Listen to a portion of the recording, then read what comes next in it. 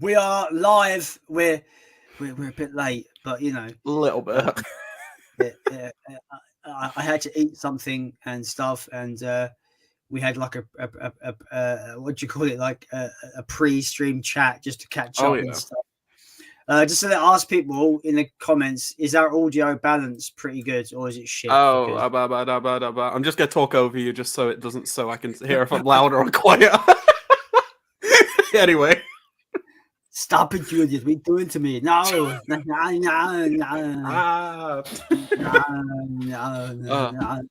Yeah. Sorry about the squeaky chair also. Okay, audio sounds good apparently. Good. I'll be squeaky. Okay. No, like, your chair could be the squeakinator. The squeakinator. Okay. We're like, what, a minute in and we've already got bad puns? Terrible. I love it. Welcome to this stream, everybody. I'm sure it'll be an absolute train wreck because it's us two. Definitely. Yeah, I'm gonna mention the elephant in the room. Leon's back. Whoa, the crowd goes wild. Thank you. How you doing, man? It's been a hot minute.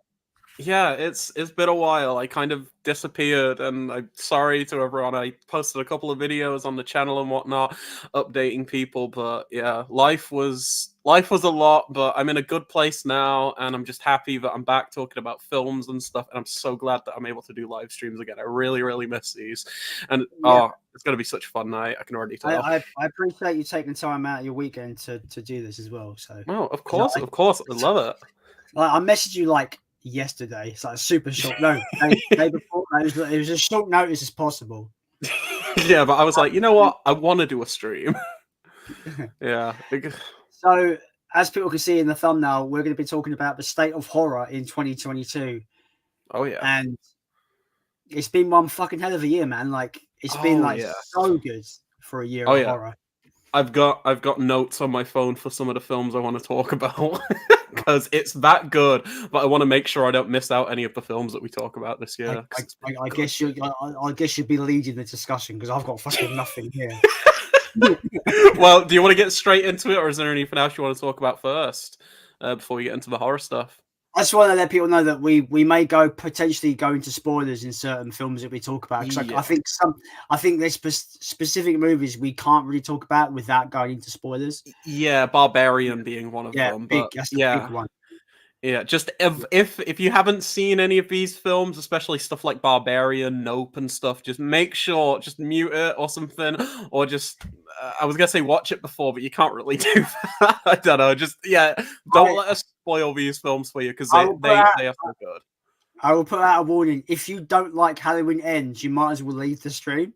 Oh yeah, you're not gonna like what we have to say because we seem to like it. Yeah. Yeah, this year's been really good. Like, I think we can start at the beginning. I really can't remember when things came out, but I don't have like them in order or anything on my list.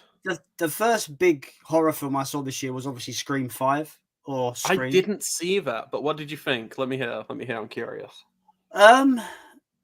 So my original perspective was like they kept it quite safe. There's nothing really new to the franchise. If you've seen 1, 2, 3, 4, you've pretty much seen this movie. It kind of follows the same beats. It tries to comment on like this new trend Hollywood is doing, where it's like they call it requels in the film, which is a bit weird. Like it's a reboot sequel, like it's like Halloween and stuff, like 2018. Yeah, like a leg. I like to call them legacy sequels. That's a good term for it. I think it's a better term, like legacy sequel. But then they touch on that kind of for a little bit, and you get your usual kind of the Three Stooges, Sidney Prescott and the other Dewey and the other Dewey. What's that fucking name? What's the reporter's name? I forgot. I'm stupid. Gale? Is it Gale? Yeah. Yeah. Gail Weathers, I believe her surname is. Yeah. Yes. Okay. So they. The thing that's a bit different is it's not really their story. Is it like new characters? Okay. Yeah, it's new characters and it's more their story. But the legacy cast, I suppose you call it, come in to help. Yeah. But it's very safe. It kind of goes through the usual beats you'd expect from a Scream movie. Yeah. I don't own it on physical, and it's been out for a while. But I think it's because the more I think about it, the more that I feel like, am I really going to watch it again? Maybe not. It's a bit. Yeah, It's a bit. Yeah, I think the big thing with like the Scream sequel thing is Wes Craven's not attached, and that's kind of like his baby, you know, like he directed all of those films, so it's like obviously he can't direct it, he passed and everything, but I just feel like it's a tricky thing kind of going forward with a franchise that feels so personal to an individual, because I don't know, he made all of those films, you know, like he did the first four, and I'm mixed on the Scream films. I'm not like as head over heels in love with them as most people, but I do want to give them a rewatch sometime because it's been quite a few years. Yeah. But yeah, I think the thing that interested me about that is it's directed by the guys who made Ready or Not. I don't know if you ever saw that from a couple of years back. I really like that movie. Yeah, I think Ready or Not's so much fun. I think that for like a modern horror comedy or something, it just checks all the boxes for me. Yeah. It really subverted, because me and Soph watched that for the first time, I think this year. Yeah. Like early on in the year, and because I remember my cousin saw it and he was like, "Oh, if you like You're Next, you might like this one." I was like, "Okay, cool," because I love You're Next. I think that's one of the best 2010 horror films in the 20 teens, I suppose you call it, right? Okay. So when I went into Ready or Not with the wrong expectations, with the wrong mindset of what it was going to be. Because we're watching it, I'm like, okay, now she's going to go full Rambo. She's going to go full Rambo and she's going to be fucking like awesome. She doesn't go full Rambo. It's like you're expecting that moment where she just gets something. She gets a weapon and just goes fucking badass, but she never does. You're like, interesting. It's completely not what I expected, but it's still good. But I'm like, I kind of like that. It's not what I wanted. Like, it's not. I'm kind of happy that's not what I expected it to be. So that's interesting, because you're talking about Scream and you're like, it kind of feels very safe and like by the numbers. So that's really weird that they'd go from something so kind of like subverting expectations to something that just kind of plays it a bit too safe. I still have to see the new Scream though, so I will check it out at some point. Because isn't there like a new one coming out next year? And Nev Campbell's not going to be involved, is she? I heard about that. There's loads of like pay disputes and stuff going on. Yeah, I heard about that. I mean, fine. I think Sydney Prescott's had a good run. I don't think they should kill her off. I think they should just that was that, and she's done and she's moved on. That's the thing about Scream that I find very unbelievable, is like the same shit keeps happening to this one person fucking multiple times. Like, and I mean the exact same fucking thing. Like, oh my god, Ghostface killer. Like, it's like, come on, every time. So I think if this year's Scream was going to be the last with her in, I don't think I'd mind that, because I feel like there's not much you can really do. I mean, once you see Scream 5, you understand what I mean. There's not much you can really do with Sydney Prescott now. Okay. Yeah, no, I'll have to check it out. They're going to go with this new one. It's going to be interesting. Yeah. But I am kind of done with it. I'm like, you could not do another one. Yeah, it's like I'll have to check that one out myself, but yeah, it seems that from what I've heard, it's like people, even the fans of it, seem to think it's fine type thing. It's not like anyone's like singing its praises or anything, like best movie of the year or anything. I think it did really well in the box office, though. That's why we're getting the sixth one, because it did really well. Yeah, because Paramount got the license. They bought the Miramax catalog. That's why they're doing that. They're releasing like Pulp Fiction and stuff on 4K. So I think the fact that Paramount bought the Miramax library, it means some of those dead franchises are going to get a bit revived, because we didn't get... When was the last Scream? Like 2009, 10, something? Maybe Scream 4? Oh, 2011. Still, though, that's like, what, 11 years or something? So it's nice to see that we'll get some of these franchises again. Yeah, hopefully it means we'll get a complete set as well, because if you've noticed, when we've ever got physical releases, it's always been the first three together, but the fourth one... The fourth one's distributed by Entertainment in One, like, the company that do like they release a few A24 films, Midsummer, X, but Men, stuff like that. So I think it's just rights agreements. I don't know if they still own the rights to that, but I think that's why we get the like weird box sets over here for Scream films. What Yeah. was I going to say? Speaking of Universal, is it Universal you said, right? No, Paramount you said. Paramount, yeah. I feel like at the moment, Paramount are really feeling, I know we're changing the subject really quickly, but I just want to bring this up. No. I think Go ahead. Paramount, with what they're releasing at the moment, and Universal to a point as well, I suppose, they're almost the antithesis of what Disney have become, because Disney are kind of stifling what you can get on physical. Oh my god, And yeah, no, absolutely. Disney are almost becoming this massive monopoly for Hollywood. Yeah, I mean, we'll talk when we talk about Barbarian. Have you heard about the physical media issues regarding that? I have went down a rabbit hole, and the director has said that he has recorded. It was like a commentary or something, right? Yeah. So he believes that a physical is forthcoming, like it is. Okay, it will be on its way. I hope so. I feel like Disney don't care enough. That's the biggest issue, because they can. I know Jeff from Films at Home did a video about it, and he was like, they can just stick it on a streaming service. They don't have to like spend the money printing it, and then that way, if you buy it digitally, they can just take it off you whenever they want, you know. And that's like the big issue with that. I feel like I don't understand why they wouldn't give us physical releases, because they've got all the money. They got more money than God.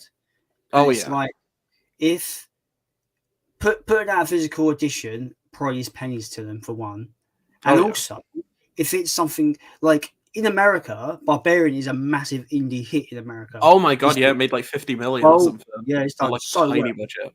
And I feel them not putting it out on physical is leaving so much money on the table. It doesn't make sense. They could do one of these like Arrow limited editions for it, put it in a hard box or something. That would sell out like in days. Yeah. Like, it's like I don't know. I think Barbarian is like one of the best horror films of the year. I can't wait to talk about that in a bit. But like, that's a segue right there. Do you want to just get into Barbarian? Yeah, sure. I will say though, spoilers. If you have not seen Barbarian, please don't listen to what we're saying, because it's a film that I avoided everything for, because we didn't get it over here for like 2 months after the US release or something. So I was waiting 2 whole months, and I was like, I'm avoiding everything. I just want to go into it as blind as possible. But yeah, so if you haven't seen anything or haven't seen the film, don't listen to us, please. But that being said, 100% without fail, go and see the film. 100%. It's amazing. It might be the best horror film of the year. I think it's my favorite, yeah, for sure. Like, I think Barbarian's amazing. I think I really want to go check out some of the director's older stuff, because I don't know if you know much about the director, Zach Kreger. He's basically, he was part of this comedian, like this American like sketch comedy group called The Whitest Kids You Know, which I've never actually checked out, but I've heard they're like really funny. They had like 5 seasons on TV and stuff. So he comes from a comedy background, like Jordan Peele and whatnot, and he's made a few like romantic comedies before, which I haven't seen or anything, but just out of nowhere he makes this like horror comedy that kind of feels like a throwback to early Peter Jackson stuff and Sam Raimi stuff with his own like special kind of tinge on it. And oh my god, I love Barbarian. Barbarian is so good. I've seen it twice, and I think the second time I liked it even more, just because I knew what I was in for that time. But seeing everything unravel is amazing. But what did you think? Tell me before I go on. Like me and Soph saw it together, and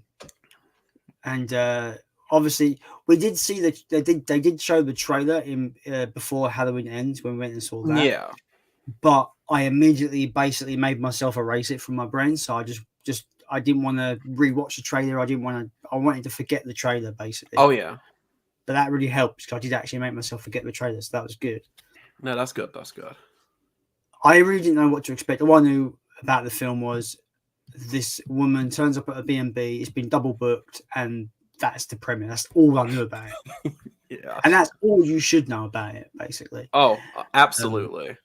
I don't want to spoil too much about it. I want to talk about it, but I also don't want to spoil, because it's like, I feel like people are still going to listen even though we've told them not to, you know? And it's just, there's one, I'm not going to say what happens in this bit, but there's one bit towards, in the first maybe half hour of the movie, the first kind of half hour, 45 minutes, it cuts to black. Something happens, and it cuts to black. You know what I'm talking about? Yes. And I think, because obviously there was quite a good amount of people in the theater. Yeah. It cut to black, and all you heard was me go, "Fucking hell!" I just audibly was like, fuck. It's a cut. It is definitely something where it's like it wants that audience reaction. So the fact that you like audibly did that's great. Cut to black. And then it comes back and you think you're in a completely different movie. Yeah, it's like a comedy. Yeah, it's just like a random. It looks like what the? Well, I don't want to say comedy really because given the subject matter. Sorry, we got to talk about Justin Long. Like, what a fucking scumbag character he is. Oh my god, piece of shit. I think it might be my favorite performance of the year. I think it's something I've never seen Justin Long play a character so vile in my entire life. Like, I always see him as kind of like, he's good in films. Like, I like him in Drag Me to Hell. I think he's good in Jeepers Creepers. I don't like that film, but I think he's fine in it and stuff. But like, Justin Long, oh my god, he's fun in Tusk. Tusk is a mad film. Oh my god! But it's something, right? Yeah, something for sure. Kevin Smith, yeah, it's a film. But Barbarian, yeah, no, he is such a piece of shit, and it's like I think the hard cut, like you were saying from that one scene. I actually, when we're talking about Barbarian, let's not spoil too much. We can spoil some other films, but let's be vague about Barbarian, just because. Okay, yeah. Yeah, I want people to go see it. I don't care if we spoil some other films, to be honest, but that one. But yeah, when his character is revealed and you learn a bit about his character, you're like, this is definitely kind of going in a different direction to where I was expecting it to go. But I think that hard reset is it, like, it kind of, I don't want to say makes the movie or anything, but it makes it something that feels special. It makes it feel like it stands out completely from films that are coming out right now. And I love that. There was not a moment where I could predict where things were going to go. Not once. Yeah, same here. And it's so refreshing because most trailers ruin the whole fucking movie, right? Oh my god, yeah. And that trailer is really good for that. For like it only shows footage from the first act, if I remember correctly. Like just like everything up to that hard cut. That's all the footage you see in the trailer. You don't see anything past that. And I love that. I actually think Disney did a really good job at marketing it, because I don't know, usually you see these like big blockbuster films, they show all the action, all the like scares in the trailer or whatever, if it's a horror film. All the key frames, as I like to call it. Yeah, but this one just like it teases you, and it's like, if you want to find out more, go and pay for a ticket, and then you go see it and you're like, Jesus Christ, what a ride. To use a really bad pun, if you want to delve deeper, then go and see the movie. I like it though. I like it. Oh yeah. But yeah, no, Barbarian is incredible. I think it's such a breath of fresh air, just even in terms of like the filmmaking. Like, I love some of the shots, like in that second act, there's a sequence involving Justin Long holding like a torch, and there's like this really great like POV first person shot of him like looking down into a room, and I'm like, I wish more films. Yeah, I wish more films did stuff like that. It's nice to see a filmmaker, like especially someone who's new to horror, just experiment so much and just do like something that feels so groundbreaking and unique while still feeling like, I don't know, brain dead. Like, I got a lot of brain dead vibes from it, not in terms of the gore necessarily, just in terms of let's say the motherly aspect in Brain Dead. I feel like that kind of feels a bit similar, but obviously you've got some have you ever seen Castle Freak by Stuart Gordon? It kind of, there's a few vibes from that. I won't get too into that, but there's a few horror films that I can definitely see Zach Cregger was like inspired by, but it doesn't feel like, oh, he's just remaking this. You know, it feels like he's inspired by it, but he just wants to make his own weird, like fucked up little film, and he did that. Like, I think he succeeds completely. The film, I think the film, on because I've only seen it once, so on reflection, I'm just referring to like the first maybe 5 minutes of the movie. It's like when she's got to the bed to the B&B and she looks around, she can't see the street she's on. It's all in darkness. Oh yeah, and it's so well done, like foreshadowing. Oh yeah, and obviously there's a reveal later, isn't there, about the street she's on, and you're like, oh okay, this I think in shadow before you couldn't see where she was. It's fucking I really like that. things in that movie. Oh, 100%. I think it comments on a lot as well, which it's like I don't want to delve too deep into a lot of the themes because again, it kind of spoiler territory, I guess. But I do love. Oh wait, sorry, go on. There's a couple. There's a couple of moments where it's just like in actually a cinema setting where we got like there was some great crowd reactions too. Yeah. There's a bit where I'm not going to say specifics, but the bit where the main character is staring at something and then just goes, "Nope." Oh, that yes. that got like a. It was. Some people laughed, but I heard some people go, "Oh, thank God!" Like as if to say, like, "You're not going to do that, are you?" No. Okay. No, thank God for that. Yeah. It's nice to see horror characters that aren't stupid just for our enjoyment. It feels like if we were in that scenario, it's like what that character ends up doing, it's like it's a last ditch resort. It's like you wouldn't do that if you had the chance, you know, but like obviously through what goes on, it's like yeah, okay, I guess I have to do this type thing. But I like that the characters don't feel stupid. They don't like even Justin Long's character, piece of shit. I feel like in his head he feels like every action he makes sense, even though it doesn't. Even though he's just an awful person and kind of like ruins everything. He comes across as a character that is an absolute scumbag that kind of knows he's just scumbag, but he's tried his hardest to convince everyone and maybe himself that he's not a scumbag. Oh yeah, no, absolutely. Yeah, I think there's like a breaking point with his character, like later in when again very vague, but he discovers a collection of something. Let's just say he discovers a collection, and at that point, I feel like he kind of wants to change. Like he doesn't want to continue down this awful scummy path he's going by, but he can't help it because then he does like two other things in the film that are just like any sane, reasonable, nice human being would not do some of the stuff he does, and he cracks me up, but at the same time he just disgusts me at the same time. I think he's great. Justin Long is like amazing in that film.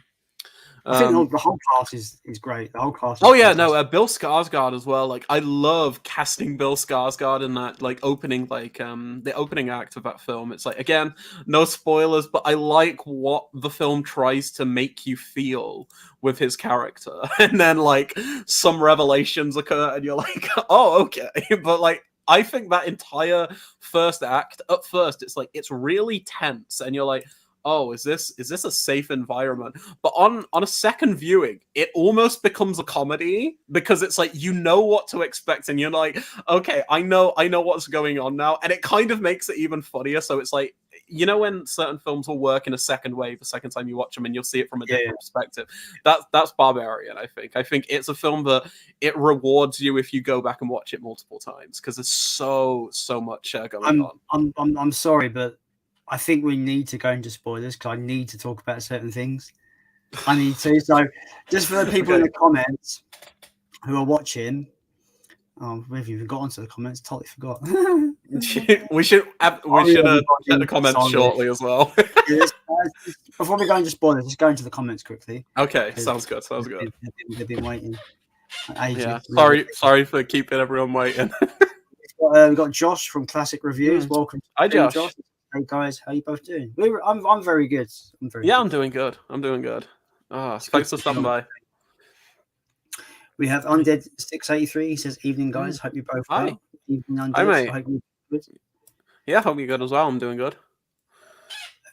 Josh says, "Watched After Sun today. Maybe the best thing I've ever seen. Extremely sad but rewarding." That's the I think Mubi are releasing that. Like I think I got a trailer when I went to see some the other day for that. I've heard really good things. I see a lot of that label putting out loads of stuff. Like yeah, they've done a lot. They did a Shiver Baby. They're releasing a new Park Chan-wook movie. You know, the guy who did Old Boy. And they're releasing his film Decision to Leave, which I really want to see. I keep seeing ads for that all the time.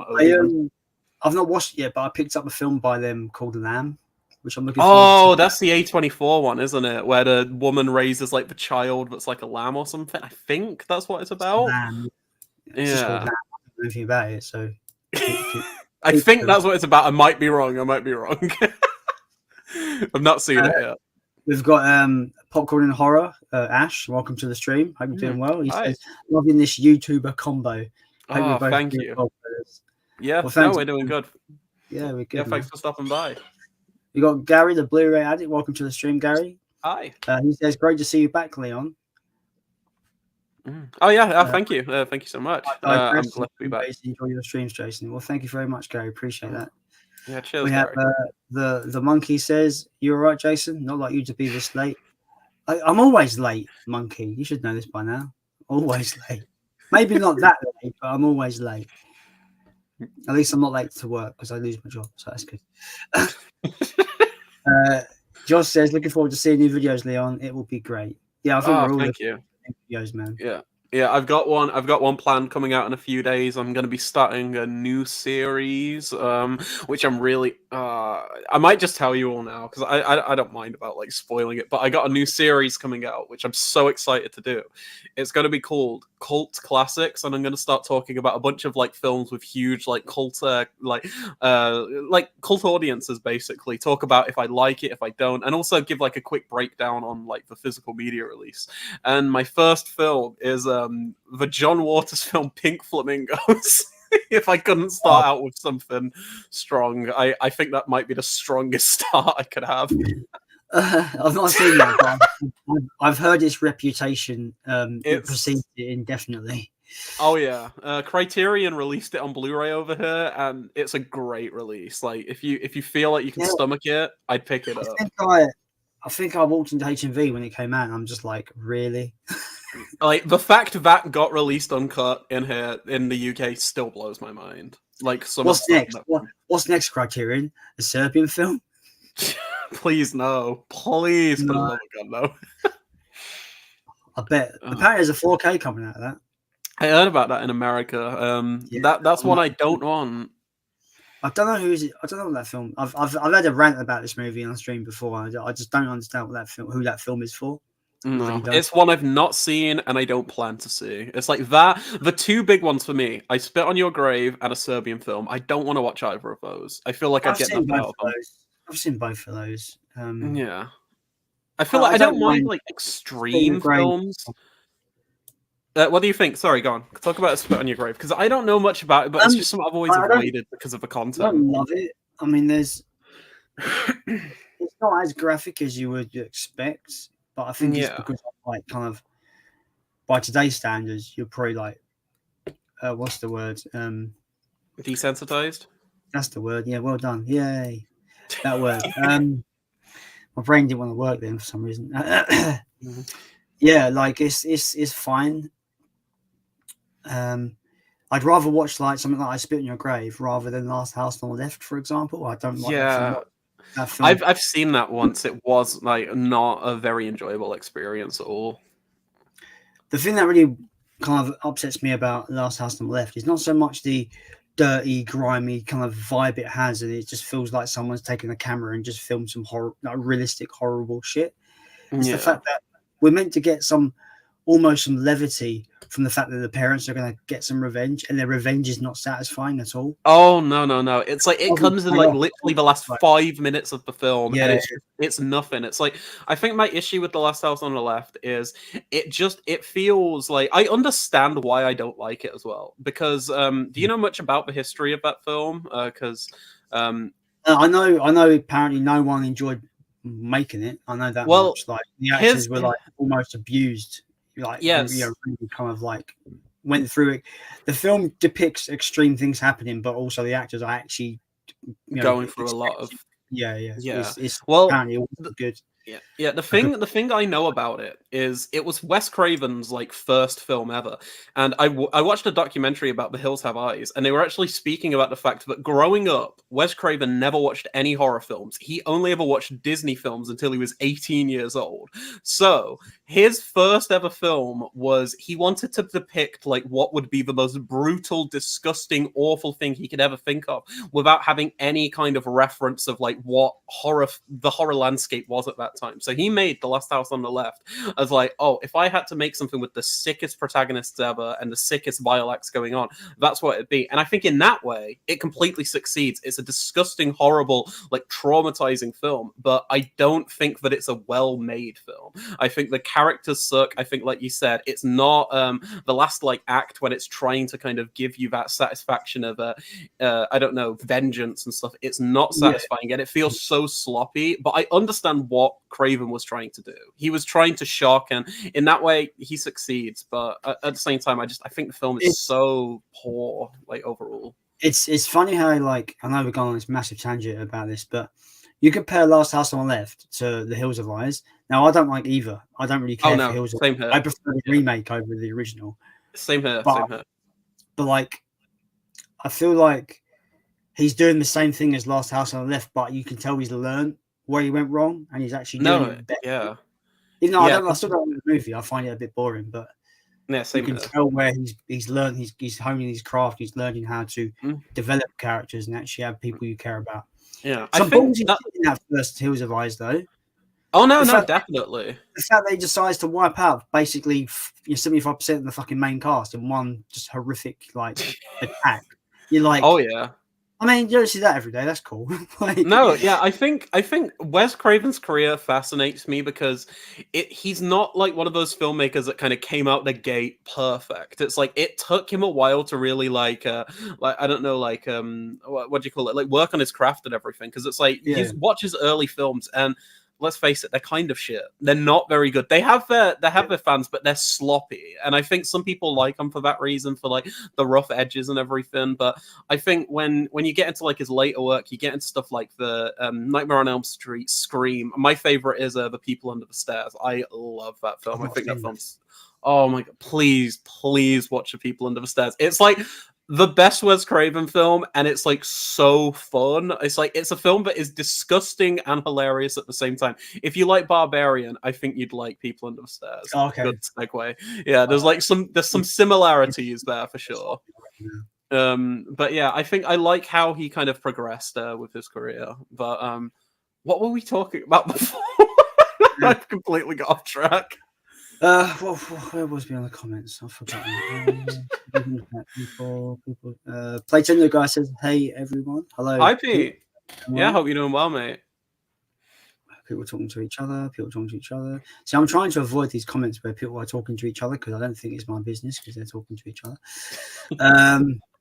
We have Gareth of Video Tasties. Welcome to the stream, Gareth. Hope you're doing well. Hey, hi Gareth.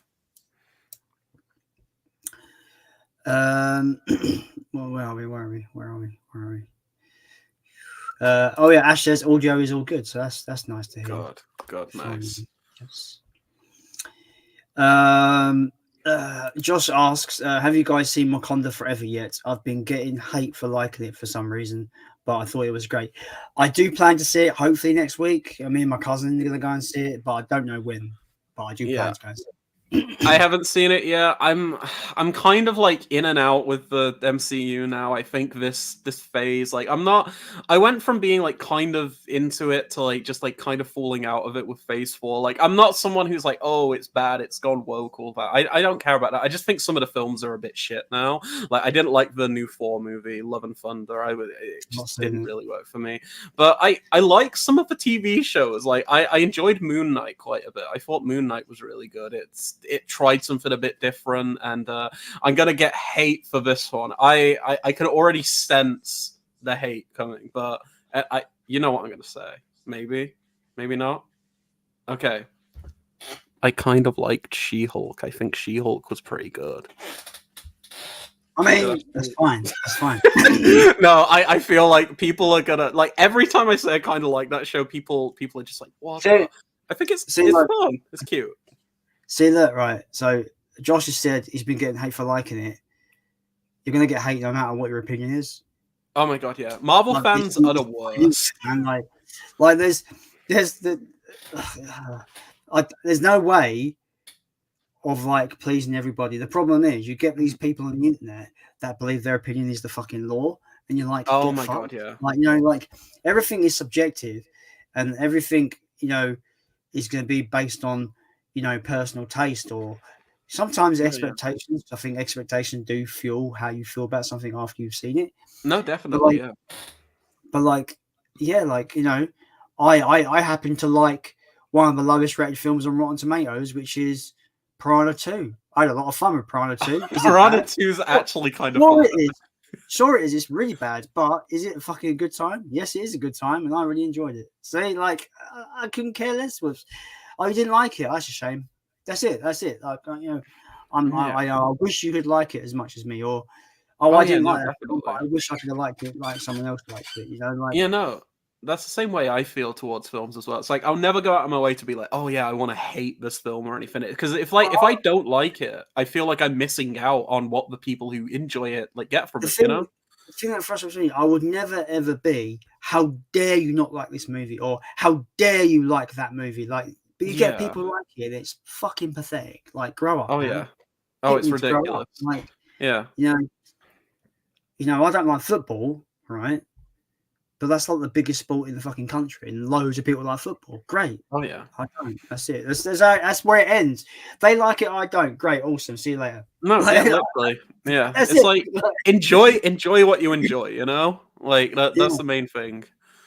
But yeah, haven't seen it yet. I'll probably check it out eventually. But I'm in no rush. I just think that Marvel right now, it's kind of like, I don't know. Some of them are okay, but I feel like I make too many trips to the cinema to see these films and then end up getting disappointed. So it's just I don't want to sit in a cinema for 3 hours watching another one.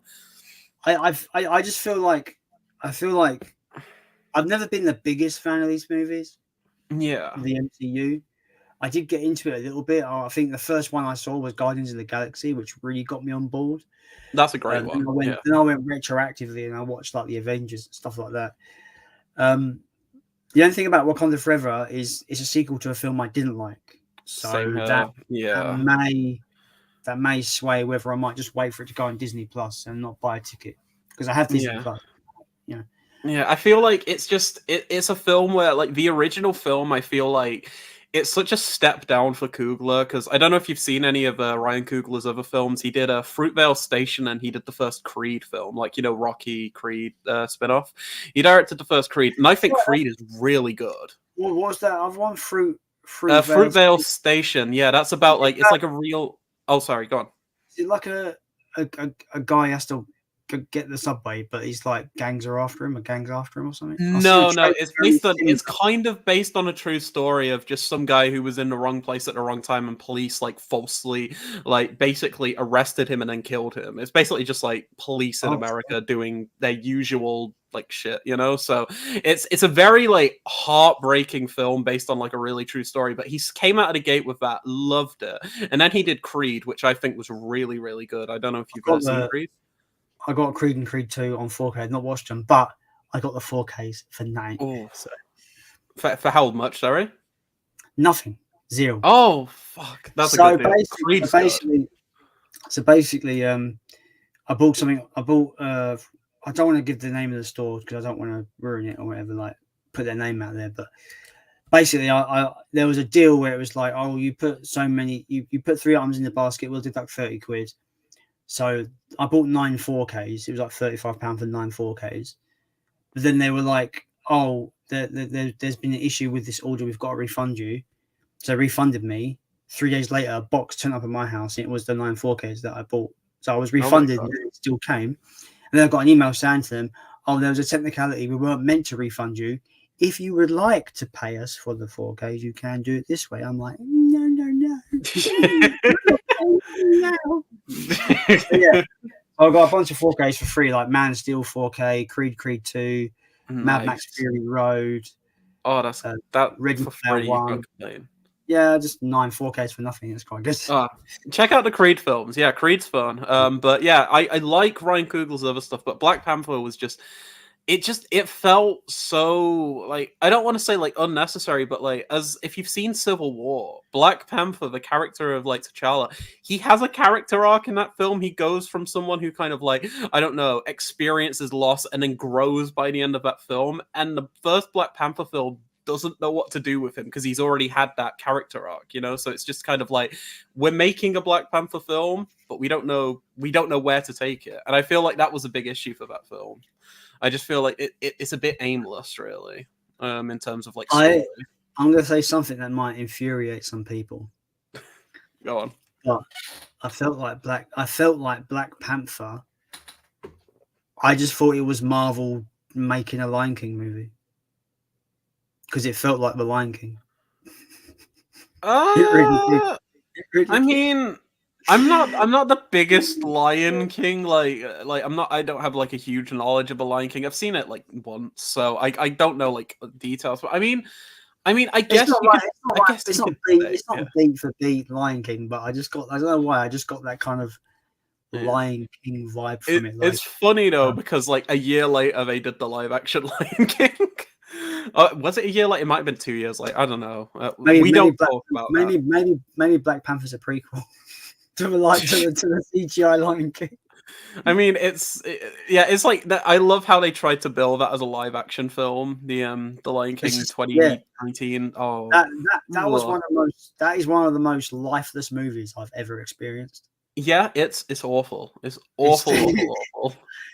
The amount of like emotion, joy, and just color of the original '94 movie. Yeah, you know? And then it's just like stripped away for this documentary style thing. We're gonna go super realism.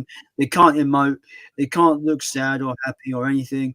And we're gonna make it a muted color palette we can imagine. Oh yeah, that's called real life. It's gonna be great. It wasn't great, guys. It wasn't. Okay, before we get behind, let's see some more comments. I feel like we're taking so long because I want to be able to talk about a bunch of films still. We have the woman of the hour. We have Soph in the chat. She says, "Hey, my gorgeous. Hey, Leon. Great to see you back." Hi. Thank you so much, Soph. Glad to be back. Yes. Josh says, "The boys are back in town." Hell yes. We're here to stay. The monkey's got a good question. The monkey says, "Can you tell us about the photos on the wall behind him?" Which he are you referring to, me or Leon? I mean, I can go real quick. I just got some posters. I got a Tenebrae poster, I got a Carrie poster with some art cards from the Arrow releases, a Riki-Oh poster, and a Godzilla poster. How about you? I approve the Godzilla. So I've got an X-Men painting that was like, I think like 400 exists. So I got like the X-Men movies painting. You got Akira, Critters, the new Batman movie. What movie that was? Holy shit. So good. Loved that. Where's my finger going? There it is. A poster of an old 80s band that I met, and they signed the poster and sent it to me from America. Oh, that's brilliant. Pictures of me and said band where I'm a short bastard amongst giants. That's hilarious, that picture.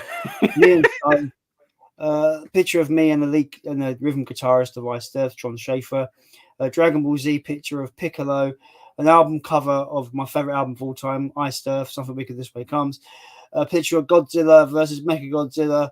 A vinyl sleeve framed of the debut album of Ice Earth, but it's like a reimagined artwork for their 30th anniversary.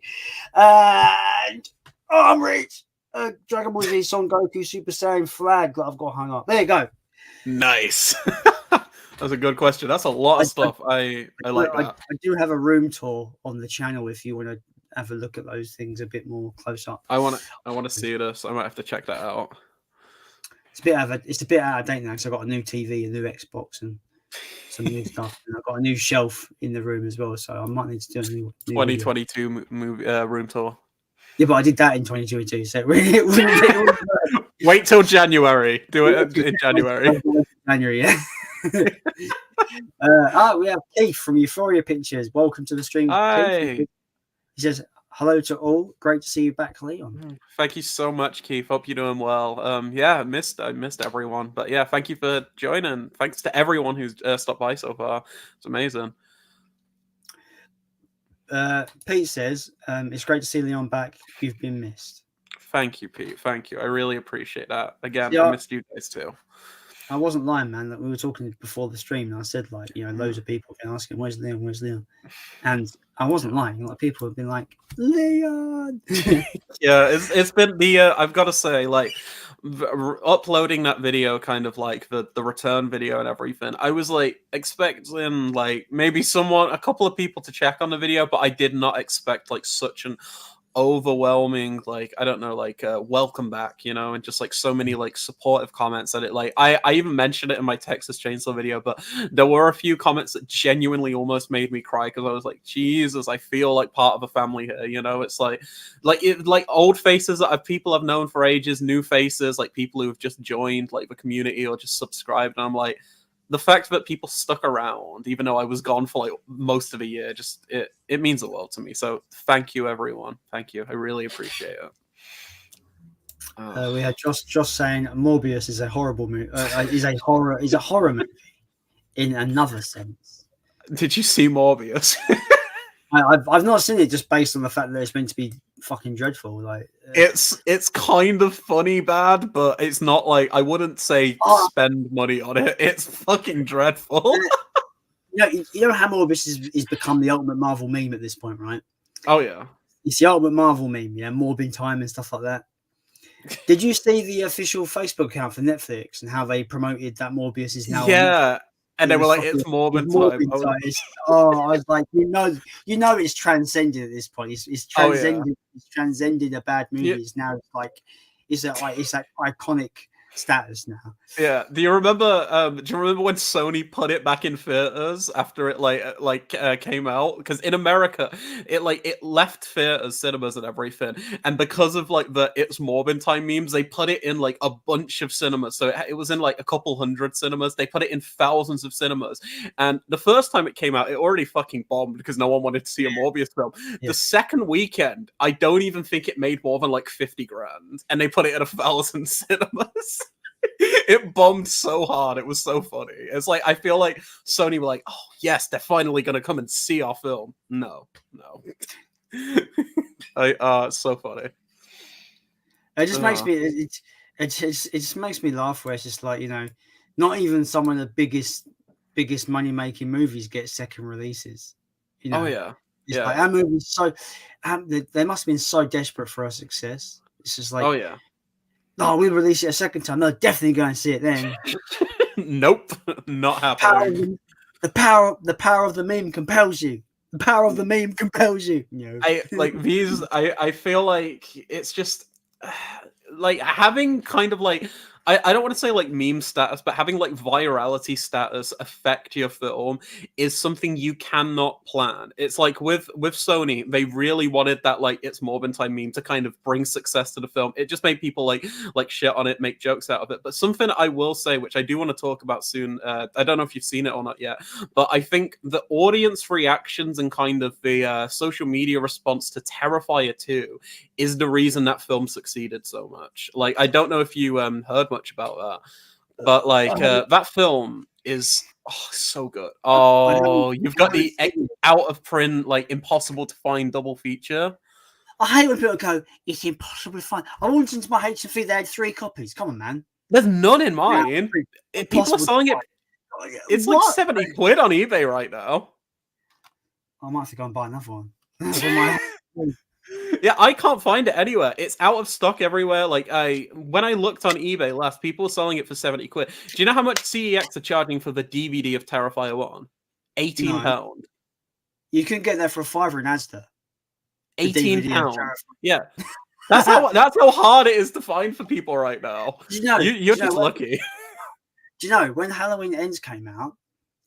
CEX was selling Halloween Kills on Blu-ray for £15. You can go into HMV and get it for $6.99.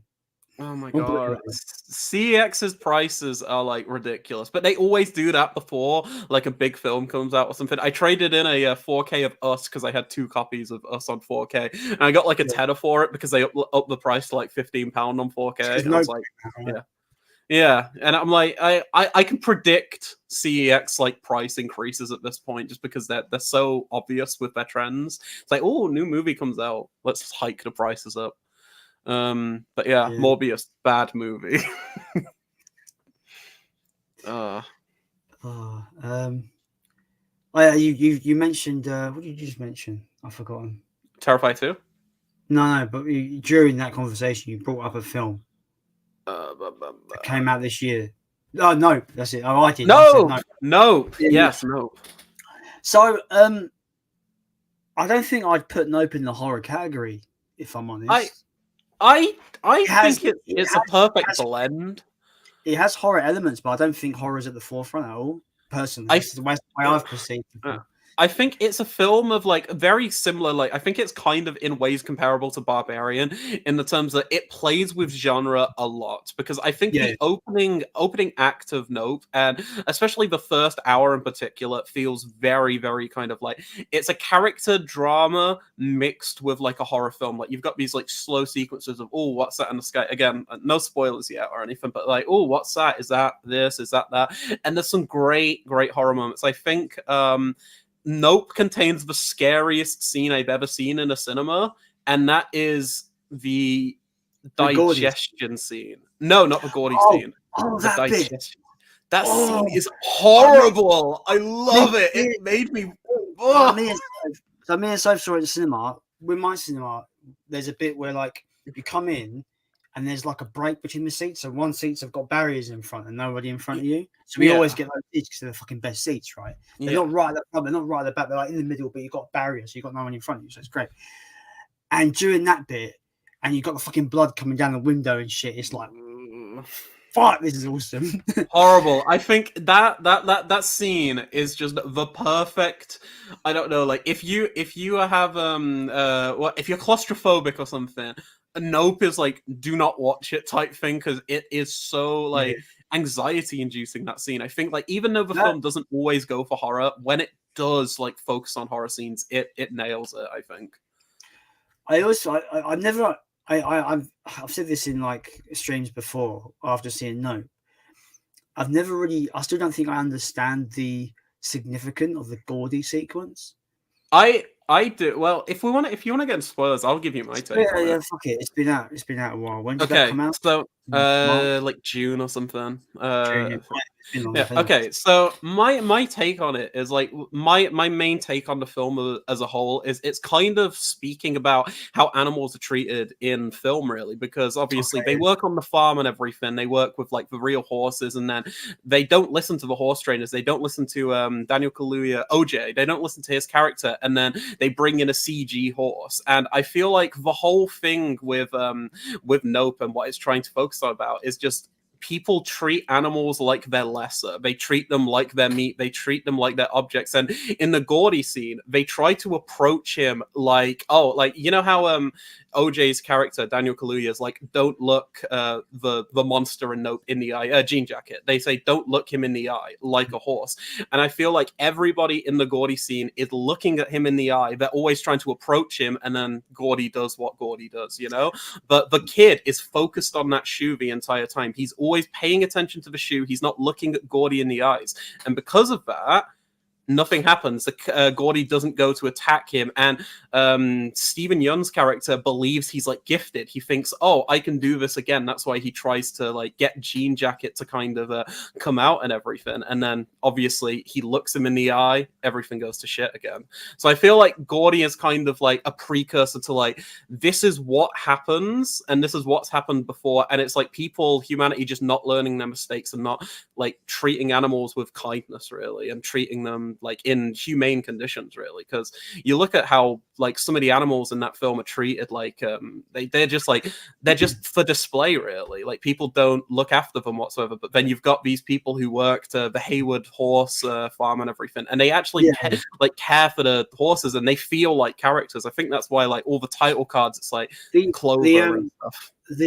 I feel like because like that's a really great roundup of what the themes are in that film. Because I'm smart enough to figure that shit out. So I was like, that's just my take.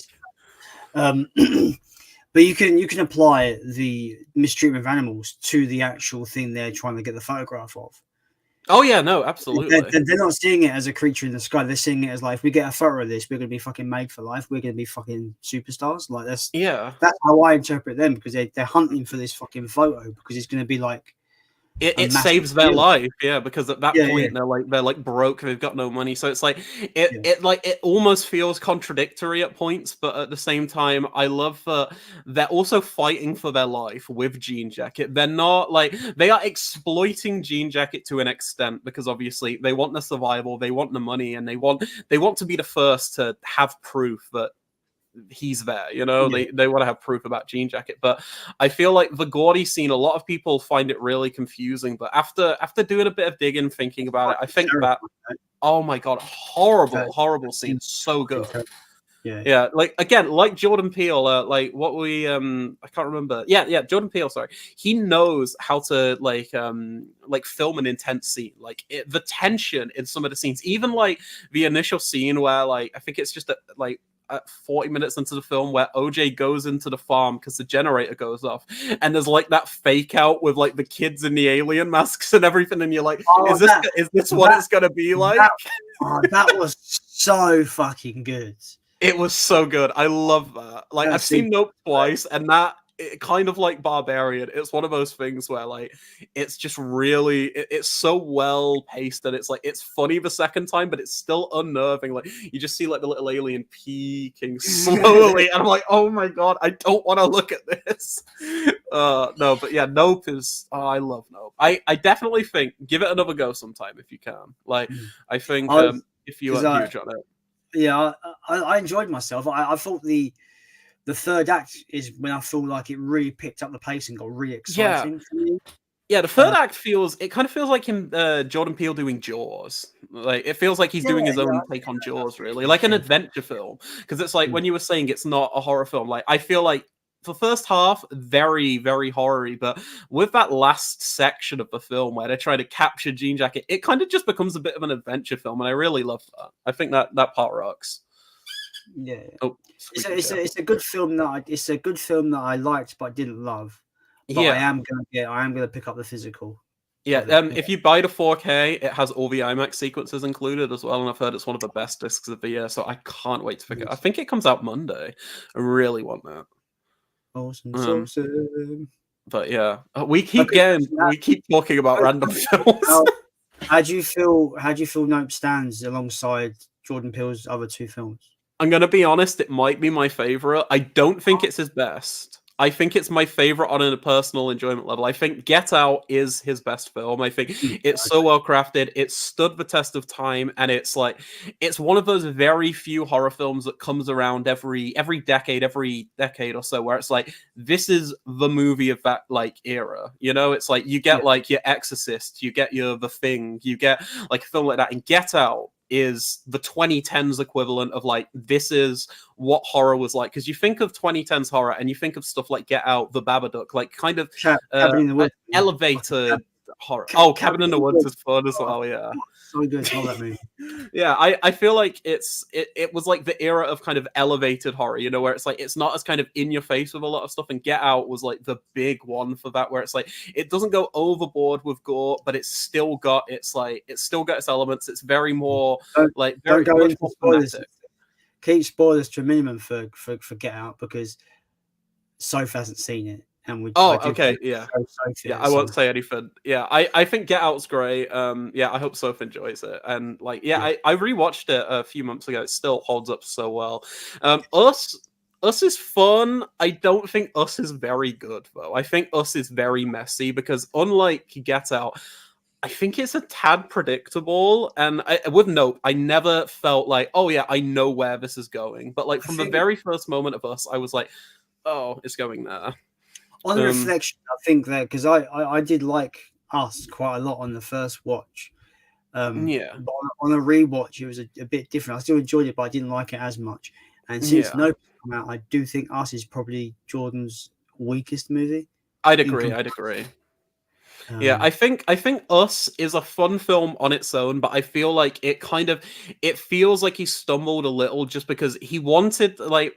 Us is kind of like so Us is him trying to do a slasher film. Like it's like Jordan Peele's slasher film, but it's too polished, and that's the issue. Because it's like, if you think of like the best slashers in existence, if you think of like some of the all-time greats, they are messy, but that is the charm of them. You know, it's like they're not perfect, squeaky clean, perfect composition. There's gonna be like there's like, they've got rough edges basically, but that's kind of why they're so charming. But Us is so kind of meticulously crafted to the point where I'm like, it feels like it's trying to be a comedy at points, then it's trying to be a horror, and I found it a bit predictable. My spoilers for Us, even though has Soph seen Us, because I don't want to spoil it. No, don't spoil Us yet.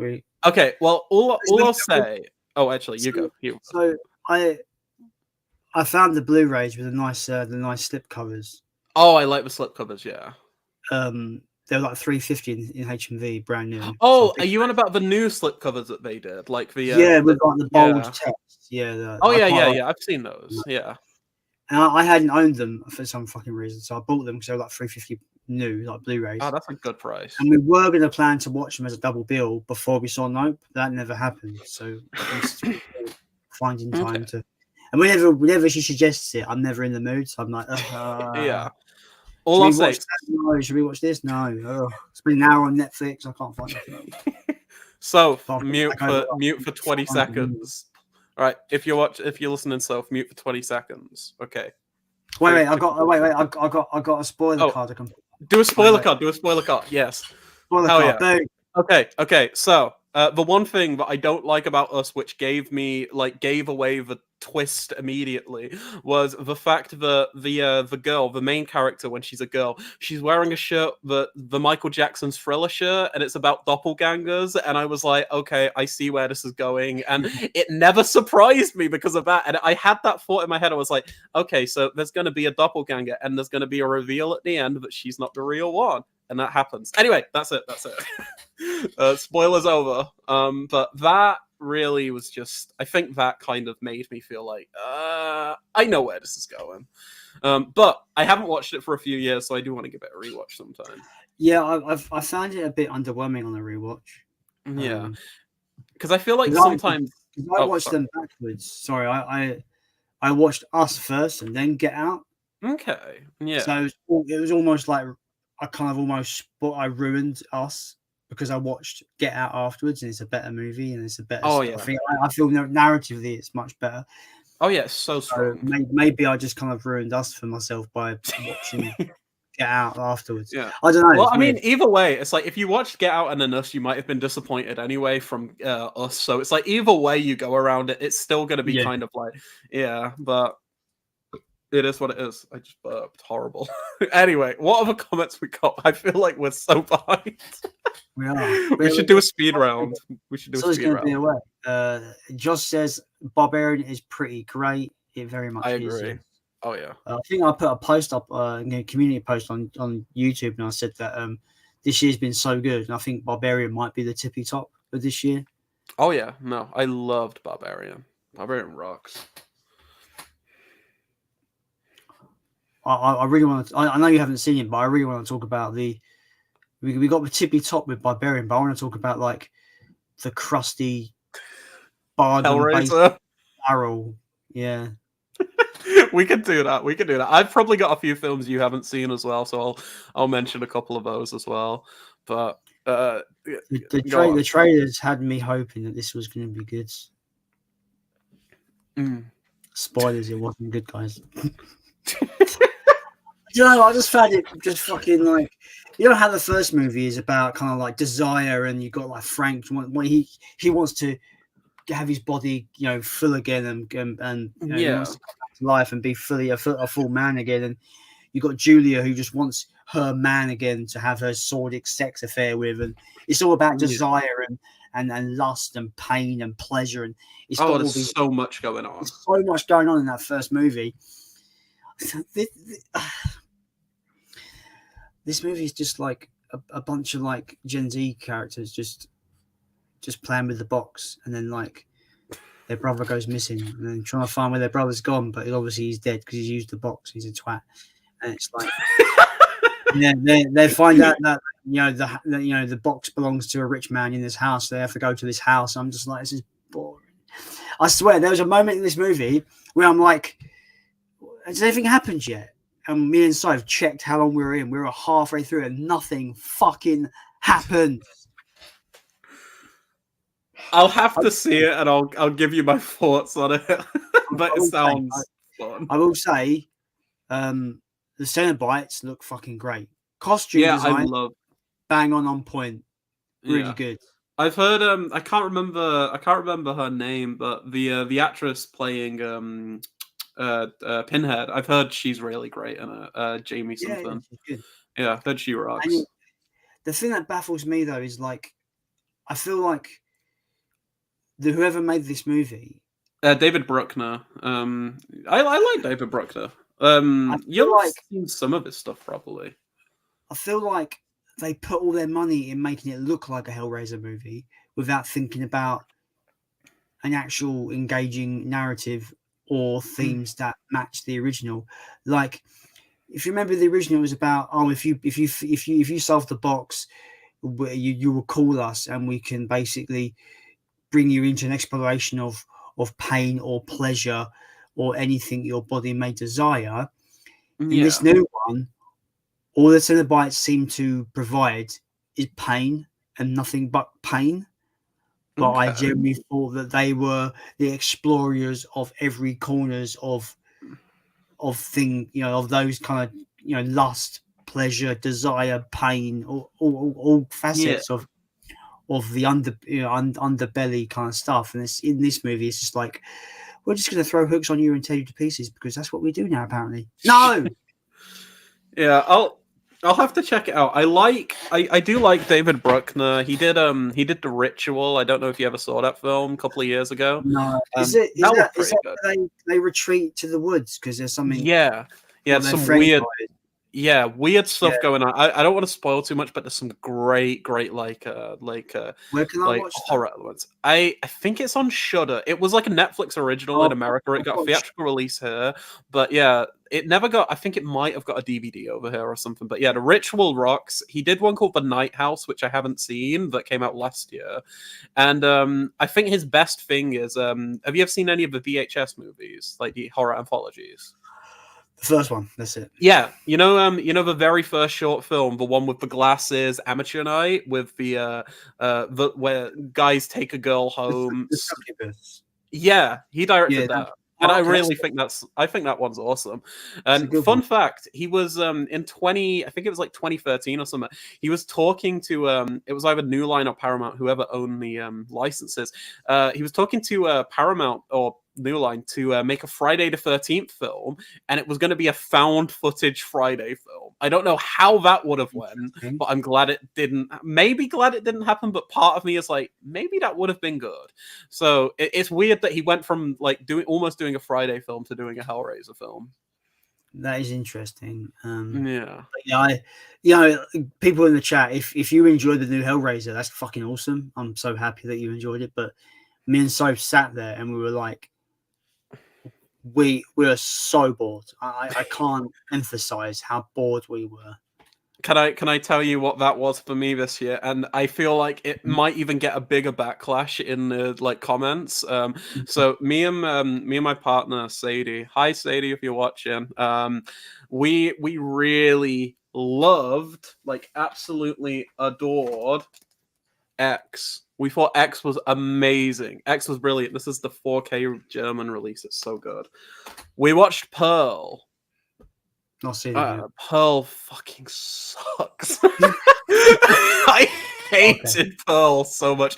Now, I know a lot of people like it. Most people prefer it to X, but I thought that film, it's a film that's like an hour and 40 minutes. Nothing happens in it.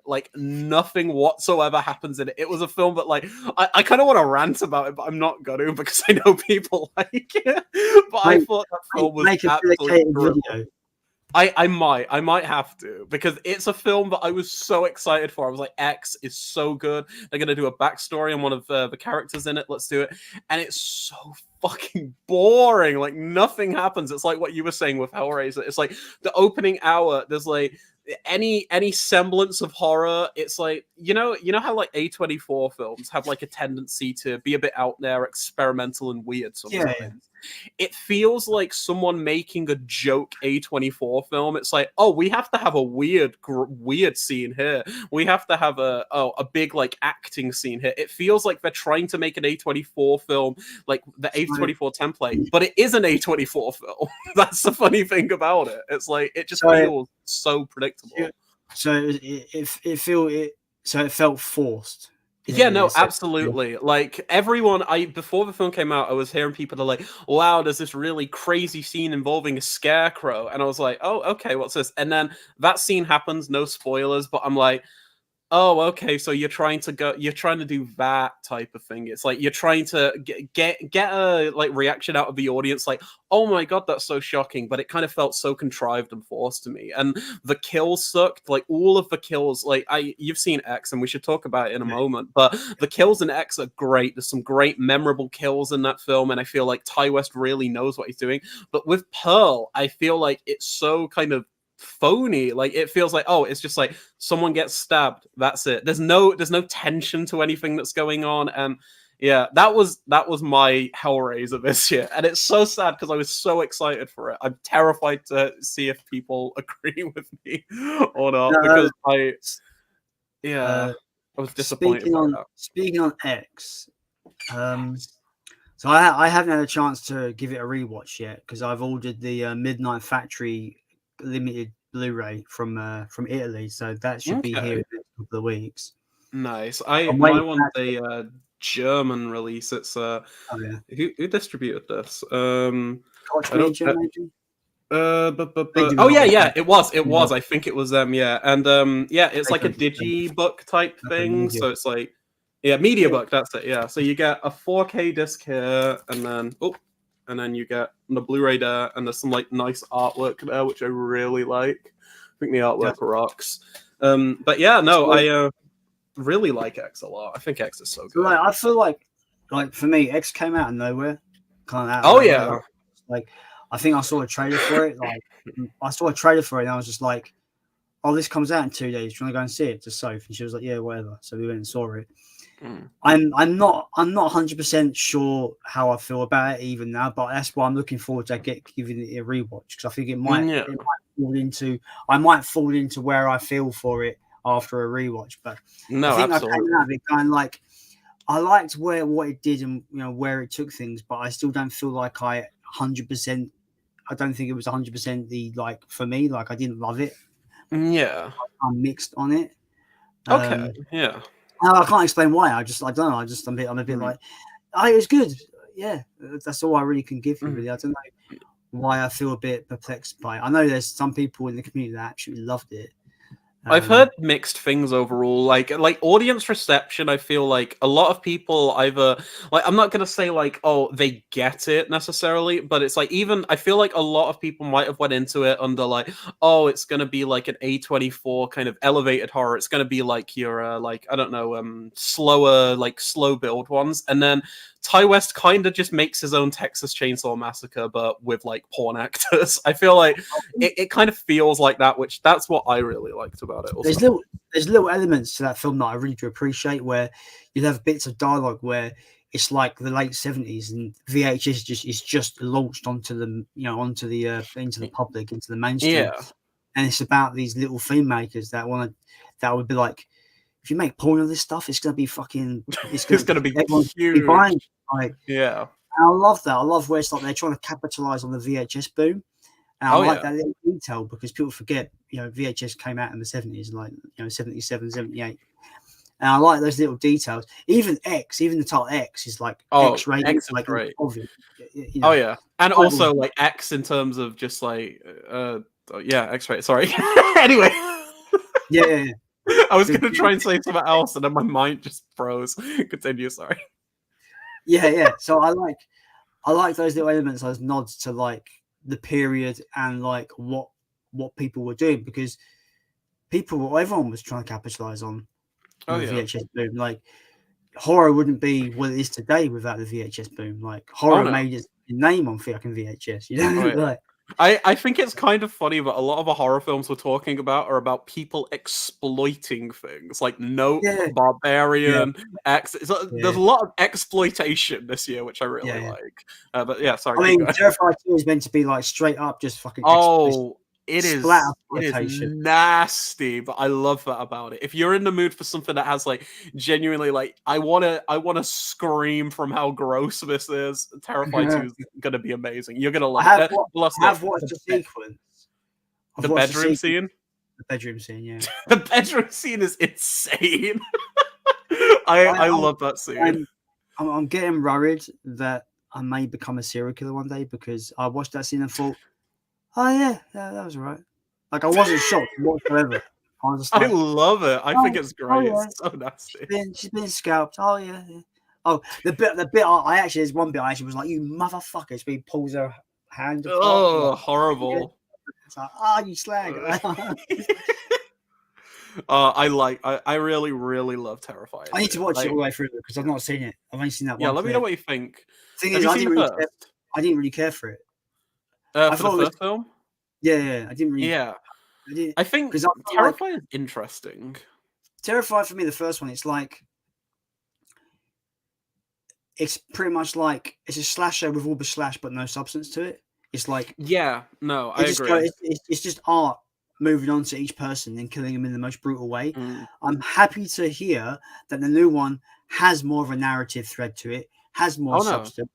Has a lot more going on, so that might actually be the better of the two for me once I watch it. No, definitely. I think things I've not seen it yet.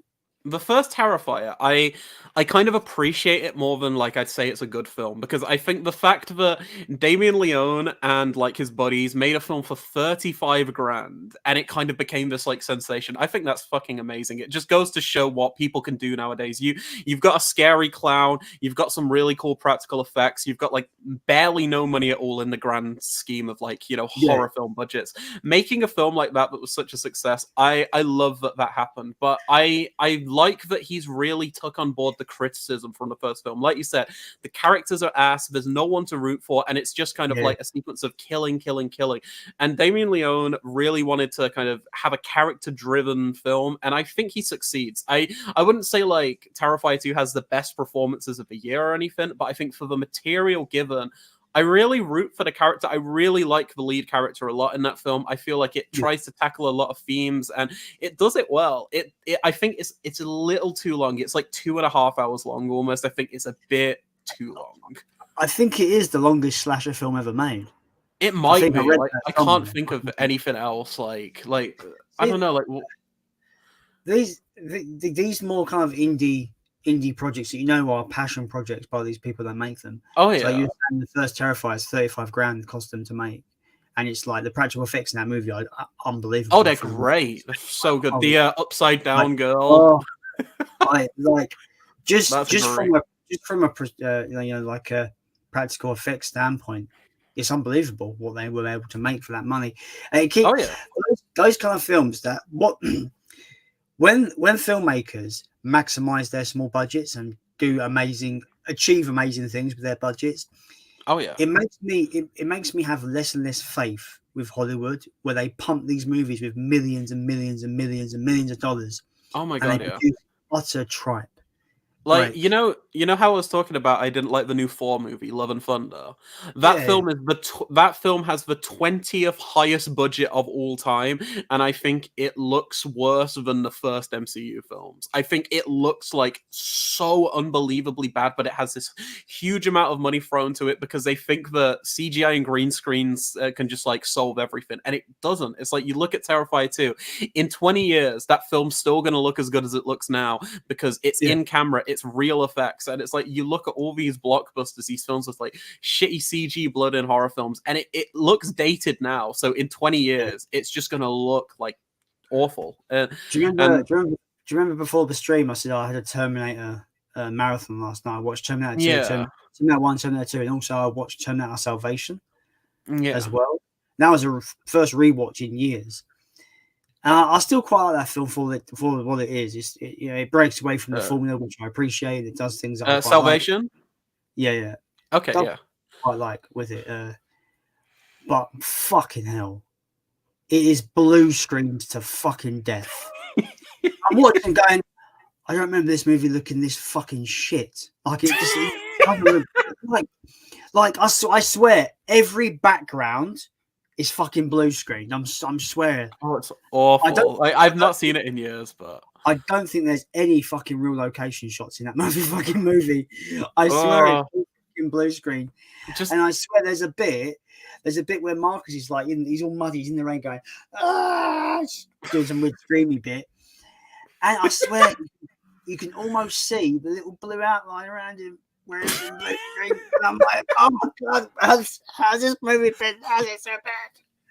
That's the thing. It's like Hollywood will think that the latest trend or the latest technology is gonna just like make these films age great, but it's like, look at the Star Wars prequels. Like, regardless of how you feel about the films, visually they look like absolute shit now because of the fact that like these actors didn't know like what the locations they're supposed to be acting on even look like. You know, it's like you'll see like behind the scenes footage, you're like, what am I supposed to be looking at? Where am I supposed to be looking? And I think that's the biggest issue with like focusing so much on like CG or like blue screen, green screen stuff, as opposed to just doing something on set, because it's gonna stand the test of time. I think going back to like low budget stuff, David Lynch's first film, Eraserhead, also made for like 20 grand or something. It took him 3 years to make that film.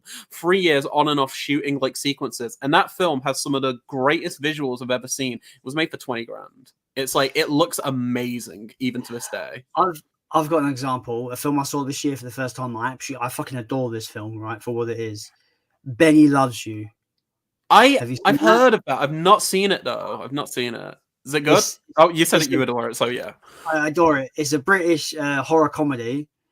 Okay. Literally, this is how mind blowing. So I think he spent about £75,000 on it. Okay. This is the kicker. He wrote it. He directed it. He stars in it. He learned how to do CG effects and created the CG effects on his own. Oh, that's sick. He done the score. He did all of it. 70 grand. I'm like, this guy's a fucking genius, man. Does it have like a release or like a Blu-ray DVD or anything? Yeah, I think there's a release. There's a Blu-ray. It's not a UK release, unfortunately, but you can get a Midnight Factory Italian release. You can get a German media book, and I think there's a steel book in America. I think of it. I can't remember. I'll have to look into that because that sounds great. Available, but there's scenes in that film where you got Benny, this little puppet that comes to life and kills people. Yeah. Where he's there. He's doing like motions like pulling his knife and going. Ta-da! That's his thing. It's fucking adorable. I love Benny. He's great. And I'm like, it looks like a real puppet. But then you go into behind these scenes and realize, no, that's actually a CGI model. And you're like, and you realize that the director, he taught himself to code and create 3D models. Oh my God. That's amazing. You watch that movie and then go to the behind the scenes stuff and see how it was made. It fucking will blow your fucking mind. And I'm like, who needs a $200 million movie like Terminator Dark Fate to bomb horribly? Who needs that? Just get some guy to learn to code and give him 70 grand. You'll get something really good and kind of wholesome. Yeah. Like Benny Loves You. I don't understand Hollywood. Hollywood makes sense for me anymore. Did you see Everything Everywhere All at Once? Oh, I fucking love that movie. So good. But you know the visual effects team on that, they learned how to do all of the visual effects sequences from YouTube tutorials, and it was 4 people. Who fucking needs Hollywood, man? Fucking hell. It's ridiculous. And the funniest thing about Everything Everywhere to me is the fact that it's produced by the Russo brothers. It's produced by the guys who made the Avengers films, the Marvel guys financed something that feels like such a breath of fresh air. And it's so weird to me. Everything Everywhere for me, it was the multiverse movie that I wanted Doctor Strange 2 to be. No, definitely. I was disappointed with Doctor Strange 2. I didn't think it had so much chance to go there, and it doesn't go there. Oh, we'll go in a crazy New York. That's it. That's like the only one. It's we're in another universe. What's this universe? Oh, you're not in it. That's the only difference. Oh, You Oh, died. here's a great Oh, one. So oh, people drive when the lights are red here instead of green. oh, it's so wow. anarchy, riots It's in the like street. yeah. I think like going on to that real quick. I guess it kind of it kind of works in because there's horror elements because Raimi and stuff. I think Yeah, yeah, uh, Doctor Strange in the Multiverse of Madness is a film which has charm to it, but it yeah, yeah. I feels enjoyed like it for what it was, such. but Yeah, it it feels didn't like give it's a me what I Marvel was wanting. film. Yeah, it feels like it's more Marvel with Sam kind of going a bit nuts in the last act, but that's about it really. Because like the first half is just very much like, yeah, this is a Marvel film. This is not really a Sam Raimi film. It doesn't have that personality that even like his Spider-Man films did, I don't think. I think it Mm. feels too like he feels constrained from the like, oh, it has to be in this ever-going cinematic universe. You have to have a cameo appearance from certain characters. And it feels like those sequences in particular, I feel they're so shoehorned in. Like the cameos from like, I don't know, the X-Men and Fantastic Four. I'm like, it feels like, oh, we have to have it because we just had Spider-Man. Everyone like freaked out over the multiverse there, so you have to have that kicker. I feel like if oh sorry, go See, on. the difference I will say there is Spider-Man: No Way Home. I know that you wasn't much of a fan when it first came No, out. I wasn't. I've It, not rewatched it since. I might give it it's another go sometime. it's probably the greatest superhero film ever made for me. Keyword Contrasting opinions. superhero. The Batman is not a superhero. The Ninja Turtles movie from the 90s is not a superhero Oh my movie. It's a god, it's comic so book film. good. So I'm breaking it all down. Like super is key. Superhero. Spider-Man. No Way Home. The difference between the multiverse stuff in that movie and the multiverse stuff in Doctor Strange 2 is that the multiverse stuff in Spider-Man was done so very tastefully and so very kind of, you can tell they had their ideas there, but they were very careful with what they wanted to do. It felt Okay. like like you said, like Doctor Strange 2 was like, oh, we got to go multiverse because Spider-Man did loads of money, so people want multiverse stuff. Yeah, and then now they've announced like the whole multiverse saga, isn't they? Now, like a Oh few my weeks. god, yeah. I couldn't care at this point. I feel like it's like multiverse is the new trend, you know? And I'm like, Yeah, it's cool if it's like I like again, I wasn't a huge fan of Spider-Man, but I know so many people who love No Way Home because it felt like what they wanted. You know, like you're saying, it felt like the yeah, people went to see something and they got what they wanted. They got to see their Spider-Mans like on and screen, all the villains. And I for that it made it it's, work. Like even if it wasn't something I personally it's a enjoyed. sequel to 3 movies. Yeah, it's like it's taking on It's a a big sequel. task. Yeah, it's a sequel to Far From Home. It's a sequel to Spider-Man 3, and it's a sequel to Amazing Spider-Man 2. It's fucking Yeah, unbelievable to think of that. It's crazy. yeah, Back onto Everything Everywhere. This is my just quick. If I were to do a box quote, this is my box quote for Everything Everywhere. Everything Everywhere All at Once is the Matrix on magic mushrooms. yeah. That's what. No, I yeah. That's It what is. it is. It is like it's almost like a retelling of the Matrix, but just I in got I its got own, major own Matrix way. vibes from it. Yeah.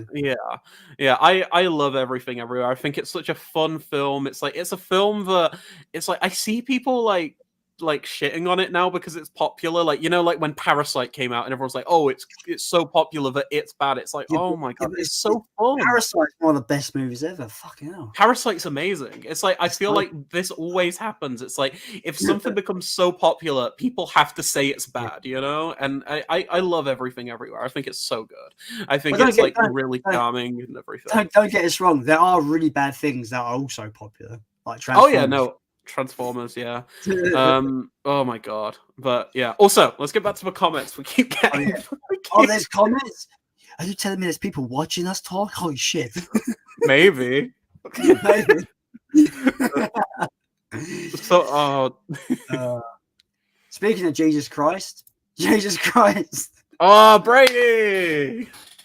Uh yeah. So yeah, Brady was he just really wanted me to see Barbarian. He kept telling me about it because he got to see it. He's in Canada, so he got to see it like 2 months Okay. before us. And he Oh was just wow. like, "You got to see it. You got to see it. You got to see it." And I'm like, "I can't. It's not out here. I really want to see it." And I was like begging him. I was like, "Don't spoil anything, please." And then I see it, and now I won't shut up about it. So Yeah. it's like passed on. I can't wait to watch it again. To be honest, I really Oh, can't. it's so good. So good. We have Warp Art Studio says, "Hey guys, and great to see you back, Leon." Ah, thank you, mate. Good to be back. All with us today, my friend. Oh, that's nice. Stove says, "I loved Barbarian, even though I was shitting myself in the cinema." Literally, right? Literally, there's just obviously without going spoilers. There's a bit in that film where the character descends. So I'm going to say they descend, right? You know what I'm talking about, right? In which the first segment or the second? They find the room, they find something else, and they have to descend. Oh, deeper. Yes. Okay, I feel Stove's hand just grip mine, right?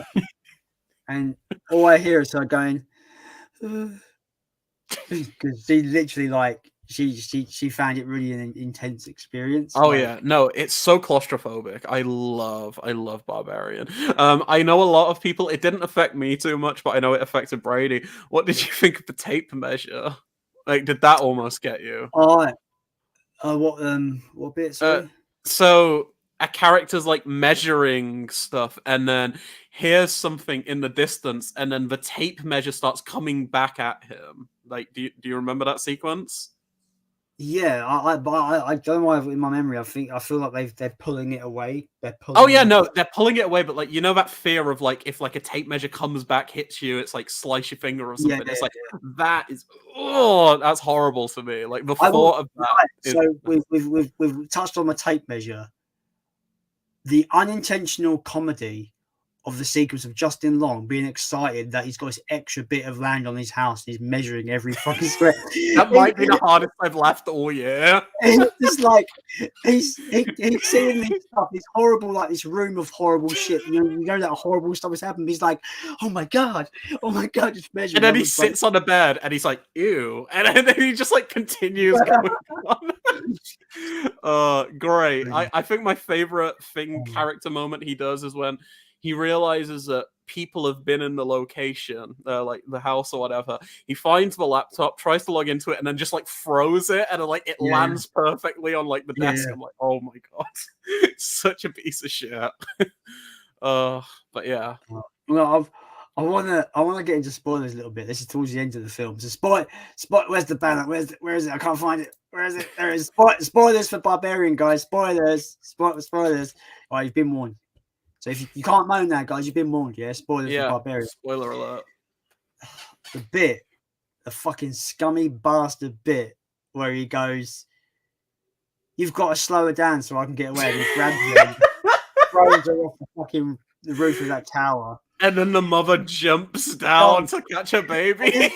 when he goes down there and he's just like, when he just goes, "You slipped."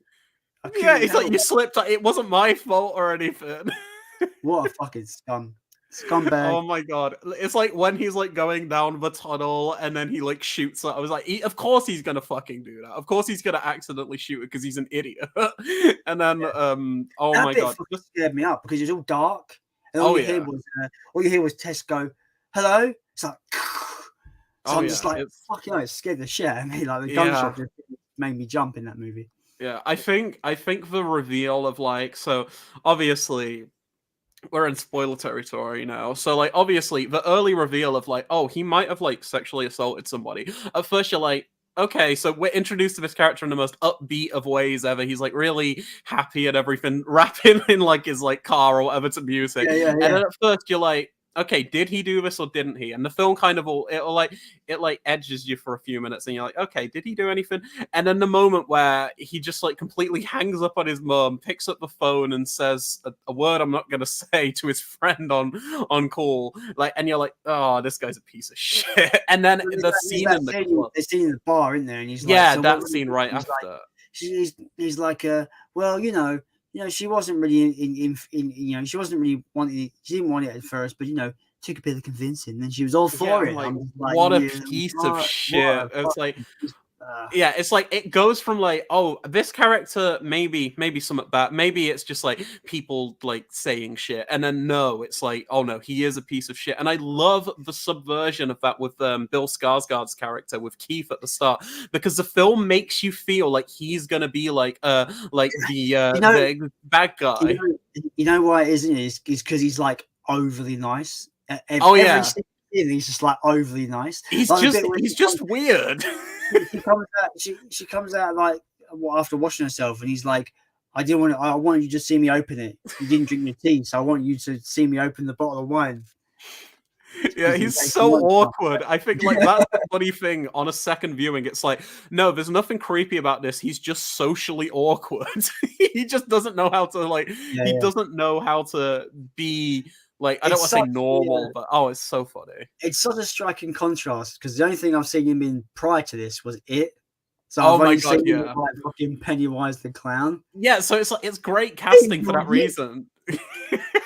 Because you feel like he's going to be an awful human being, and then he's just like, no, he's just awkward. And I love that progression because you start, so obviously you start with Bill Skarsgård, Keith's character. He's like, he's a good guy, he's just weird and like he doesn't know how to talk to people.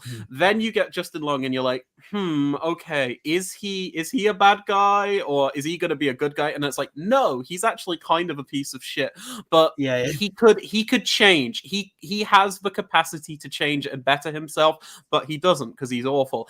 And then you get the flashback sequence with the guy who actually owns the house, and you're like, oh yeah, Frank, and you're like, yeah, he is a piece of shit, irredeemable, awful. And I love that sense of progression. I swear, like there's that bit where you realize like when you kind of put it all together what he's been doing in the house.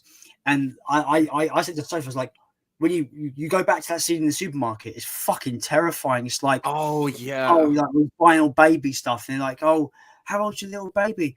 Oh, it's not here born yet. yet. I'm like, it's horrible. It's wrong. It's so fucking messed up. And I think the best thing about that film as well, because it like kind of segues into like what we were talking about before about like Last House on the Left and stuff, is it deals with really like gross and upsetting subject matter, but it doesn't like show it all on screen because it's like what it leaves up to your mind, like the thoughts of what's going on in that basement, the thoughts of like what Frank has done to people. That is more terrifying than like something super graphic like Last House on Your Left could ever. It wouldn't be as it's more disturbing just to think of all that stuff instead of need to like throw it in front of the audience, you know. And I think it's a really smart film for that. And like if you like, because me and Sofa thinking about this as well, like so like they meet that black guy and he's in the water tower and he's explaining. Oh yeah, like the homeless guy. Oh yeah, Frank basically has been like, you know, sexually assaulting women, making them breed, and then having babies with their babies. Made me realize it must mean he must have killed. If it's a boy, he must kill the boys. He must kill the men. He must kill the boys. I never thought of that. Boy babies, because you can't have more babies with boys, can you? You just got women, girls. So. Jesus, that never even came into my mind. That's horrible. If it's a boy, he must be killing the boys, the baby boys. That's nasty. I just made it even more fucking horrific. Yeah, it's even more fucked up. It's like I already thought the film was pretty nasty, but horrible. The one thing I would say is like I had a lot of by the end of the film, I had a lot of sympathy for the mother character. There's that bit where she boobs Tess, and I'm like, and like Simon was next to me going, oh, like all cute like that, and it's like It's like I feel bad. In essence, the mother character isn't a bad person. No, but she's just gone through. I can't imagine probably the worst, upbringing of her life. It's like she's like a baby of a baby of a baby of a baby, you know. And it's like she wants a baby. Yeah, she wants to be a mother. She's got that mother instinct, you know. Yeah, and then it's just like she's got nothing to do. She's trapped in this like awful hellhole of a place, and I feel like the ending to the film, I kind of think the ending is great for that reason. It's horrible, but it's so funny. It is it made me laugh. Cut into black with the gunshot was the perfect way for that film to end. It was perfect, absolutely bang on. Like, it was tragic and horrible. Oh yeah.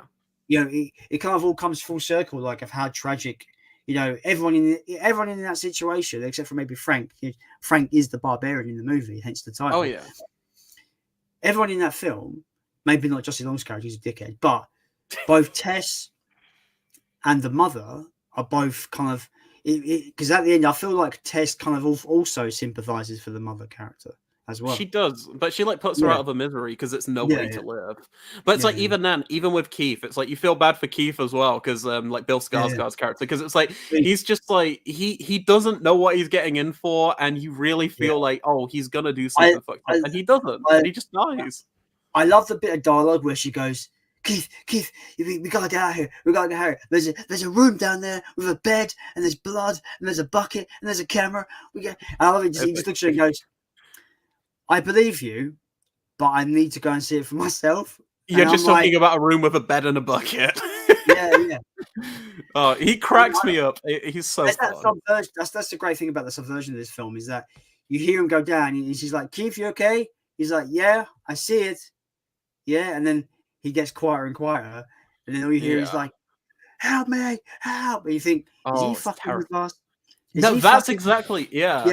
It's like you think he's trying to lure her down or something. I love that. I think on a rewatch, it makes it so much more interesting because it's like, you know what's going to happen. You know he's just a weirdo. He snores really loudly. He doesn't know how to talk to people. It's night terror, but at first, you're like, is he putting this on? Is he trying to creep Tess out? Because he's doing a great job at it. He's doing a fucking splendid job at it.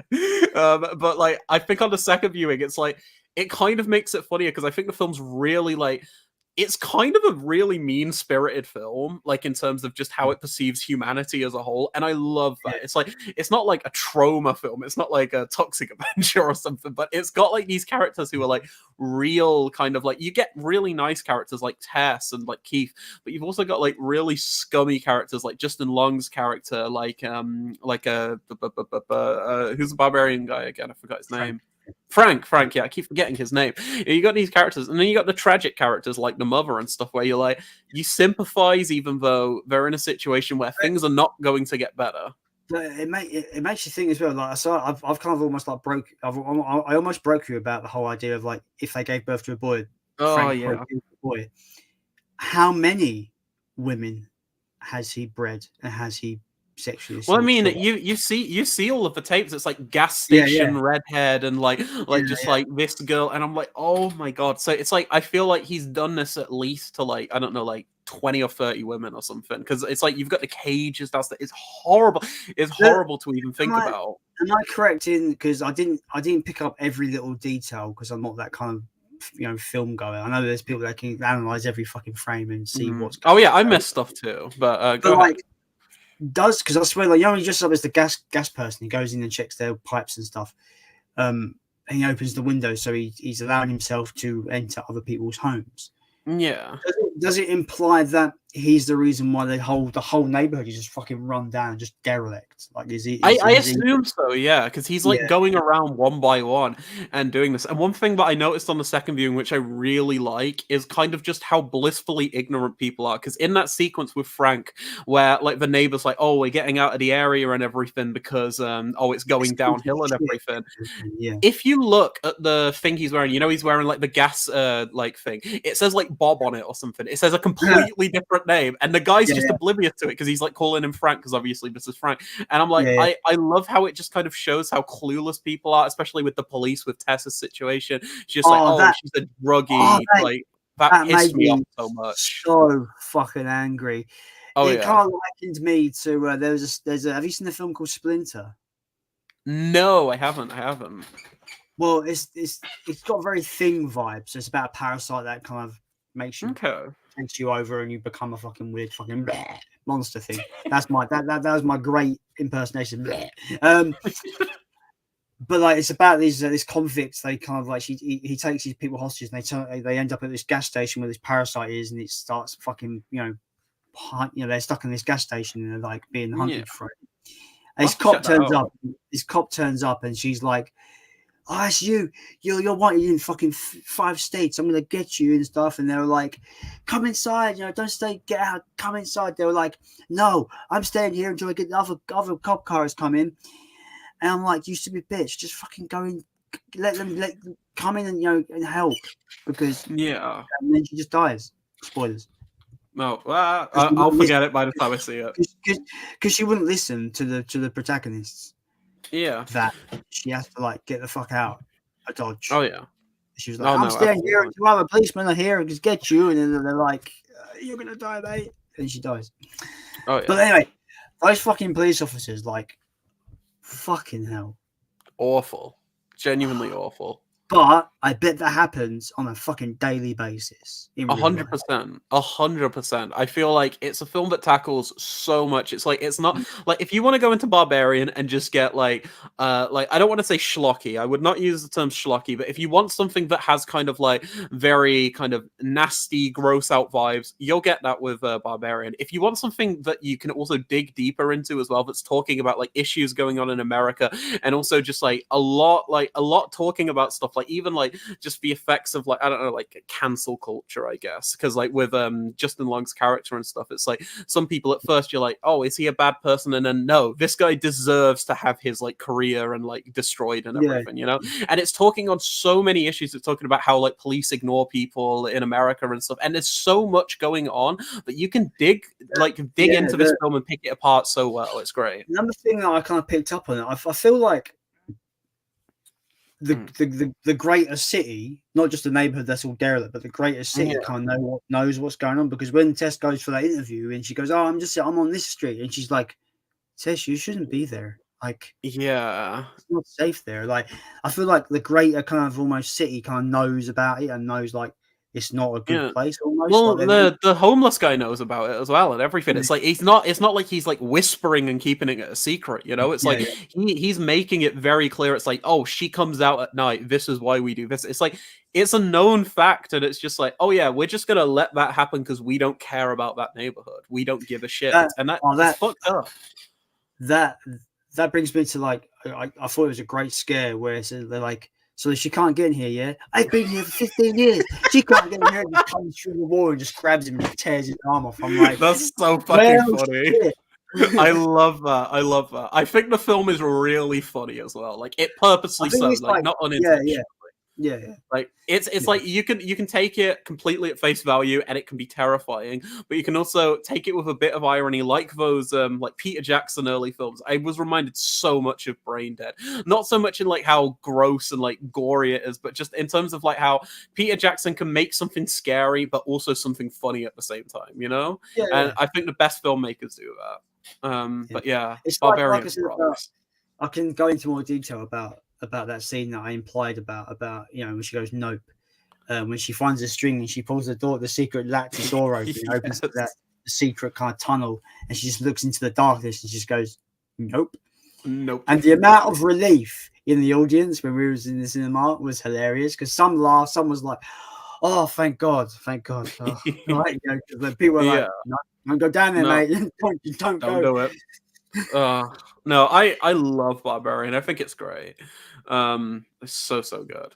But yeah, Barbarian is awesome. We should check some more comments, because we're coming up on 2 hours and we've got a bunch of other one last point on Barbarian.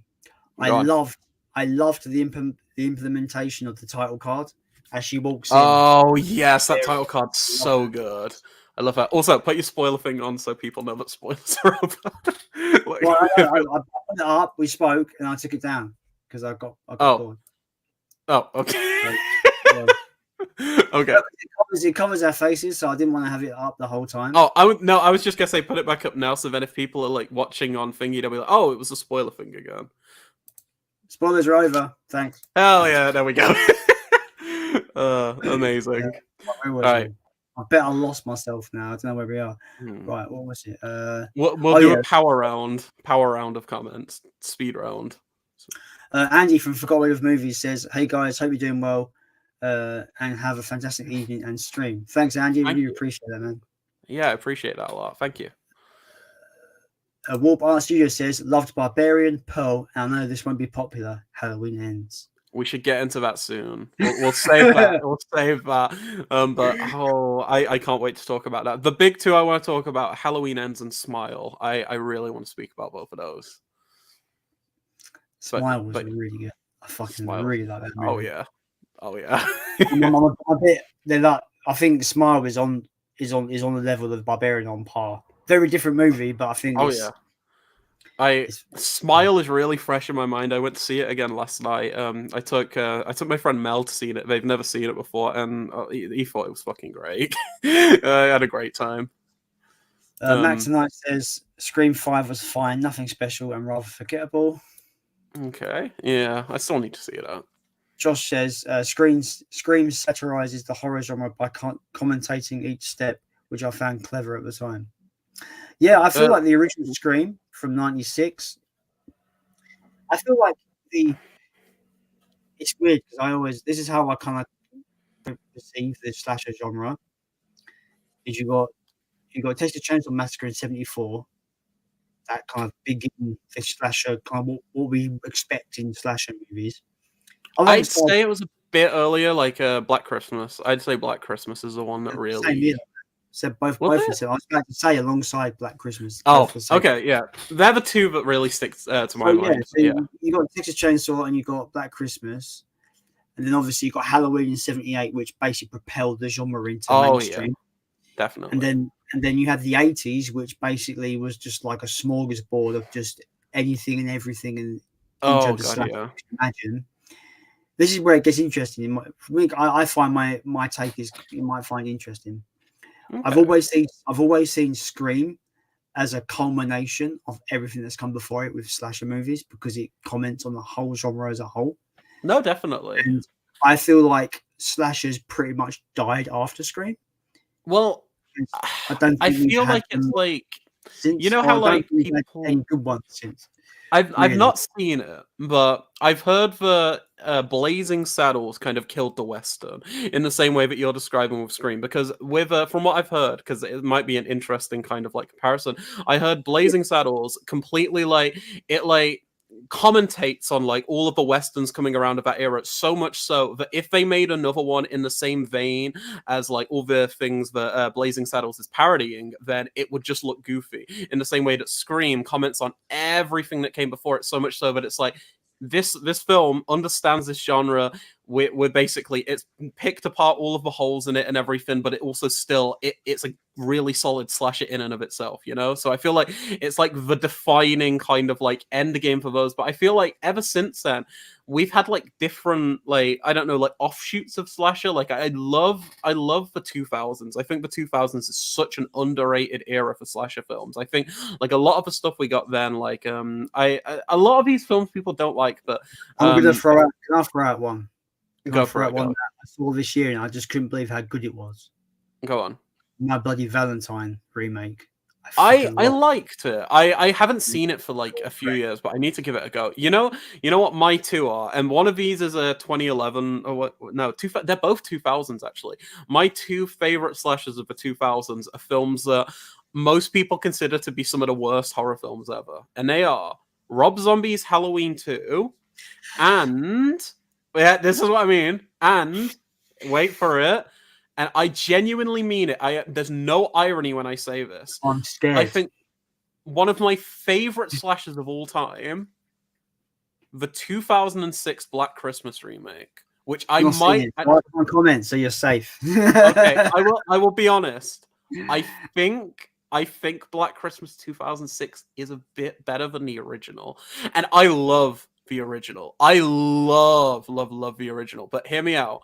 Black Christmas 2006 is kind of a masterpiece. Like, unironically, it is a film that, like, if you like Barbarian, if you like the twists and turns Barbarian has, Black Christmas goes to so many fucked up, like, horrible, awful, like, scenarios that I was genuinely like, it's kind of hilarious. It's terrifying. It looks gorgeous. Like, it's lit beautifully. It's got really fun performances, and I think it's amazing. But people hate that. But I think it kind of feels like that mean-spirited kind of like it's like a reboot or a remake that actually tries to do something different, you know, with the franchise or with like the concept of the original film. And I think that's why I like Halloween 2 as well, because I know people poo-poo Rob Zombie's Halloween 2 all the time, and I can understand why people don't like it. But I love the risks it takes. But I know you're going to say some stuff. Go ahead. Rob Zombie's Halloween 2, in my opinion, is a fucking unwatchable dreck. I need to ask a question though. Which cut have you seen? I don't know. I had it on Blu-ray years ago. No, Oh, DVD. Even. okay. So, did you have the UK DVD? Yeah. Okay, so you've seen the theatrical cut. So the UK only ever got the theatrical cut, and I will agree. The theatrical cut of Rob Zombie's Halloween 2, it kind of sucks because I don't know if you know much about it, but the Weinsteins were very much involved with that, and they wanted to make another Halloween film after the first Rob Zombie Halloween. And Rob Zombie didn't really want to do anything. He didn't really want to make a sequel, but they said they were going to approach other people, and he was like, "You're not doing that to my, his remake and everything." So he jumped on board, made Halloween 2, and they trimmed so much out of the theatrical cut of Halloween 2. It's kind of unbelievable. It's like 20 minutes or something, and they literally change plot points. So it's like the opening sequence of that film has like I don't know, I think after the opening like 20 minutes or so, there's like a title card and it says like 1 year later. In the theatrical cut, it says something like 5 years later. Like it completely changes the film and like the intent of what Rob Zombie was trying to do. And I think if you seek out the director's cut of Halloween 2 and go into it as like a film that's trying to explore like how trauma can kind of affect people and stuff, I think it's amazing. It does what Halloween Ends does, but I think it does it even like a little bit better, honestly. But it's the director's cut. If you watch the theatrical cut, it's got a different ending, different opening. Characters are different. They cut out character scenes, and it's like a shell of what Rob Zombie wanted to make. But I think Halloween 2, like the Rob Zombie version, it is probably the second best Halloween film after the original. If you're watching the director's cut. If you're watching the theatrical, it's not very good. It's a mess. But I think I put Halloween 2, Rob Zombies, over like the original Halloween 2, Halloween 3, which I adore, Halloween Ends. I think it's a masterpiece. And I really suggest seeking out the director's cut. Can I ask a question? Go for it. There's one big bugbear for me with Halloween 2. Go on. Of course, everyone says, "Oh yeah, Dr. Loomis is an absolute asshole." Sure, yeah, he's an asshole. All he cares about is selling his book. That's the usual criticism. Like he's not likable in that sequel. Fair, fine, we all know that. But Laurie Strode in Rob Zombie's Halloween 2 is the most fucking unlikable fucking bitch cunt I've ever seen in a fucking movie. I disagree, but again, it's only because I've seen the director's cut. I think in the theatrical cut, you strip away so many sequences of her kind of like dealing with the events of the first film. Because spoiler alert for Rob Zombie's Halloween, the original. But I think the way that first film ends is great. It's like it like recreates everything from the first Halloween. She shoots him in the face. Yeah, she shoots him in the face. She's screaming, like absolutely traumatized. Cuts to credits, and I love that Halloween 2. It deals with the trauma because it's got that amazing. I think the opening sequence of that film fucking rocks. It's like an extended dream sequence. At first, you think, oh, it's gonna do Halloween 2 again. It's gonna be in a hospital, and then it starts off and it's like, oh yeah, Michael's in a hospital. He's killing people, and then after like 25 minutes, it's like, nope, that didn't happen. It's just a dream. I think that's great. I think it's like Rob Zombie saying, fuck you, I'm doing my own thing. And I love that about it. And then after that, it kind of just deals with Laurie's kind of effects of what happened in that first film, the first Rob Zombie film, about how she's got to basically deal with the fact that all of these people around her were murdered, and all of the fact that she literally killed somebody. And I think that in the director's cut, I forget her name, I forget the actress's name, but she's so good in it. She gives such a great performance because she feels like an emotional wreck. She feels like a disaster. She feels like she can't string a sentence together without like almost going off on a tangent. She feels like utterly destroyed, at least in the director's cut. And I think it's like it's the best performance in the Halloween franchise, like easily. And I love Jamie Lee in the like films, but I'm so Scout Taylor Compton, that's her name, who plays Laurie. So from what you're saying, from what I gather from what you're saying, is the director's cut and the theatrical cut are night and day, essentially.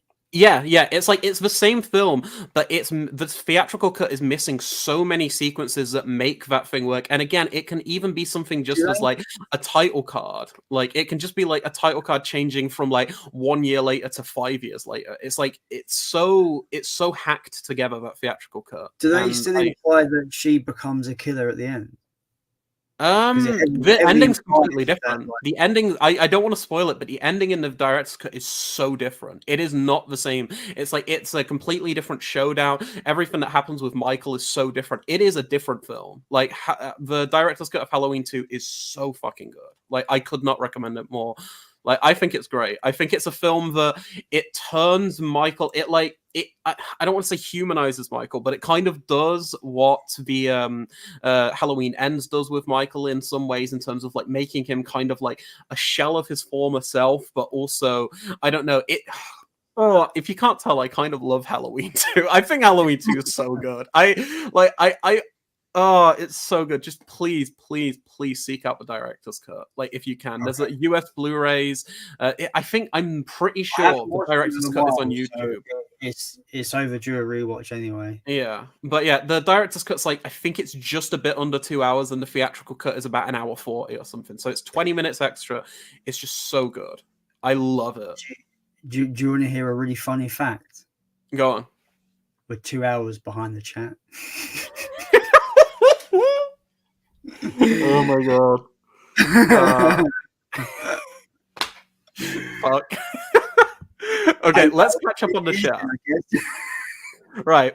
We dedicate the next like 10 minutes just to going through the chat. The problem is though, so where we're so far, people know this on the stream, we're so far behind the chat, we're going to be retreading of what we've just talked about because we're going over the chat that they're following what we're talking about. But now we're following them and we're going to be retreading old ground that we just spoke about. So just run through these. Run through them. We'll give a quick thought, but let's not go too much into it. So says that kid in Ready or Not, I wanted to drop kick in the face. Yes, that kid's a fucking idiot. Yeah. Josh says A24 has had one hell of a year. Everything everywhere. After Sun. Marcel with shells. Marcel the shell with shit. What? Shoes on. Oh, I've heard that's great. I really want to see that. But yeah, A24 have been killing it this year. Leon, X as well. Leon, it's the man of the hour. It's Peter. He's here. He's officially here. Look, confirmation. I mean, this is 2 hours ago. So he's probably, I don't know if he's still here or not. But let's see. Peter, thanks for joining. He was officially here 2 hours ago. 2 years so ago. Glad. I'm so glad. At least we were blessed by the Peter.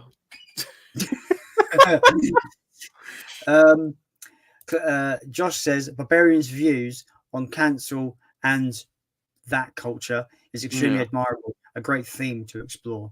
No, absolutely, I agree. I think it does it with so much taste. It could have been so tacky and so like gross, but it does it in a really like sensitive but also very intellectual way. Yeah, Barbarian's like so good. So Undead has an interesting take on our conversation. He says overall this was kind of a weak year for horror. Men, Nope, and Crimes of the Future were the only real wins for me. Haven't seen Barbarian yet though. Please say he didn't listen to us spoil it for 20 minutes. Like, please watch Barbarian. But yeah, I didn't see Man. Crimes of the Future. I've not watched it yet. The problem I have with Men now, I don't have the problem with it now because I've Pete from Play Tinder Guy really sold it to me that it was worth a watch. But I saw the trailer. And I generally thought that it looked like this is going to be one of those typical men are bad, women are good, woke pieces of shit. It does look like a men bad movie. It does.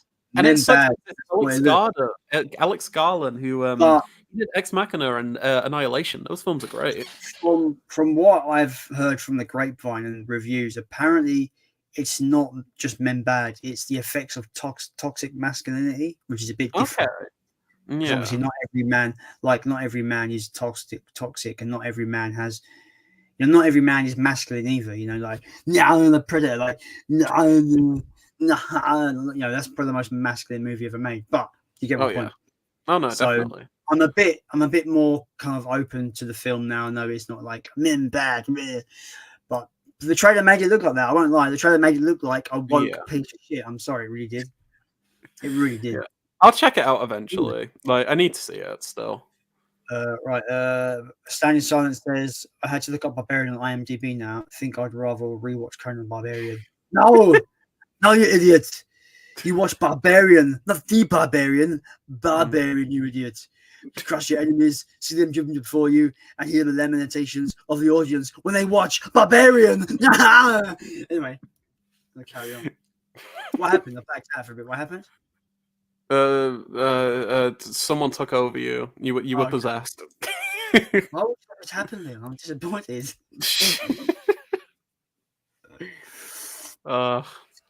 Jamie Powell, the bald-headed twat from Bournemouth, is in the chat. This is Hi, 2 hours Jamie. ago. Well, hi, Jamie. Welcome to the stream. 2 hours late. Hey guys, hope you're both well. I felt Barbarian was a lot like Wreck, highly enjoyable film.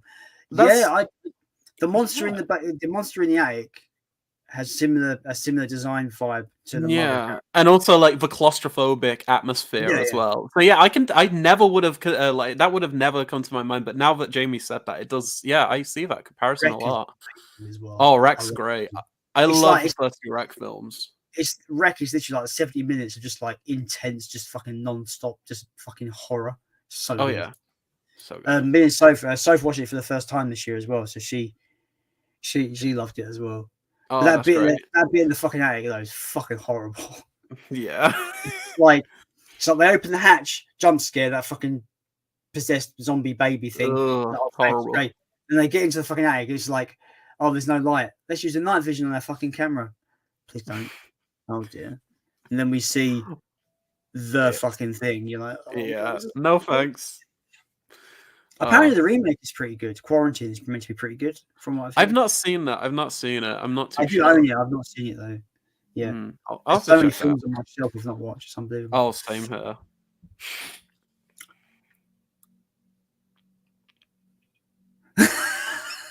This is ages ago, but Stanson says, "Please completely spoil Barbarian." I'm not going to watch that film anyway. God damn it, Peter! You're missing out. You'd like it, maybe. I don't know. Well, it's Peter. He probably hate it.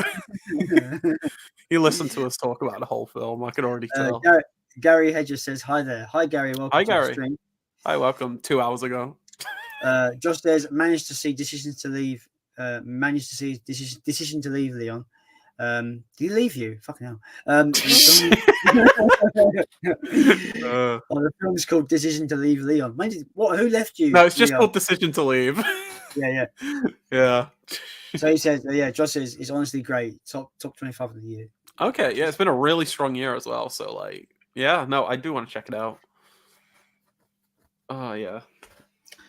Jesus Christ says my Wi-Fi is shut off and I have like no data, so I'll be yo-yoing in and out of the chat. Fair enough. Okay. Man? Thanks for joining, Brady. I hope you enjoyed the Barbarian chat if your Wi-Fi didn't shit itself. Josh says Pink Flamingos is a movie, all right? Definitely. It's calling it an acquired taste is an understatement. Peter says Eureka made a release of Human Centipede 3. Lol. Did they? They did. Horrible. They released pretty sure they did like that steelbook of Human Centipede 1 and 2. That's a Eureka release. I have that. I'm pretty sure it's Eureka. It was a subscriber mail, but I have it. What I was going to say, I'm always going to defend the first Human Centipede. It's a great fucking horror film. Everything is implied, so it's not as disgusting as people think it is. It's actually really fucking good. The most painful thing in that movie is one of the girls gets out of this like a hospital bed in this house, and she's trying to get away. As she runs, the IV rips out of her arm, and it fucking looks fucking horrible. I'm like, you bastard. But I think it's just a really good horror film. I will defend that movie until I die, man. Yeah, I haven't really watched those films for so long, so I don't really have much to say on them. But one day I'll go back. I think Human Centipede 2 fascinates me. I think it's a fascinating film. I don't think I could watch that. I've not watched that one. I've heard this like number one scene of this gross movie when it's not really that gross. I feel like the director was like, "Oh, you want gross? Oh, okay, cool." Yeah. Fucking 200. You know, Shout Factory did a box set, like a Human Centipede collection, and for Human Centipede 2, as a bonus feature, there's an in-color version of that film, which might make it look even more disgusting and gross, that I've seen stills of, but that Scream Factory, Shout Factory box set is out of print and goes for like $150 now, so I'm probably never going to see that cut. See, now I want to buy that set now. Thanks, Leon. I'm sorry. Just make sure you save up for like forever because it's so expensive. There's loads of cool Scream Factory boxes I want. I want the Fly set. Looks great. I want the Omen Oh, I set. got the Fly set. It's I so hate good. you. Don't really. That was a gift. That was a gift from Lauren for I think it was my birthday. It's so Oh sweet. man, I'll tell you what. She needs to come back to YouTube, man. Yeah, Lauren. I was speaking to Lauren yesterday. She seems to be doing well. I think she just needed to kind of take a bit of a break from YouTube, same as me, really. But maybe one day. She's still on Instagram though, so I think like she's still posting like what films. Oh she yeah, I picked up see. and Like stuff. she's like does like collection posts and Yeah, stuff. yeah, which is great. Yeah, Scream Factory. I've got the Critters set, which I love. You know, I got that one. I got that one. I got the Friday the 13th set. Got that one. I love that one. That's Oh, great. it's so good. Do I have any more other Criterion sets? Do I have? I don't think I just got other Criterion. Like I got like the Evil Dead remake 4K, the Army of Darkness. 4K. Oh, I want those so bad. I really want the Evil Dead one, like the remake. I think that's such a good remake. I fucking adore that movie. It's my favorite Evil Dead movie. People hate me for that, but it is. Oh no, same here, same here. I think it's the best. So good. I adore that movie. It's really funny because like I've got loads of opinions that kind of go in line with most people's opinions, but then there's that one movie where I'm just like, I fucking love that film. Don't kill anyone. Halloween Ends. I didn't love that movie, but I really enjoyed it more than what anyone else is going to say. Oh yeah, it's messy, but I really like it. We should talk about that and Smile after we go through all the comments, and then because those two are some of the most interesting of the year. Soph says, me and gross horror don't mix. Planet Terror was a big no. I fucking love that movie. Oh, me and Sadie, my partner, we watched the entire Grindhouse double bill. Like, the version where it's got all the fake trailers and spliced, and you've got Planet Terror and Death Proof. Death Proof, yeah. Oh, I've not seen Death Proof yet. Oh, it's so good. You've not seen Death Proof? Like, genuinely. Now, this is a contrarian opinion. Top 3 Tarantino for me. I think it's better than Pulp Fiction. It's better than Reservoir Dogs. It is so good. Kill Bill, though? No. Kill Bill is my favorite and always will be my favorite. Kill Bill is a film that is perfect. Me and Soph had a back-to-back Kill Bill double bill. Oh, yeah, same for me and Sadie. Also, my Odeon, when they weren't shitting themselves like they have been recently, they did screenings of Pulp Fiction, like literally like last month, Pulp Fiction, Jackie Brown, and Kill Bill Volume 1 and 2, like a week apart, and I went to see all of them. So I got to see 4 Tarantino, or technically 3, if you want to say Kill Bill's one film. I've never liked Jackie Brown. I thought it was a bit I love Jackie Brown. Oh no, Jackie Brown is like for me top 3 are Kill Bill, Jackie Brown, and the Death Proof, and also when you count Kill Bill, do you count the 2 as one? One, yeah, I count it as one, yeah, because I think it was originally intended to be that way, and it's like it's 2 chapters, it's 2 segments in one story. You see him, he always counts it as his 4th movie. Yeah, but Volume 2 doesn't say the 5th. It doesn't say the 5th. It's like the new film or something. It says, I think, on the Blu-rays. I really hope we get the whole bloody affair one day, like that big cut. Like, because I know he screens it at a cinema. There is bootlegs of it though. Yeah, I just want an official release because I need it. Because it just go from, do you know, her daughter's alive. Then they'll probably go on to the next scene, the big first scene of the first movie. Yeah. With no credits, no title cards, just go smoothly. Although I will be honest, it would make me really sad to miss that opening monologue from Uma Thurman as the bride in Volume 2, where she's like she's driving, it's black and white, but her eyes like colored in. I'm gonna kill Bill. That's so good. Oh, it's so good. Kill Bill is Kill Bill Volume 1 has one of my favorite pieces of music ever in it. The music in that is great. It was like, oh yes, so good. Oh, it's so good. I love the music. I love the music in general that the RZA like made for that. Like I love have you ever seen Lady Snowblood? Because they reuse a song from Lady Snowblood, which is a really like famous like Japanese like swordplay film. Kind of the finale of Volume 1 where they're like in the garden and everything. It's very kind of like referencing Lady Snowblood.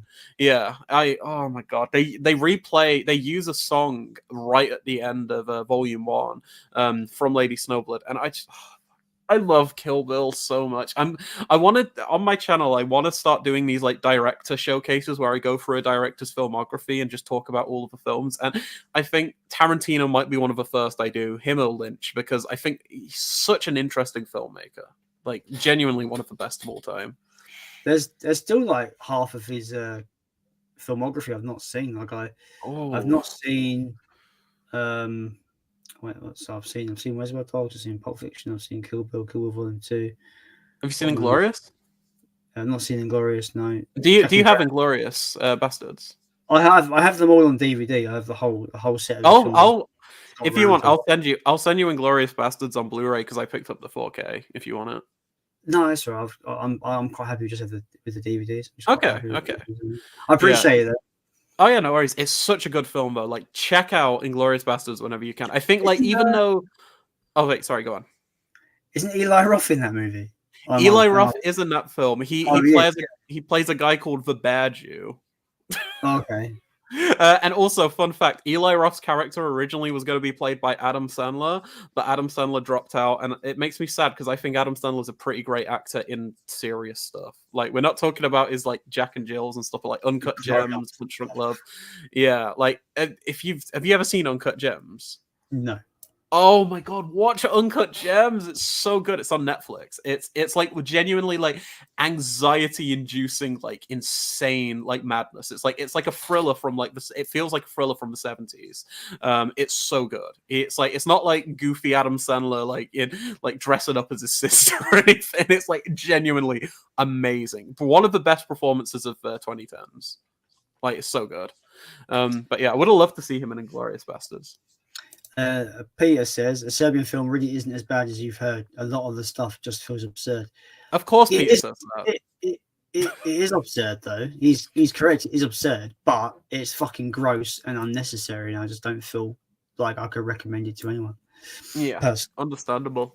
Yeah, I'm not going to be thinking it out. He says why he goes and buys the 4K for no reason. I'm sorry, but like I've got Cannibal Holocaust on 4K pre-orders. Oh, I really want it.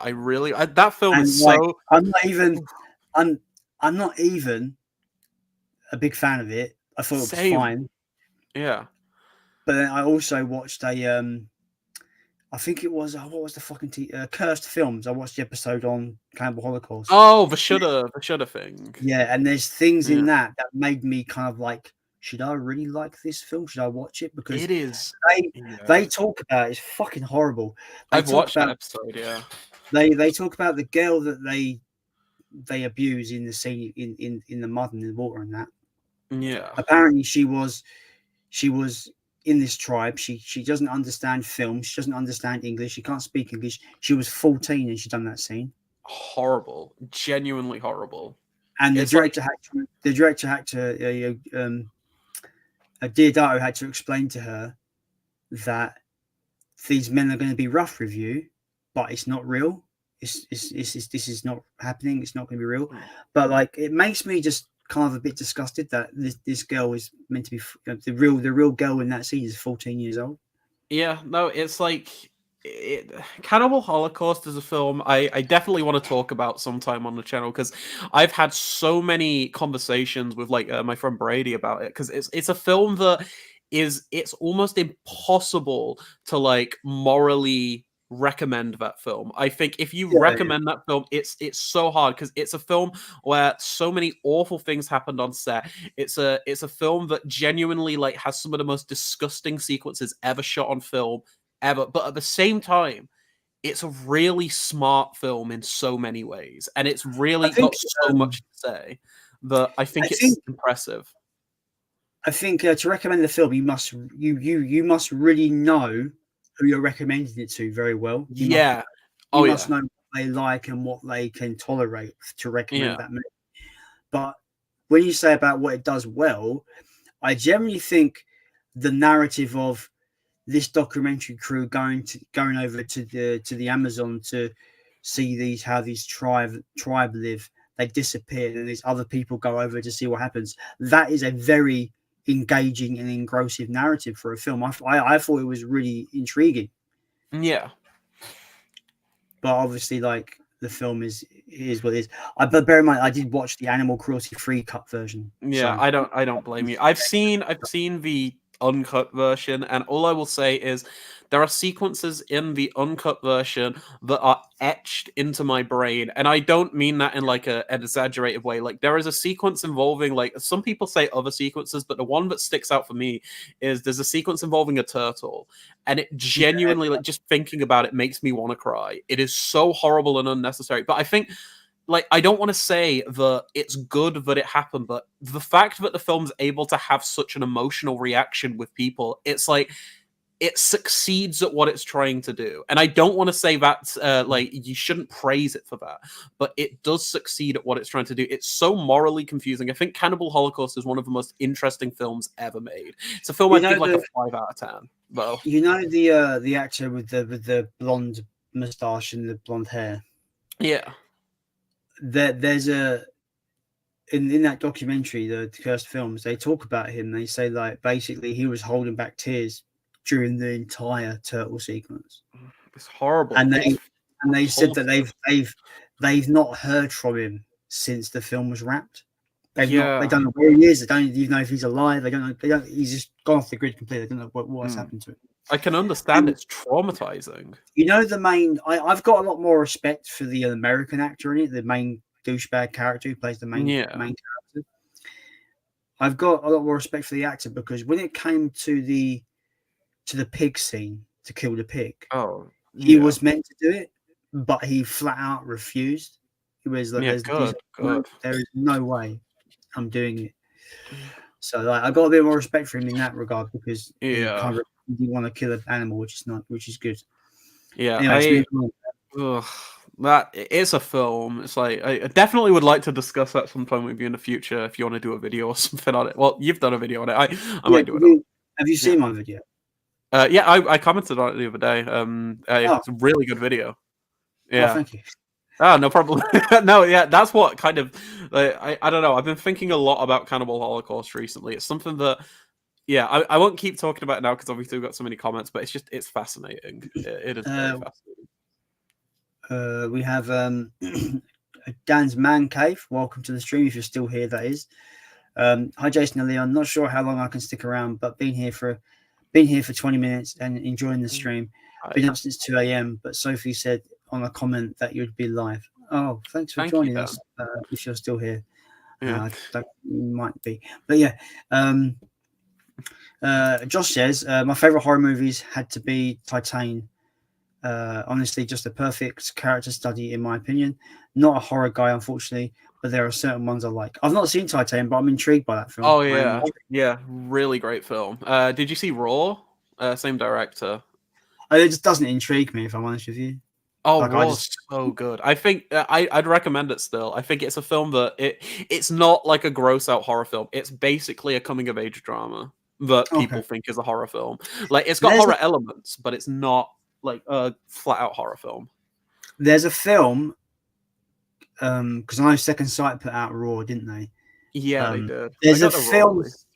There's a film that I feel is quite similar, but I forget the name of it, about a girl who's unhappy in this like millionaire lifestyle. She just starts swallowing stuff. Oh, Swallow. Yeah, that's it. Yeah, they did that. I've got that release. Swallow's so good. Me and Soph watched the trailer. We were like, that looks fucking horrible. I have 2 copies of Swallow. I need to get rid of one. Just the idea of just swallowing like the little the little pin tacks and everything. Oh no! Horrible. 1 minute. 1 minute. Oh, the idea. No. Let me go get this. I'll be right back. What are you doing? Where are you going? Come back! Don't leave me with this image. Hello.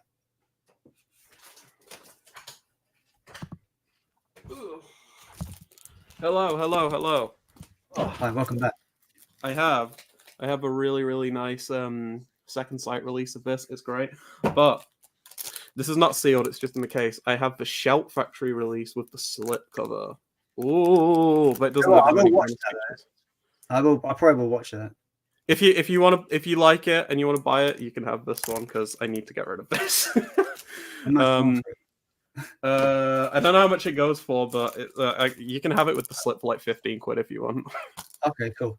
We'll sort business later. Yeah. comment. Yeah. I'm sorry, but as soon as someone says, I've got this, it's on Shout Factory, I'm like, oh, Shout Factory. Oh, sorry. With the slip. Oh! I tell you what I bought recently. I got the Fun House on 4K from Screen Factory.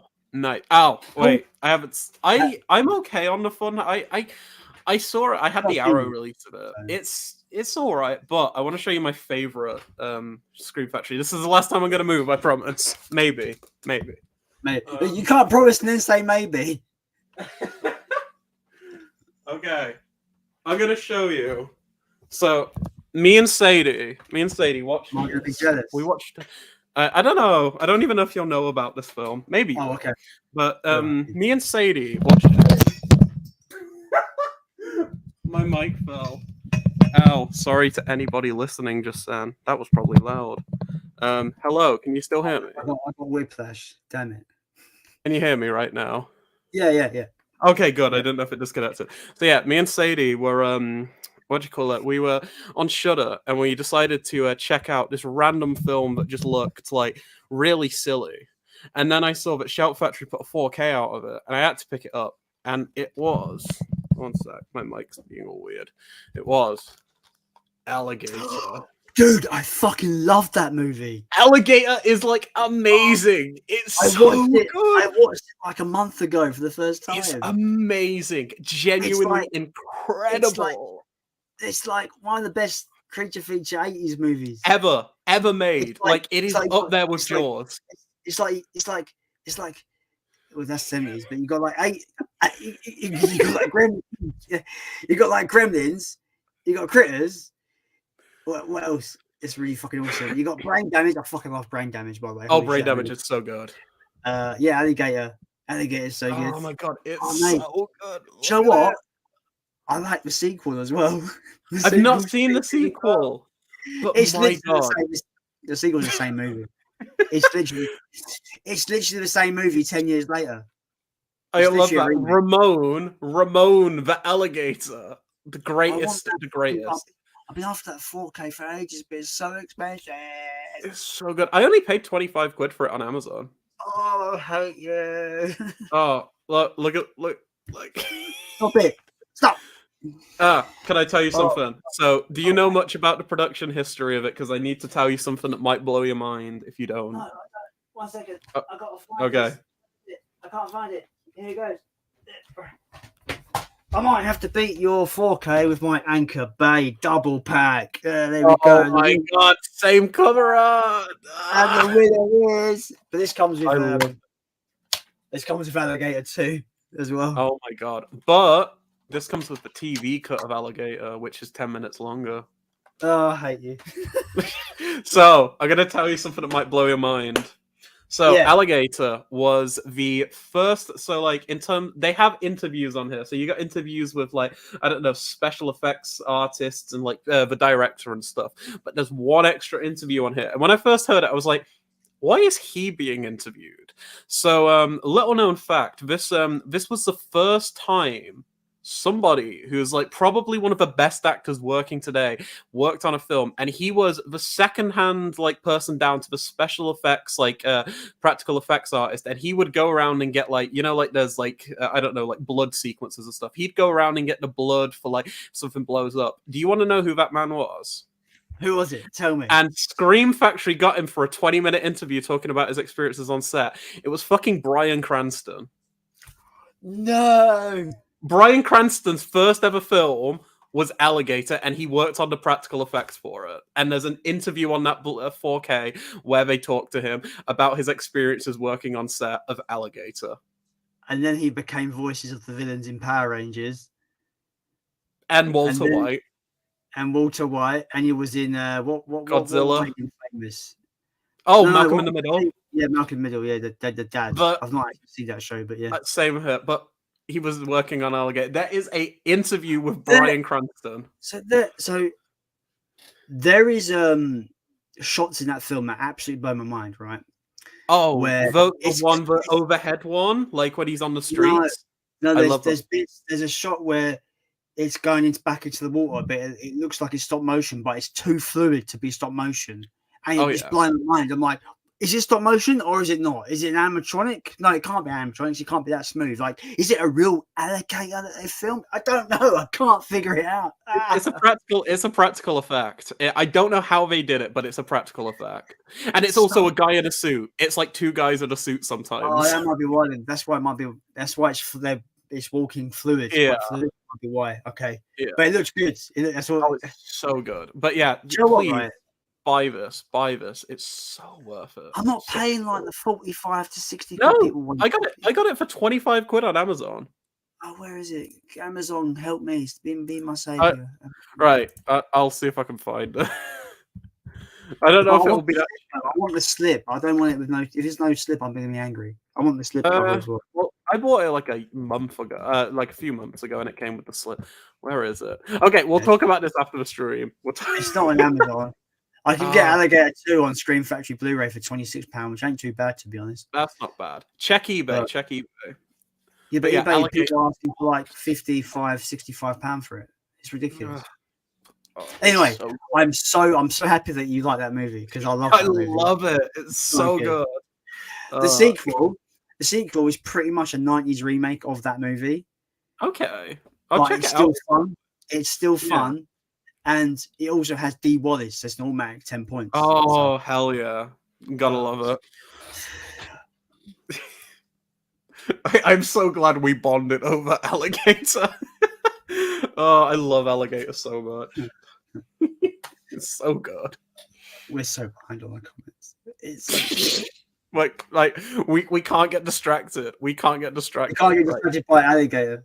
No, but sometimes Alligator's too good to be distracted. Like not get distracted. Honestly, people watching the stream, like if you like your like animal attack movies or creature features, like literally Alligator is one of the fucking best. It really is like one top 5. It's so good, and no sarcasm here. It's such a good movie.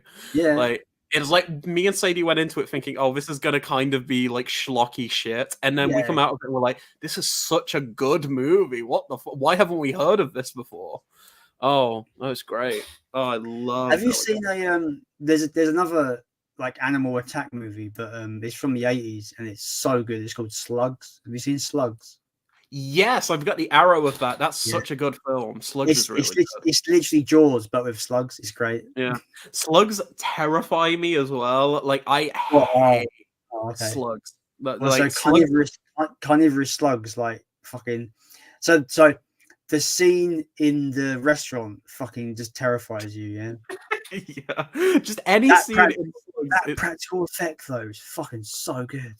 Oh, it's so good. I fucking love I love films like that. Like creature features rock.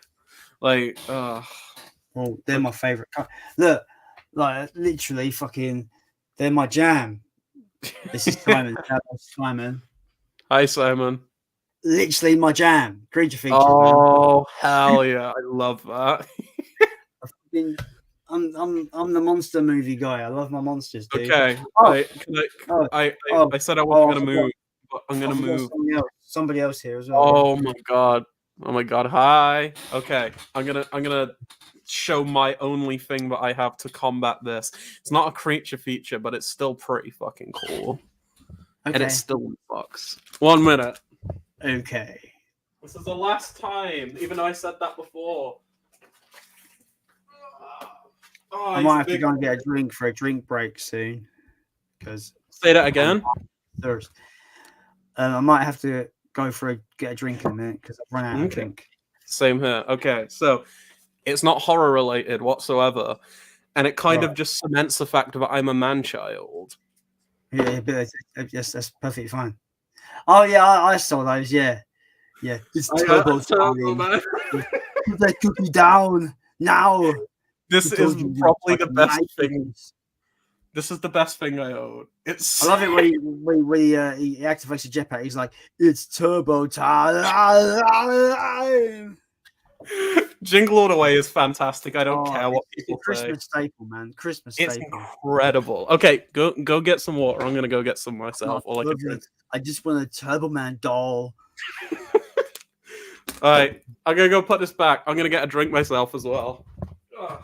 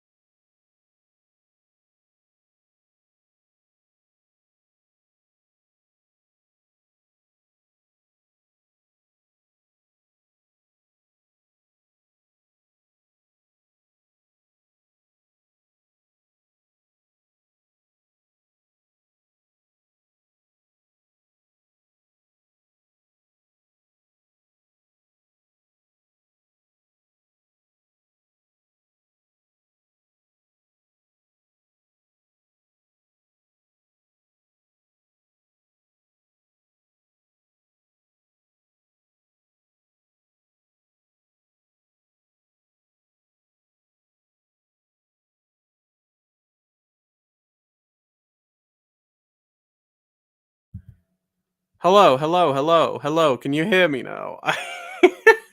Oh no, I was muted. Shit. Right. I'm gonna say that again now. I'd like to go through the comments, but I don't want to do it without Jason. But the stream was supposed to be like 2 hours long, and we're 2.5 hours in right now. Because of course we are. But yeah, I definitely want to talk about Smile and Halloween Ends before like the stream's over. But thanks for everyone for sticking by so far. Thanks, Peter.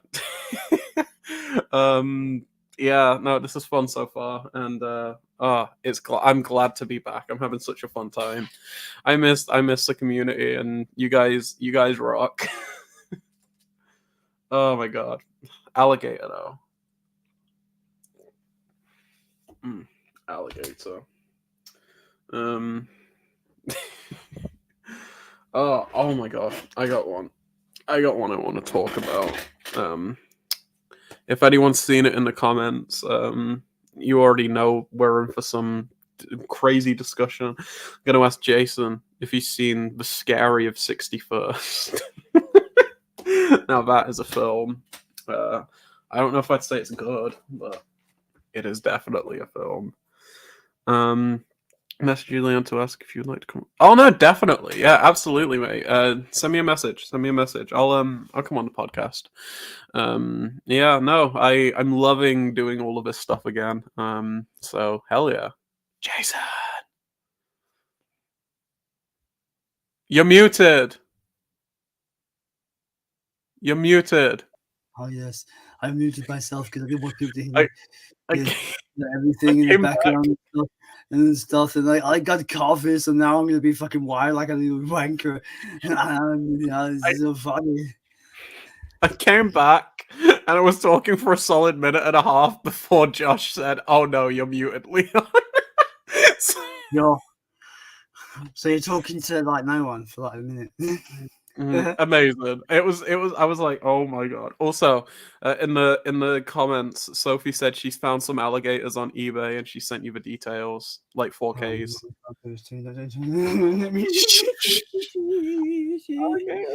Alligator. It's so good. I'm sorry. Oh my god, it's so good.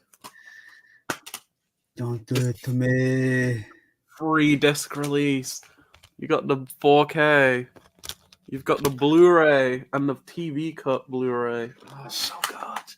Alligator. Yeah, still. The one she sent me is still like it's like 40 quid almost, like 30 quid. Like, I'd say it's worth it. Yeah, when you don't have the money, it's not worth it. Oh, well, if you've got the money, if you can get the money, I think it isn't worth it. The 4K transfer is great as well. I have a question before we continue, though. Yes. Because I have another film that is very, very odd, and I want to know if you've heard of it, and if you have, or if you've seen it, what you think of it. Because this might be, like, in terms of films that came out this year, might be last year, sorry, might be the weirdest film I might have ever seen. Have you ever seen The Scary of 61st? No, but I've it's on Shudder, right? It is. Do you know what it's about? I've seen that Blu-ray in HMV before. I don't. I always found the title to be a bit weird. Is it like incorrect English? The Scary of. It's a stupid film. It is a so. I kind of, if I tell you what this film's about, I think you might think I'm joking. Like, prepare yourself. You're seated, right? Like, be seated. Like, what is the weirdest film you've ever seen in your life? Because this might top it. Just name the weirdest shit you've seen. I'll tell you if this will top it.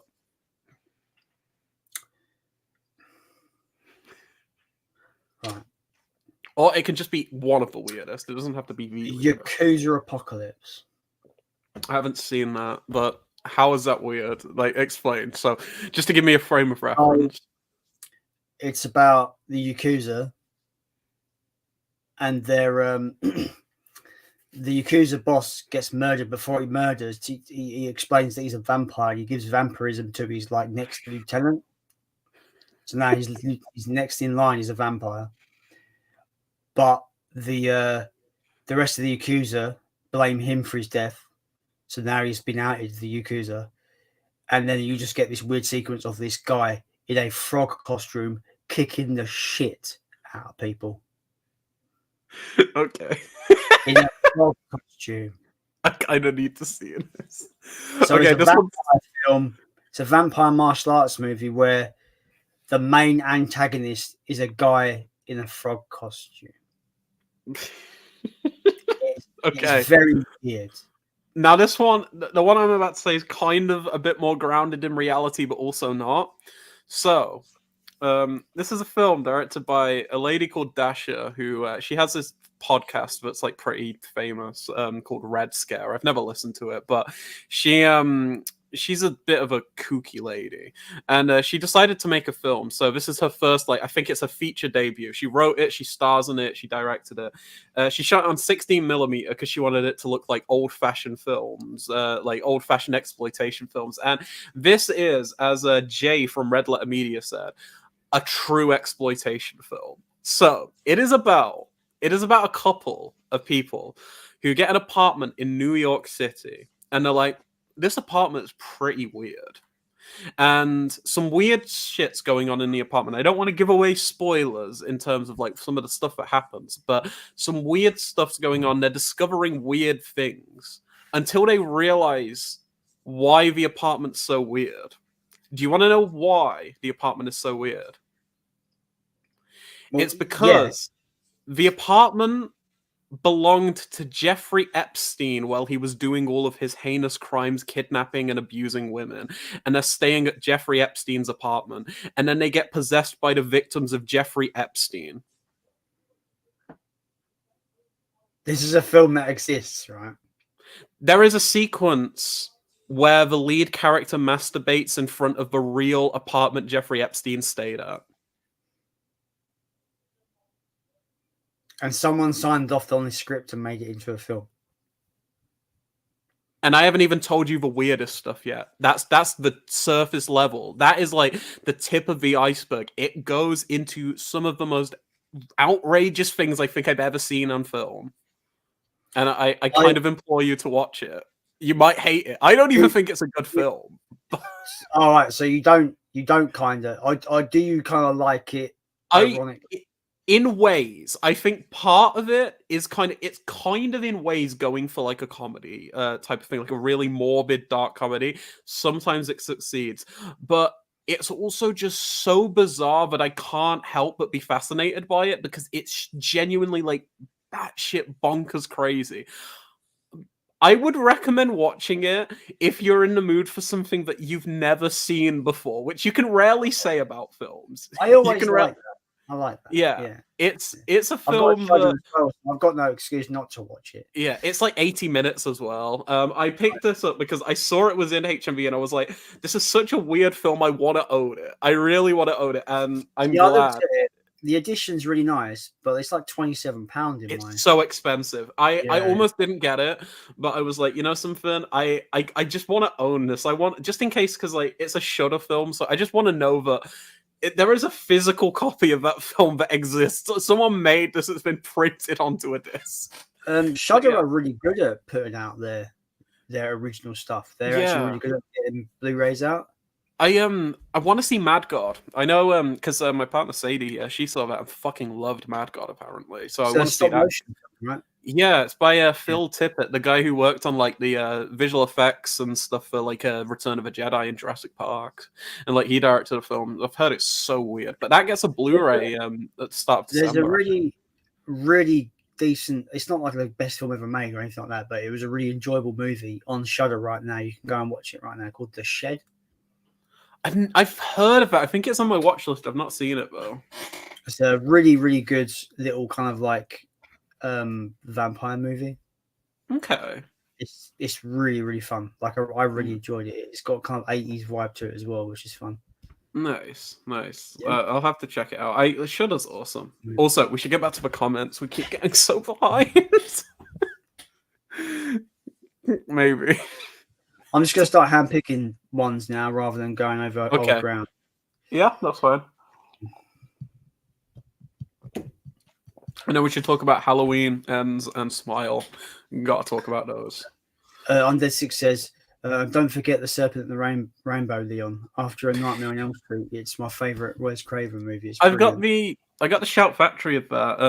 I've not seen it though. I've got the Shout Factory of Serpent and a Rainbow and Shocker, two Wes Craven Shout releases. I picked them both up on eBay. Someone was selling them the Shout Factories for like £5 each, so I picked those up, which I thought was a pretty good deal. But I haven't seen them yet. But yeah, People Under the Stairs is so good. You've got to watch that, Jason. I think you'd love that. I think it's right up your alley. What? Sorry, what film? The People Under the Stairs. Oh, People on Stairs, yeah. Yeah, I think it's great. Favorite Craven. So good. Cool Cat says, "Loving the stream, guys. Can't wait to hear the spoilers for Barbarian." She was so behind. We've already done the Barbarian chat. That's Sadie. That's the love of my life. Hi, Sadie. Yeah. Dan's Man Cave says, "Jason, you're spot on in regards to opinions. I respect everyone's, and a different opinion from your own can open up a more interesting conversation than having the same opinion." Definitely agree. No, absolutely. Yeah, 100%. And yes, it's fine to like She-Hulk, a show that many or most went in not knowing the character's source material.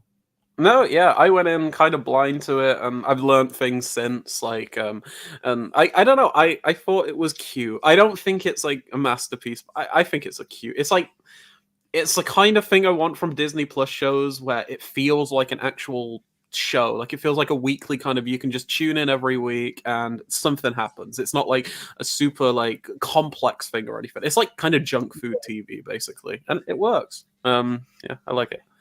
I've been on two minds with the Disney franchise shows.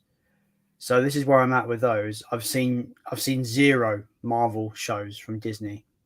I just don't care enough. I just don't care enough to watch any of them, to be honest.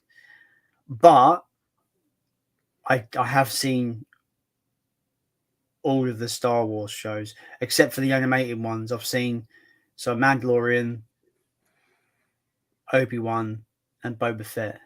Yeah, I've not seen Andor yet. I've heard it's good, but Andor was like the worst part of Rogue One for me. So I don't care about the characters. So I don't know if I want to watch the show with him. Do you know what? Boba Fett fucking surprised the shit out of me. I love that show. I haven't seen much of the Star Wars stuff. I saw the first season of The Mandalorian, and then I didn't really have the drive to watch any more of it. I was like, it's perfectly fine. I enjoyed the first season quite a bit, but I never. It's like you know how like you were talking about when you and Soph keep meaning to watch like Get Out and Us, and it's just like there's always like something else I'd rather watch, and I think that's the case with a lot of the Disney Plus stuff for me. Like even the Marvel stuff, I've only seen like the odd like. I think I've seen WandaVision just because I heard you had to see it for Doctor Strange, Multiverse of Madness, and you didn't really know. I didn't watch it.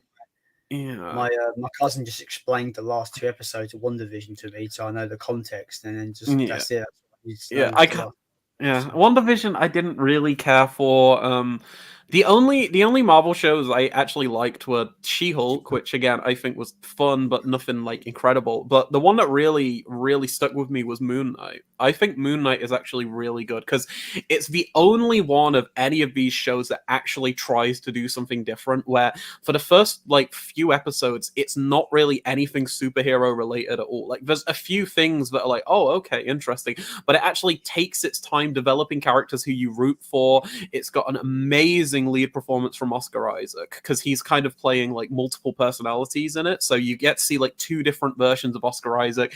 Ethan Hawke's in it and he plays a pretty fun villain. It's like genuinely a really good thing. And I don't know, you might have seen this, but did you ever see any films from Justin Benson and Aaron Moorhead? They made the film The Endless, like that sci-fi film. Did you ever see The Endless? Arrow released it. I've not seen the film, but I've seen like the release before. Yeah, The Endless. They're these guys. They make like low budget indie horror. Like probably like some of their films probably make I don't know. They make them for like 10 grand or something. But they make really great sci-fi stuff. And they directed 2 episodes from Moon Knight, which are actually the best 2 episodes in the entire show. And episode 4 of Moon Knight kind of delves into like a weird like mix between like Indiana Jones type like tomb raiding and horror sequences that evoke The Descent in a Marvel show. It's pretty wild. The Descent. My ears prick up when you say The Descent, because that might be my favorite horror ever. Neil Marshall's so great. Again, it's not as nowhere near as like it's not like super horror-y, but there's like elements that it's clearly like they're inspired by that, and I think it feels standalone enough that you can watch it. Because I watched it with Sadie. Sadie does not care for Marvel stuff. She's not into like the ongoing like Infinity War stuff or anything like the Infinity Saga. So Sadie watched it knowing like, oh yeah, I know who Iron Man is and all that stuff, and it's not one of those shows which focuses on like here's the Hulk and here's this and here's that. It's completely standalone, like the first Guardians or something. So you can watch it not caring about Marvel and still enjoy it, because there's nothing that makes you need to go watch the other shows or the other films, and that's what I love about it. I wish the other Marvel stuff were a bit more self-contained. But yeah, Moon Knight rocks. I'd recommend it. I find myself finding it kind of difficult to commit to TV shows these days. But me and Soph did start watching The Boys recently. The Boys is fun. I like The Boys. Really, we watched season 1. We enjoyed season 1. I think we're about 2 episodes into season 2. Not sure how I feel about where the story's going in season 2. It kind of it's almost hit a speed bump for me. Okay. Story-wise. Yeah. I think season 1 leaves you with a massive fucking big kind of cliffhanger, kind of holy fuck moment. Oh yeah. So I feel like season 2 hasn't really capitalized on that yet. So yeah, it gets better. It gets better. I think season 2 is kind of like, it starts off fine and kind of progresses and like ends up getting better. And then season 3, I didn't watch the last like episode or 2 of season 3. I really need to, but what I've seen of season 3 is really, really good. I think season 3 is like the most interesting the show's ever got. But I'm not like huge on the show or anything, but I think it's a good show. I think it's like a really good show. What's his name? Anthony Starr or whatever. The guy who plays Homelander. My God, he's great. He is fantastic. Do you know, fun fact, do you know he's what do they call it? He's under house arrest. He was arrested. What the fuck? Why? So what did he do? I can't remember what he did. I think he assaulted someone, apparently, like maybe assault. Jesus. Because he's from was it New Zealand? I think he's from. Really? I didn't know that. I thought he was American. So I could be wrong. People might correct me in the chat, but I'm sure he was like he's under house arrest, so he's not allowed to leave the house or something. So I think for like a year, like 12-month house arrest, I think. So I don't know what his standing is going to be when it concerns season 4 of The Boys, if there is even going to be a season 4. Oh, they're filming it now, apparently. I don't know what's happening. Also, before I forget, go to the comments, go read the third last comment, and then click the second comment after. Like the latest, the third latest one from Big P, and then read the one from Jesus Christ. And just tell me and Brady are not the same person.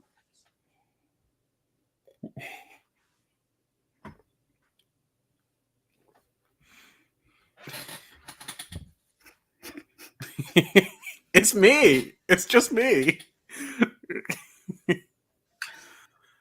That's great. I will answer that question when we get to it. It's a great question. Absolutely. Oh, it is. It's a fantastic question.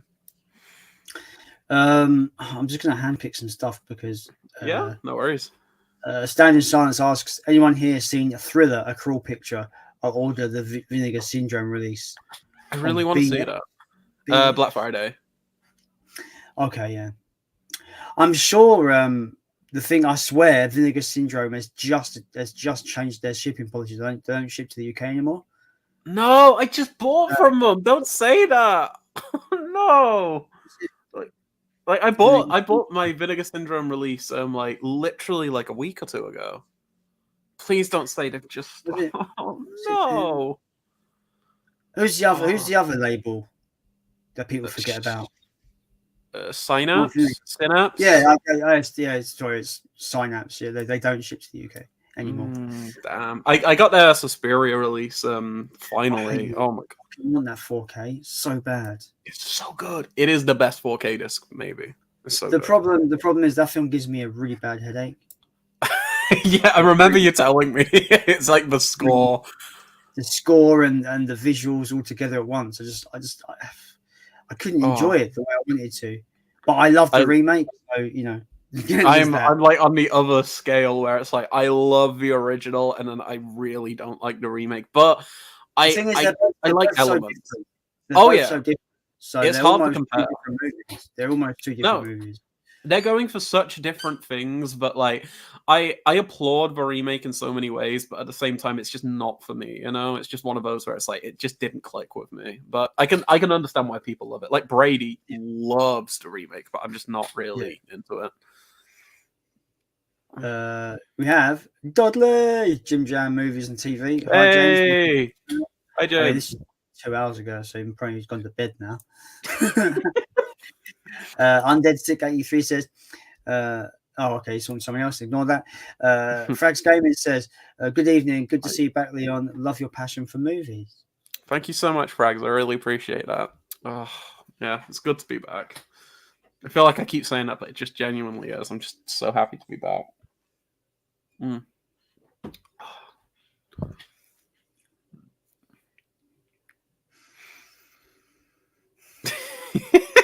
Brady's last comment was just, I forgot how long it takes you guys to get through comments. Just says, next time in HMV, I'll pick up a copy for you, Leon, of Terrifier. Are you sure? Like, if you can, I'll send you the money for that, because I really want that double pack, because I really like the Terrifier films. That'd be great. Thank you, mate. My HMV had 3 copies of it just sitting there. Right. Yeah, it was going for like 70 quid on eBay the other day. Like, I'm gonna double check this actually, just because I don't know if like should I be a dirty double dipper and a scalpy bastard and buy a second copy to sell, or not? Should I not? I mean, you could always do that and then put the money towards something amazing. Yeah. I gotta go see now. I'm just gonna double check because they might have like got more stock in now, but from what I was seeing, it's going for like crazy prices on eBay. From what I heard someone said that there was the HMVs were getting restocks Monday. Okay, so they might restock from what I've heard from people. Okay, so the last 2 sellings sold for 38 quid and 30 quid, which is still like, it's still a profit. Like, it's not like crazy. It's still like 10 to 18 quid over the RRP price. On so what day are we on? We're on the 13th. So on Thursday, a copy sold brand new sealed for £45. So it's still expensive. And that's probably through word of mouth, right? Because that film, that they underestimated how well that would sell. I think it's Signature who are releasing that. Signature Entertainment. Do you know what, right? Yeah, it is Signature. I'm not actually looking forward to checking this transfer out, because Signature, I tell you, I no lie, do the best DVD transfers I've ever fucking seen. Oh, fuck yeah. I picked up what the fuck is it called? It's this film with David Tennant, Bad Samaritan. It's like a film that David Tennant did a couple of years ago, like a pretty decent little like low budget horror film. I watched that DVD and I was like, this looks like a Blu-ray. I think they knock it out of the park with that DVD stuff. I remember picking up 2 really crap films on Signature from a charity shop for like £1, right? One was called Anti-Life with Bruce Willis. Awful shit, but the transfer was I genuinely thought I was watching a Blu-ray. It looked fucking awesome. The transfer was fantastic. And then the other one was one of the worst action films I've ever fucking seen. Is it Jiu-Jitsu with Nick Cage? How did you know? How did you know? I was thinking of shit action films they've released. Like that. That one. So they've got like every like. I'm psychic. I'm sorry. Every 10 years, he comes down to fight one of us. We've got to prepare. It's that film is I can't get over how I predicted that. The action sequences in that movie made me feel physically sick. They don't know how to frame action. They don't know how to track action with the camera. It was fucking awful. I hated that movie so much. But again, Signature, the transfer was really, really nice. I think the only thing I don't like about Signature, and this is just because I'm a weirdo who does this, is they don't put subs on a lot of their releases. I really like watching films with subtitles. Like, I don't know, I'm weird like that, but yeah, they don't put a lot of subtitles on. That's the only issue I have with them. But transfer wise, they're great. Also, I'm having a polo. Peter is mocking me. No, so cute to see Jason concerned about people here spoiling films for so. Peter mocking someone? What? I know, he never does that. Only all the time. Only us. Only to us two. No one else. It's just us two. Literally, because he's a friend on Facebook now. Every post I put up, he just laugh emojis every post I do now. He did that to me. Do you want to know? Do you want to know how Peter discovered me? I was in an Arrow video group on Facebook, and really early on, right before I'd done reviews, before I even got in front of the camera, I posted like unboxings. It'd just be like me unboxing it. I did an unboxing of the limited edition of American Werewolf in London, and Peter reacted on it. And ever since then, I was like, what? Why did he do that? Like, that was the first time Peter ever interacted with me. And ever since then, he's like just commented on all my videos, and it's like half of the time, I don't know if he's serious or not half of the time, but I always love seeing it. Let's be honest, I love top bloke. Oh, he's great. He's great. He always, he makes me laugh a lot. At first, I was so confused because I thought he was just trolling, but he genuinely is like funny. He's a funny guy. The amount of times he's come on my streams, he just comes on and he's like, "Where's Leon?" I'm just like, I'm not his babysitter. I don't know where he is. It's great. Peter's hilarious. Out of everybody on YouTube, I think Peter's missed you the most. Probably. He's always asking me, "Where's Leon?" I don't know. He's probably at home sleeping, or at work or something. Like I was saying, when I was making the return video, I was like, I know a few people will comment, and that's not me being egotistical saying, "Oh, people have missed me." I just knew Peter was going to comment. That's what I meant to say. I knew I was going to get a comment from Peter. I didn't know if anyone else would, but hands down, I was like, I'm going to see the notification, stand in silence, commented on your video. And I did. So thank you, Peter. Josh says, I quite liked the new Hellraiser. I thought the dark tone and nature of the film really helped immerse you in the world. Yeah, I agree, but nothing happens. Nothing happens. I still need to see it. I can't comment yet. Well, Josh, I'm glad you liked it, but yeah, nothing happens. Yeah. I can't express how bored I was. Me and Sophie were like, how long we got left? And it was just like a 2-hour movie, an hour in, and nothing's happened. Like, what is going on? I'll see it eventually. This is like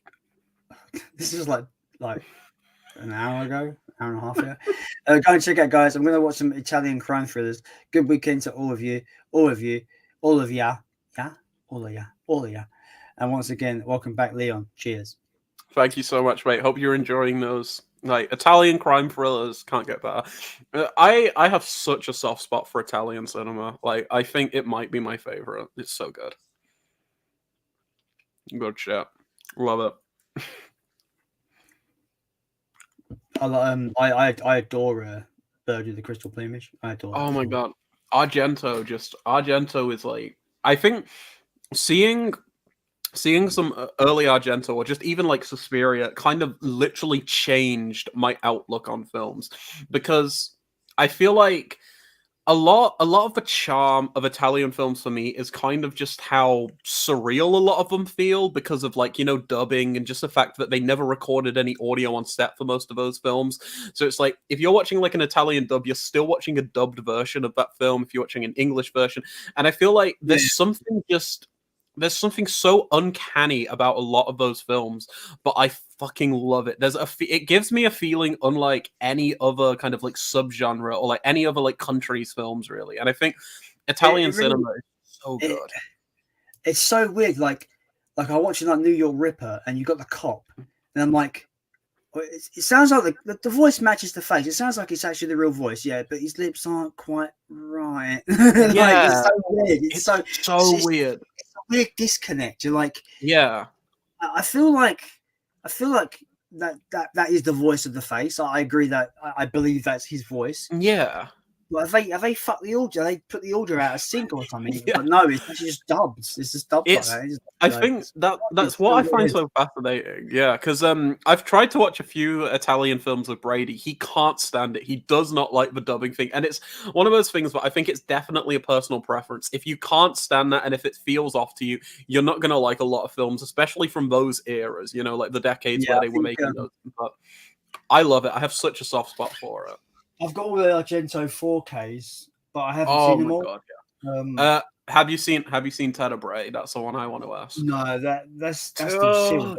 I haven't opened it yet. Which one do you have? Do you have the thingy one of a store one? Because I got the store version.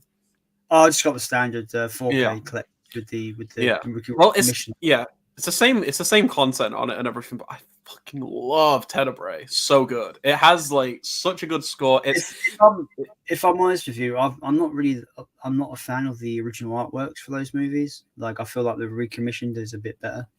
Right. Personally. You don't like I know Tenebrae is a bit pretty much the same thing.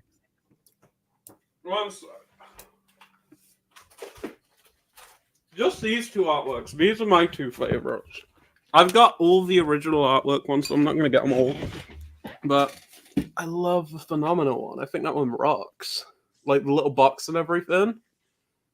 I really love that. But the Tenebrae one is amazing, just because it's a theatrical poster art. Yeah. I love that. The new art is pretty much the same thing.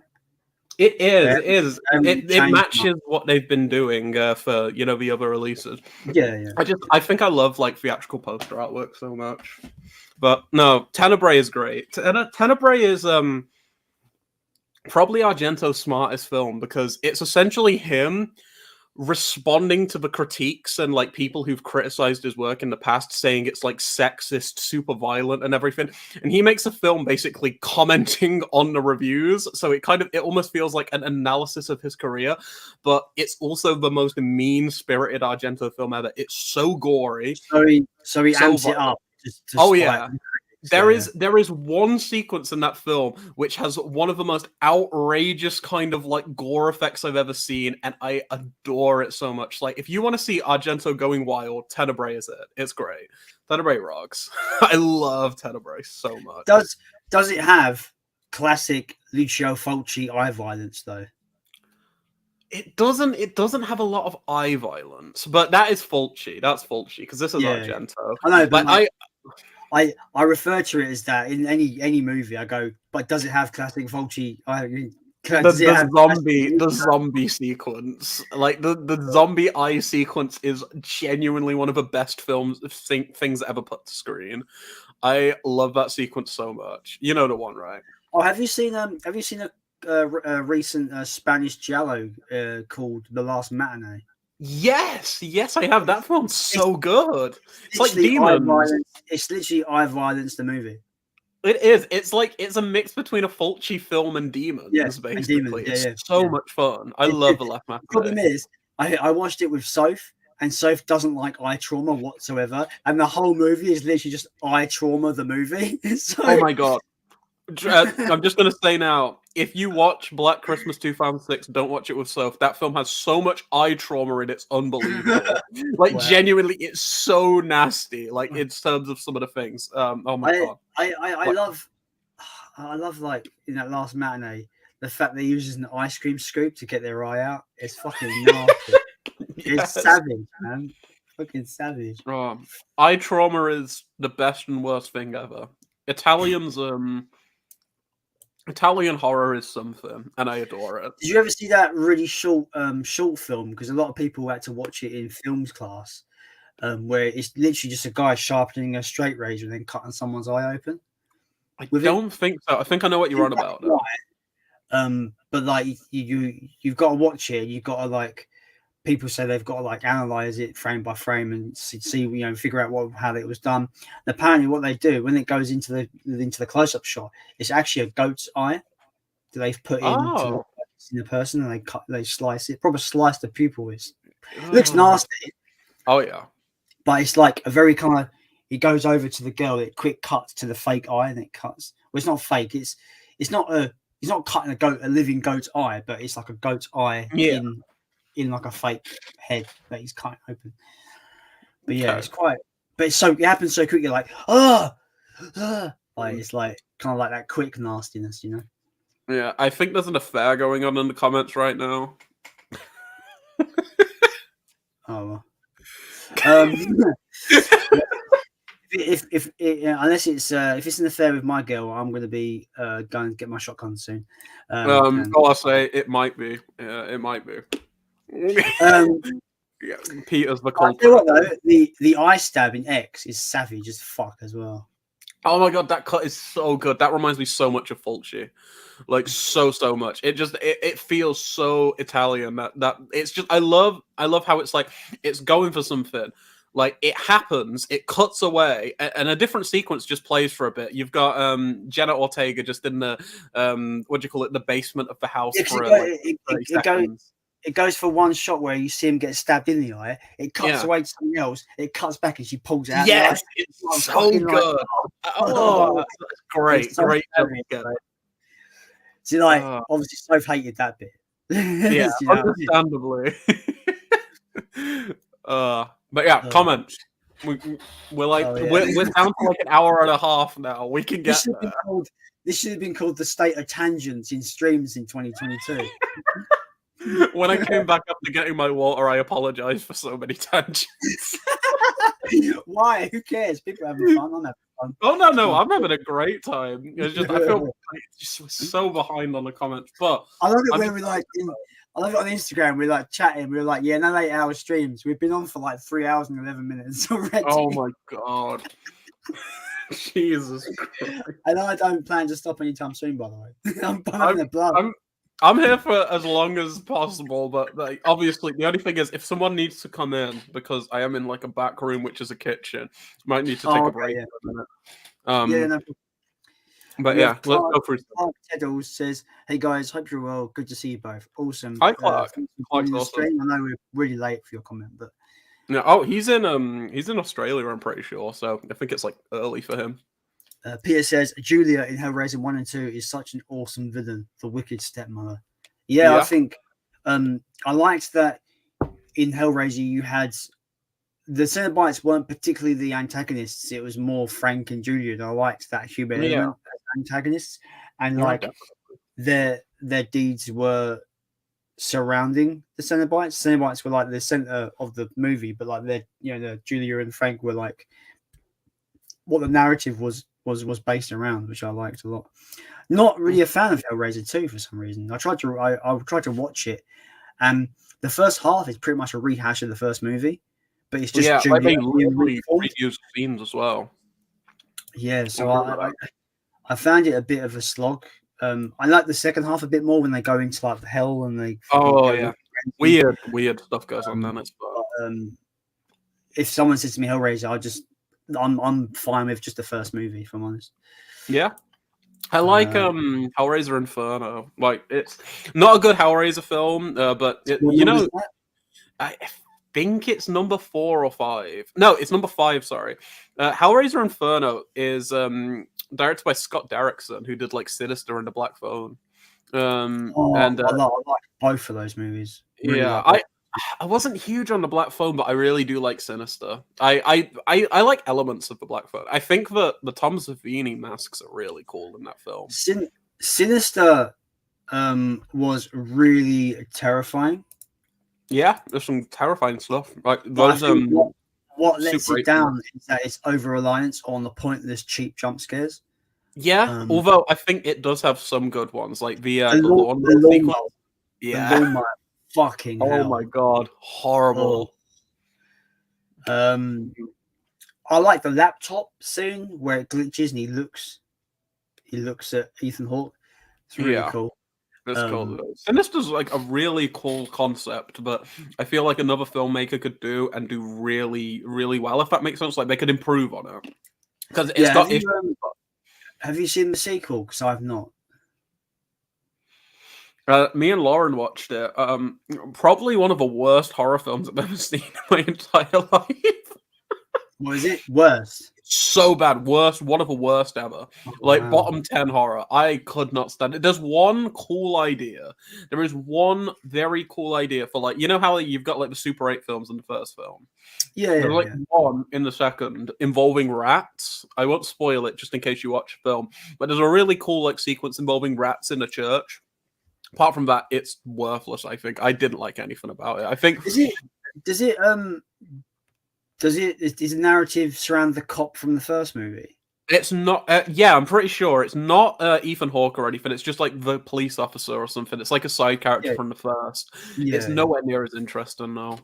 But it's really like if you want it, I've got it on Blu-ray. I'm not gonna watch it anytime soon. If you ever want to check it out, like if you want that, I'll send that over because you might like it. Like I've always been curious. Like it's like again, because I don't like it, you might still like it. You know, like we were talking about before, opinions and everything. Yeah. So I'll send that over sometime.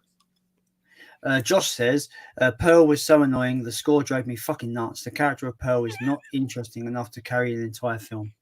I completely agree. But I'm interested to hear what you think, Jason, when you check it out, because you might like it.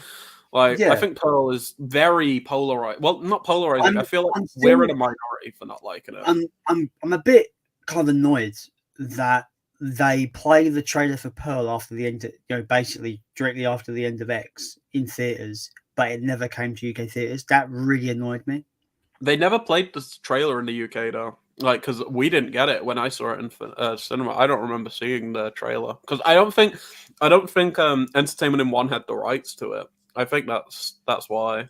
No, because me and Soph left. We didn't wait for the credits to finish, and then we noticed that there was a trailer at the end. But maybe we're thinking of the American release. Yeah, the American release was the only one with the trailer because I waited till the end because I'd heard about the trailer and it wasn't there. So yeah, Pearl is so disappointing. I'm a bit baffled because X works as a perfectly one and done, right? Perfect one and done. You know, it's a part of a trilogy, right? You know, Maxine coming out, I'm excited for Maxine. I think that could be fun. Where can they go with that? Because it's going to be a sequel to X, right? I'm assuming. Yeah, that one's taking place in the 80s when like Maxine becomes a star or something. I don't know where they're going to go with it, but yeah, it's like Maxine trying to become a star in the 80s. So it's like a few years after, I think. But because it makes it interesting, because like Pearl is set in like the 30s or something. It's like the 20s or the 30s.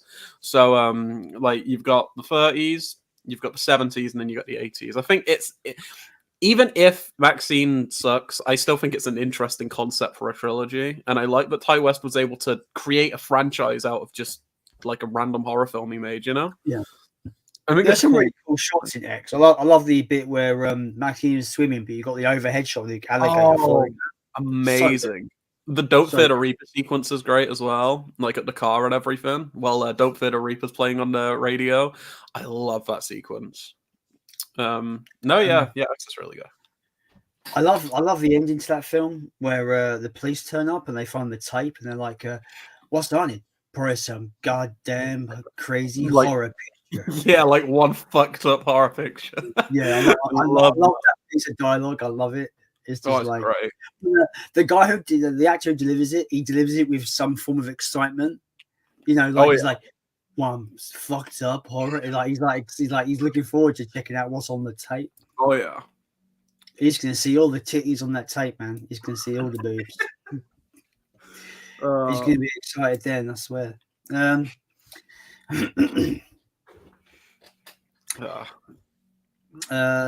Popcorn in the Horror Ash says 100% with you, Leon, on Pearl and X. Oh, nice. Yeah, I'm glad that I'm not in the minority there, because I know so many people love Pearl, but I think X is far better.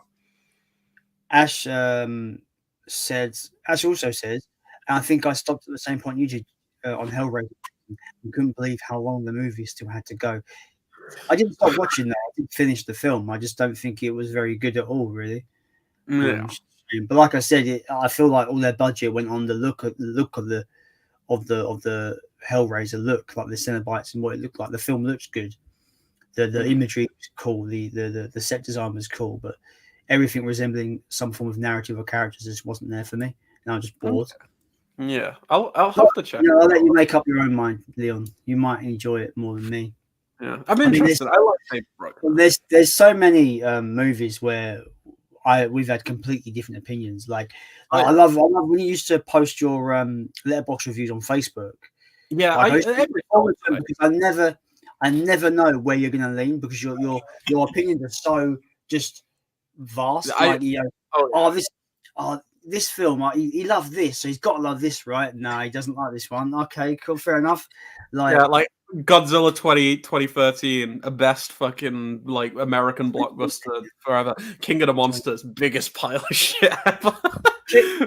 King of the Monsters, man, like that film had so much potential, but it was fucking bogged down by like all this fucking bullshit family drama. Oh, it's so bad. I don't care about Millie Bobby Brown and her little mother and her dad and the little fucking laptop thing they've got to control it. I don't care. Just give me Godzilla versus King Ghidorah and we can have a good old fucking fashion monster blockbuster fight. Give me that. Damn it. It wastes Mothra. It kills off Mothra. Spoiler alert. And that it actually upsets me. It's so annoying. King of the Monsters sucks. But at least Godzilla versus Kong is fun. At least we're getting a brand new Toho Japanese Godzilla movie next year. I heard about that. I'm so excited.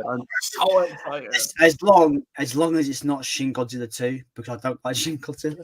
I remember you telling me about it. I like it. I don't think it's perfect, but it's good. It's good. Shin Godzilla is good. I understand that it's like the film is kind of like a social commentary on the 2011 tsunami disaster and how it basically is a commentary on how bad the government dealt with that, and that's why it's slow, plodding, boardroom meetings for most of the movie. The Godzilla moments are really cool. I don't like the ending though, where you see its tail split into like humanoid Godzillas. I understand that throughout the movie he's evolving, and what best way to defeat us? If you can't defeat us as your ultimate Godzilla form, why don't you just sprout into humanoid? To beat us, you've got to beat us, I suppose, right? That's the way I see that ending. But I don't like it because you're no longer Godzilla if you're going to like a humanoid skeleton with dorsal fins. It's no longer Godzilla to me. So I'm just like, I don't think I like that ending very much. Yeah, no, I get it. But I do have to say, have you ever seen the teaser poster for Shin Godzilla? Teaser poster? Oh my god! I'm gonna send you a link. Can you put stuff up on screen, like images and stuff? No, it's okay. Well, I'm gonna send it to you anyway. I have to like upload it onto StreamYard, but that won't take long. So I could show the chat. Yeah. Please, 1 minute. I'm gonna find it now. It might be one of my favorite teaser posters I've ever seen in the world. Like, right, okay. I'm sending you a link. Where should I'll send it in the chat on StreamYard, the private chat. Please, just look at this. I think you might love it. I think it's like one of the. I put it in the private chat in StreamYard. If you can see it, look at this. It is like incredible. Oh, that's fucking cool. That is so amazing. I need to get even though that's not the movie. That poster. Let me see if I can get it in the chat correctly. Yeah, I love that poster so much. I only found out about that a month or so ago, and I was like, that is like genuinely so good. That tagline rocks. Let me do this. I see it in the corner. It's made it really small. Right, let me try something else. Okay. I might have uploaded it as an overlay because it's not coming up full size. Okay. Yeah, if you need to take us off screen for it. Oh, there we go. This is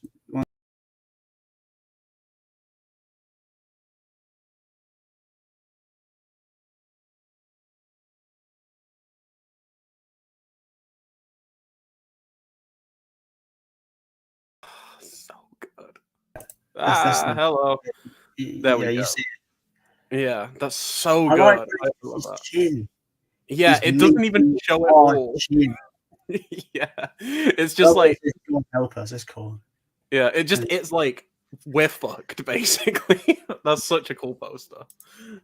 We keep going on tangents, but I don't even care. I'm having fun. Yeah, who gives a shit? We're here to just chat, and it's nice to just have just a chat, man. Like I ain't spoke to you in what feels like a year. Yeah, like, no, really... I'm having such a good time, man. Yeah, but yeah, I hope everyone who's still watching is having a good time as well.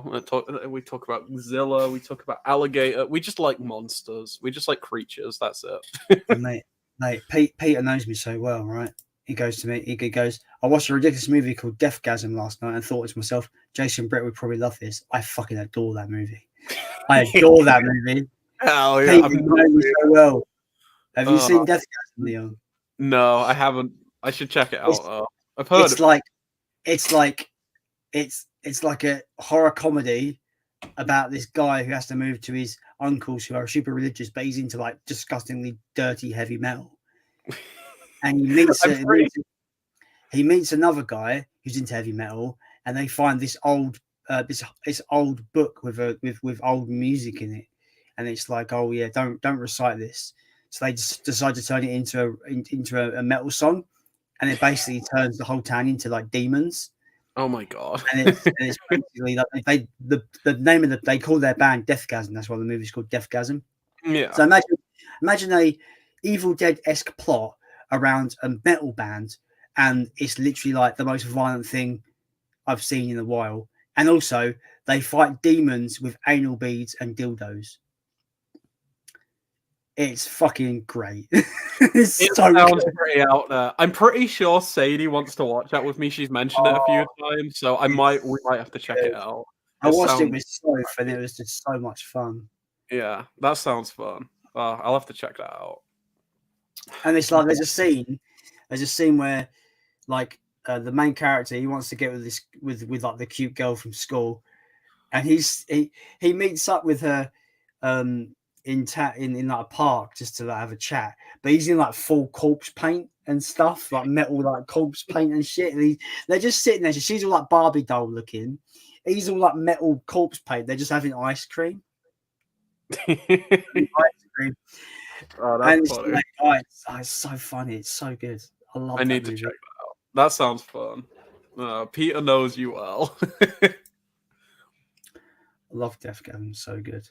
Josh says Terrifier 2 isn't bad at all. I didn't love it, but I liked it. That's fair, man. Yeah. I know Josh is huge into horror as well, so knowing he liked it as well is still pretty cool. Right, Sophie's giving us our segue. You have not mentioned Smile yet. Let's do it. So, Smile. For me, this film, I said in my little review, this film combines elements from The Ring and It Follows, and kind of just like makes it just really fucking creepy. Like this film was fucking creepy. I really like this movie. I think it's up there with Barbarian as one of the best of the year. I think Smile's so good. I think Smile is also really fun as well. Like I think it's a film that is creepy and it's got like its like fair share of scares. God, that was hard to say. But there's that one scare where she's listening to the audio and she's keep repeating it and repeating. Oh it, repeating yeah, it. It's like it's so horrible. Good. I think there's oh, sorry, go on. The bit that creeped me out the most is where it's like she sees the guy smiling in the room and she's like, "You okay?"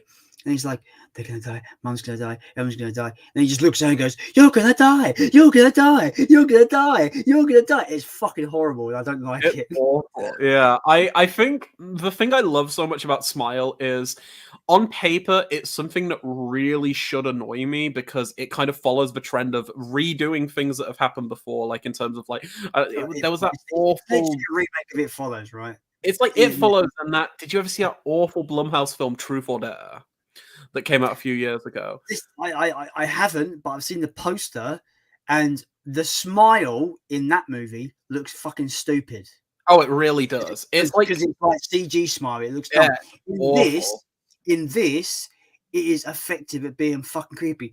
When that fucking psychiatrist reveals that she's not a psychiatrist, and she's like, "It's almost time." I'm like, no, nope, no, horrible. horrible. I think it's a film that on paper it shouldn't work, but it's got such a good like director behind it. The guy who made it, Parker Finn, he's never done anything else, but he knows how to craft a horror film. He knows how to make something that looks good, sounds good. Also, can we just talk about the score? The score is so eerie and just like electronic and weird. Oh, love the score.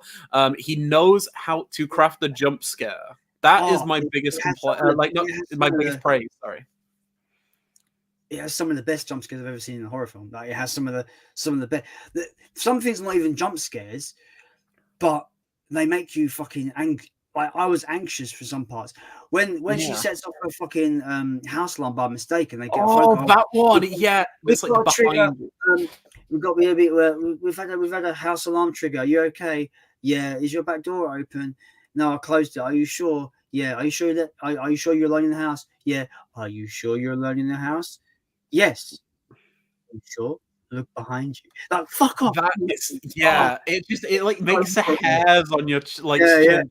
Oh, horrible! But that's the thing. Parker Finn knows how to like execute a jump scare so well, and it's weird because we went through a period in time, especially the 2010s in particular, where jump scare horror was looked down upon, and rightly so, because most of the time jump scares can just be cheap, ineffective ways to make someone jolt. But if somebody knows how to craft the jump scare like Parker Finn does, it can be so exhilarating, even if there's no reveal, even if there's nothing behind her. It's just like sometimes there won't be a jump scare, and then sometimes it'll just come out of nowhere. I remember, spoilers by the way, I know we've already kind of spoiled some things, but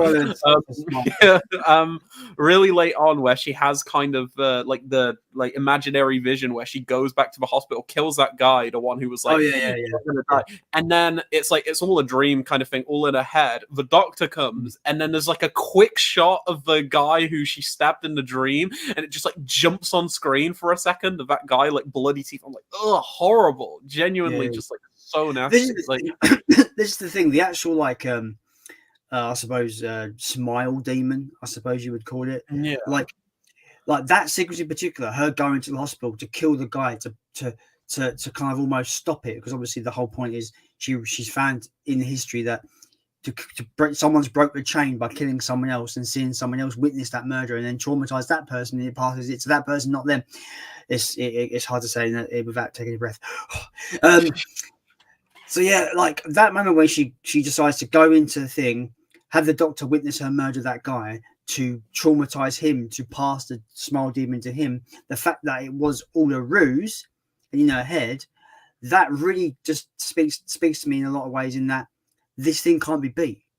If it can twist reality of what you're doing and what you think you're doing, you can't beat it.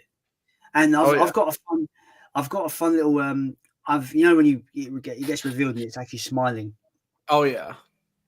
I feel like it's smiling because it's fucking enjoying what it's doing to you mentally. Like it's enjoying breaking you down to until you're easy to take over, I suppose, because it takes you over, doesn't it? Then, absolutely. That was ridiculous.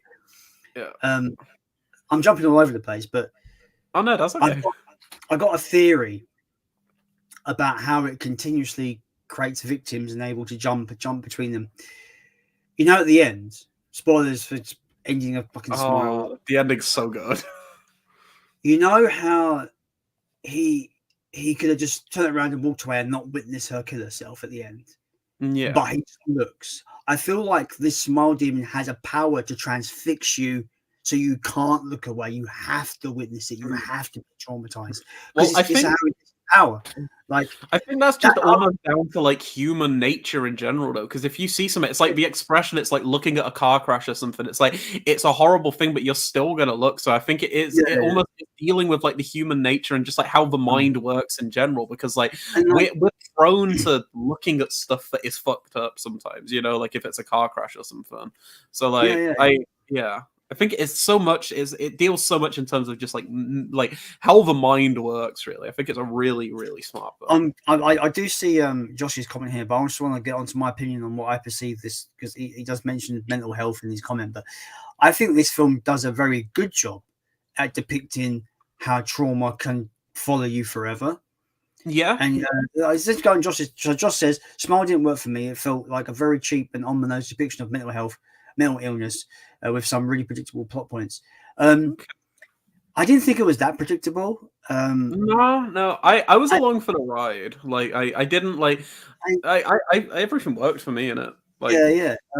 I will agree that it was kind of on the nose about mental health, but I feel like the film still had room to be deep about it. There was a lot of depth there. There's a lot. I still feel there's a lot of layers to that movie.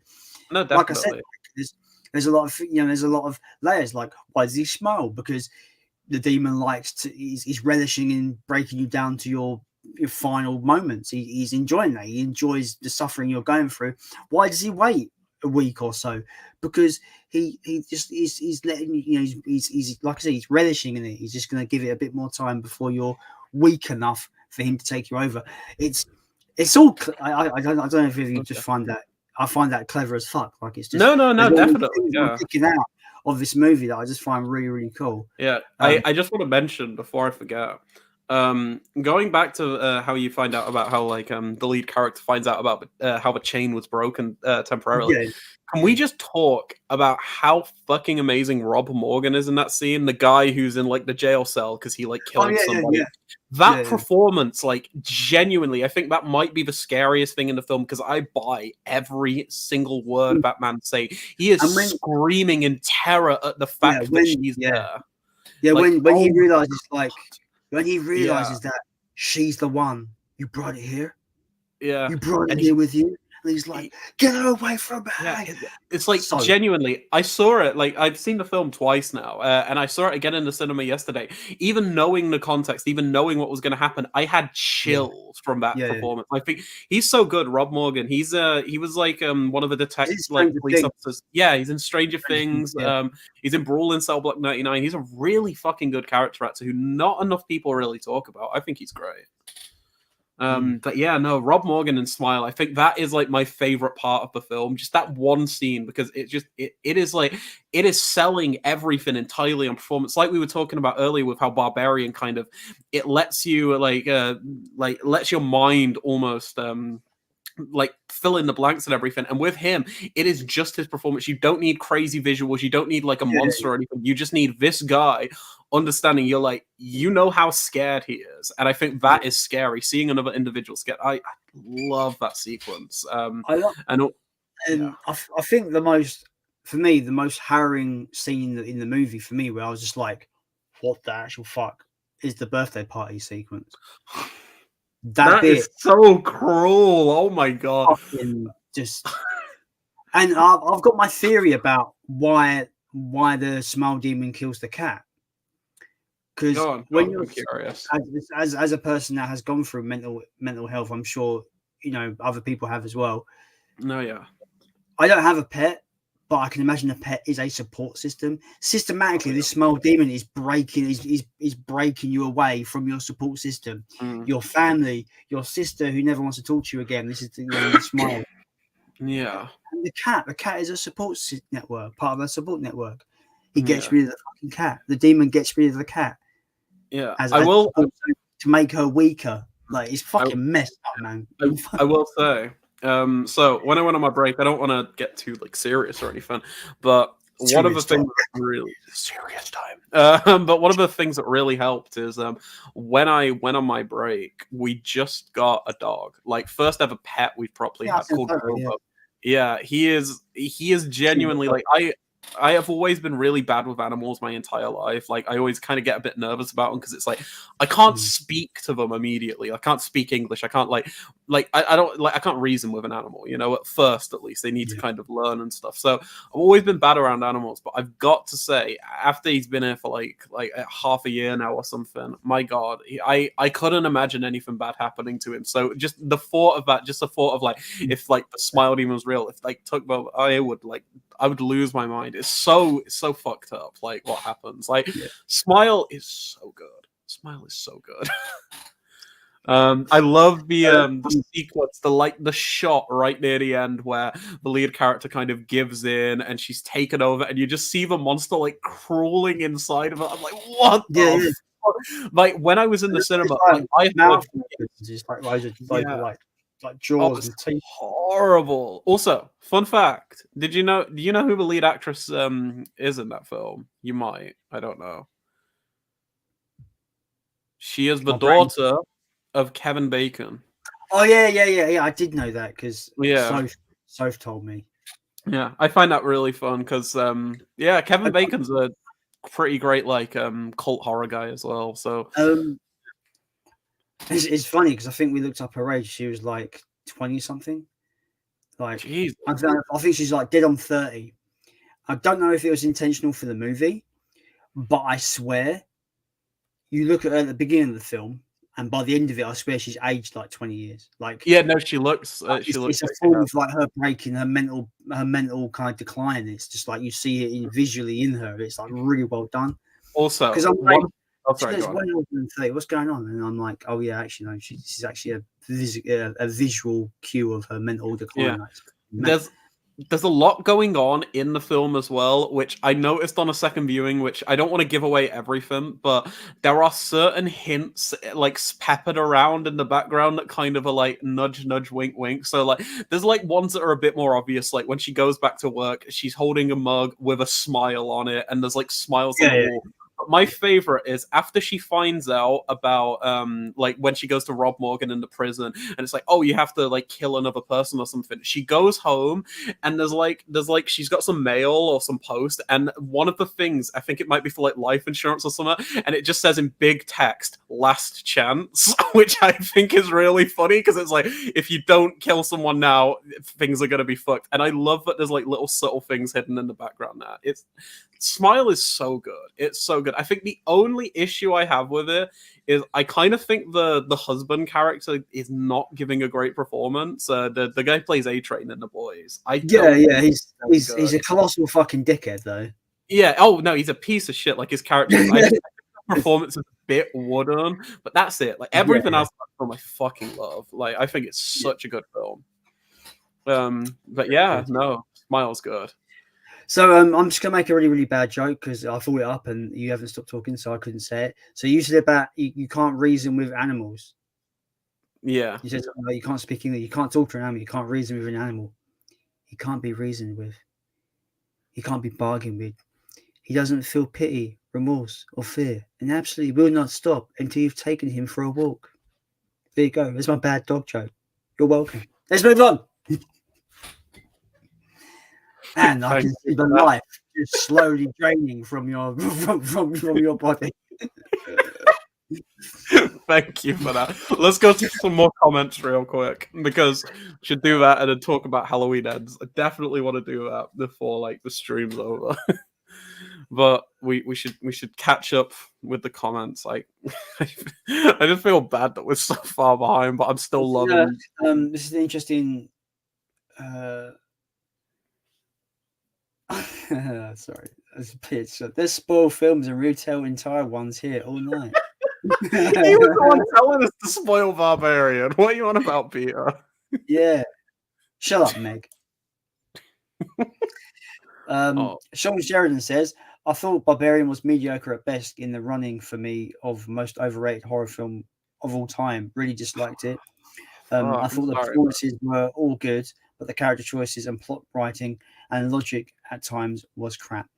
I think some of the character choices are there somewhat for comedic effect, like the fact that Justin Long's character finds the room with the camera and he just doesn't care. He's just like measuring all the fucking square meters, like how much can he get more for his house? Like, I think another thing, another thing as well is like humans, we're flawed beings. We're gonna fuck up and make mistakes sometimes, you know. And I think like a lot of people kind of criticize horror films, are like, if I was in that situation, I wouldn't do that or something. But I feel like in horror situations, your adrenaline is so high, you're not thinking straight most of the time, you know. Yeah, and I feel like critical thing goes out the window, really. But even then, it's like with a Tess, it's like she sees the basement, she's like, nope. So it's like there are character moments where I think they are kind of smart, but I think it's dependent on the character because some characters are meant to be a bit silly. Yeah, it's like the scene in the pit where Tess is like, "You've got to drink from the bottle.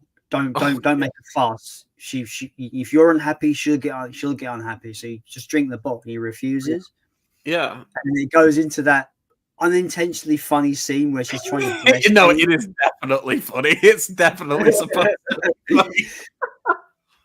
Because they foreshadow it, didn't they? That you go into that room, there's that TV like showing how to breastfeed. It foreshadows it.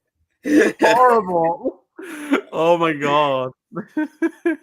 But yeah, no, Barbarian's good, but I think the main takeaway is the characters are supposed to be flawed. I think some of the character choices are supposed to be a bit like shitty, but especially with like Justin Long's character, because he is supposed to just be like that character you hate, and I think he succeeds at that. But I can get not liking it. Like it's not every film isn't going to be for everyone. Yeah. So I'm sorry, Sean, you didn't enjoy it like we did. Yeah, that is a shame. Yeah, but at least you gave it a go. Yeah. At least you gave it a go. And like I said earlier on in the stream, you know, some people are gonna like stuff, some people aren't. It's just one of those things. Yeah. We're not gonna get fucking ants in our pants about it, so it's fine. No. As long as you're just like honest about your thoughts, that's all we can do. We can't ask you to like lie and say you liked something if you didn't. You know, it's like I really hope people get my ants in the pants reference, because it's like one of my favorite things to reference. You know what I'm referencing? So there's an episode of South Park. It's the episode of South Park where it's Cartman's birthday, and he wants to get all the Mega Mans to form the Ultra Mega Super Mega Man. And he's got Carl's present. It's the last one, so he needs the yellow Mega Man to have the set. And Carl gives him a board game called Ants in the Pants. He's like, Ants in the Pants, Ants in the Pants. He's like losing his mind. So that's where that comes from. I love that. I'm not gonna get we're not gonna go Ants in the Pants over it for you. You know what I mean? No, yeah. Or it could be like, what film was me and Soph watching? And they go, what the fuck? I can't forget what I forgot. Oh yeah. Some kid just goes, don't have to be so unhinged about it. I love that term as well. Yeah. Someone's like losing their minds, like, God, you don't have to be so on. Was it it? Was it from It? Oh fuck, what movie? I can't remember, but yeah, that's a little kind of bit of dialogue that we thought was funny. Like, don't have to be so unhinged about it. God. I love that. Yeah, no, just like opinions are opinions. Yeah. As long as people enjoy what they enjoy and not enjoy what they dislike what they dislike, that's all you can. To quote one of my favorite YouTubers, Cody Leach, opinions are like assholes. Doesn't mean you have to be. I like that. I like that a lot. That's how he ends his every video. He asks what he says at the end of every video. Remember, opinions are like assholes. Doesn't mean you have to be. I like that a lot. No, yeah, definitely. I forgot about this. So Soph says, if you have time, will you show off my lovely Paranormal Activity set I got for a bargain? Yes, I will. Is that the Rare Waves deal that Paul posted? Yeah, 22 quid we got this. Oh, God. I really wish I picked that up. The UK release did get a bit of a... We get less than the US What's release. different? Does it have the documentary? Yeah, documentary, but there's no sticker and there's no reversible artworks. But still, £22. It's a bit of a bastard. But the thing is, though, this took ages to get to us. Soph complained about it taking ages, and apparently they're sending us another copy. Oh, can I buy it off you, please? I'll do you. We haven't got it yet, so we might not even get it. But if we do, you can be the first in line, my friend. Thank you. I'll give you Swallow the film. That sounds really weird to say. Anyway, no. Move. But yeah, no. We'll sort something out there, because hell yeah. Yeah, because I'm fascinated. I want to see that documentary, and I Next of Kin is a really, really weird film, but I find it fascinating. I've not seen any of these after 2. I've only seen 1 and 2. I've not seen any others. Yeah, I want to pick up the Second Sight for the first film, because that looks like a really nice set. Oh, I fucking love Second Sight. Did you pick up their Dog Soldiers release? Yeah, and it's fucking great. 4K is unbelievable. Amazing. Yeah. No, Second Sight are fucking killing it. They're so good. I swear that Second Sight Dog Soldier was announced like 2 years ago, and I've been fucking waiting for it to go up pre-order. I'm like, you announced this fucking years ago. Where's the pre-order button? Well, it's because when it first was announced, they were just going to do something. It was just going to be a Blu-ray release, I'm pretty sure. But then there was some issues because the negative they had, like the camera negative they were working with, was like fucked up because it was never kept in the best condition. But they were lucky enough to find a better print, so they delayed it by like a year so they could work hard on it. And I'm glad they did because the end result, my god, amazing. Yeah, no, Second Sight are fucking incredible. I think probably like they're the best label in terms of like, I don't know, in terms of like quality control and everything. I don't think I've ever seen a Second Sight issue. I think like in terms of like my favorite for like what they're putting out, I think 88 Films right now are killing it. Oh my god, 88 Films are knocking it out of the park. I saw in one of the pickup videos you did that I watched, you picked up their 4K of Drive, like the Hong Kong film. That's so good, that film. It's weird because like I haven't actually watched the 4K yet, but I'm like, I think 88 Films are doing great. I have to get their first 4K release. It was just an automatic thing. But I've got this weird kind of nostalgia for that movie from like when I was like 13, 14 years old. Yeah, I'd never seen it. Yeah, I'd never seen it before, but oh my god, it's so good. It's really fun. It's weird because the actor he was in the live action Crying Freeman movie, and I've always kind of seen him as like the pound shop Jet Li almost. Like I see like, that. The value Jet Li. He's in I can't remember where because I was looking on his letterbox and he's in John Wick 3, which really surprised me. I assume it was like one of the like things, but I don't know, he's really good in it. I think the thing about Drive which I really like is it's Rush Hour before Rush Hour. Like it's Rush Hour, but if Rush Hour was a really fucking great action film, because Rush Hour is good. Don't get me wrong. I'm not like dogging on Rush Hour. Really like Rush Hour. Yeah, I don't think the action's like the centerpiece of it. It's more the comedy, you know. Yeah, but like Drive is like getting the mix of both of us. Also, Drive has Brittany Murphy in, and it makes me so sad what happened to Brittany Murphy. Like she passed away. Can we take a moment, please? Can we take a moment? Kevin fucking Conroy, man. Kevin Conroy. No, don't remind me. Oh, fuck. That genuinely heartbreaking. Oh my god. Yeah. Dude, he was one of the best, if not the best Batman. Man. The Batman animated series, voice of my childhood. Yeah. Game. Oh shit. Oh, he's so good in the Arkham games, man. Fuck. Oh, it's horrible. At least the way I see it with all this stuff, at least we were blessed with the stuff that he made, you know? It's like his time on Earth is not going to be forgotten. And he made an impact, and like you can't ask for more from a person, you know. He's regarded. He's obviously been immortalized now as Batman. He's regarded as the true Batman. Yeah. And I think he is because, in my opinion, the 90s animated series is one of the greatest depictions of Batman in any form of media, in my opinion. I've not watched a ton of it. I have the Blu-ray box set. I've seen a couple of episodes, but I fucking love Mask of the Phantasm. I think Mask of the Phantasm is probably the best Batman film. It's really good. Do you know what's fun though? I watched a video on the history of the film, and it goes from the history of the production of the film, but also like the merchandising. And apparently, the toy line had an unmasked Phantasm before the film came out. Oh my god! So it kind of like just ruined the reveal completely in the toy line. Incredible. Who signed that off? Fucking hell. That happens all the time. I remember with Godzilla vs Kong, before that came out, there was like so many, spoiler alert for Godzilla vs Kong, but like there were like toys with Mecha Godzilla and stuff, and it, like before the film came out, and it was like, why ruin the reveal? Just let people see the film. Yeah, I think I saw some of the toys. I'm like, wait, Kong's got an axe? What's going on there?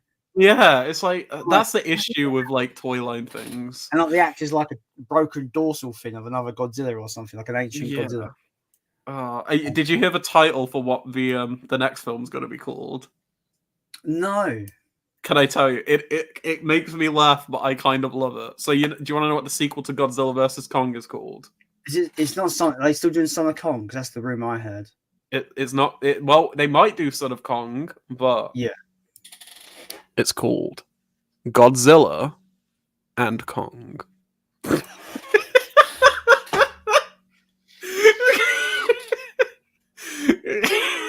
Do you know what the plot? Do you know what the plot for it is? It kind of sounds great.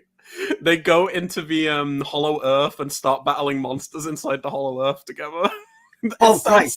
No, wait. If there's no fucking humans, I'm fucking on board, mate. Oh yeah. Well, I do know there's one human, but the actor who's appearing makes me happy. So it's Dan Stevens. Did you ever see The Guest? Yes. The guy who plays the guest, he's in it. Yeah, because it's Adam Wingard. Because the guy who made Godzilla vs Kong, Adam Wingard, he directed The Guest. Oh, yeah, and really he did You're Next as well.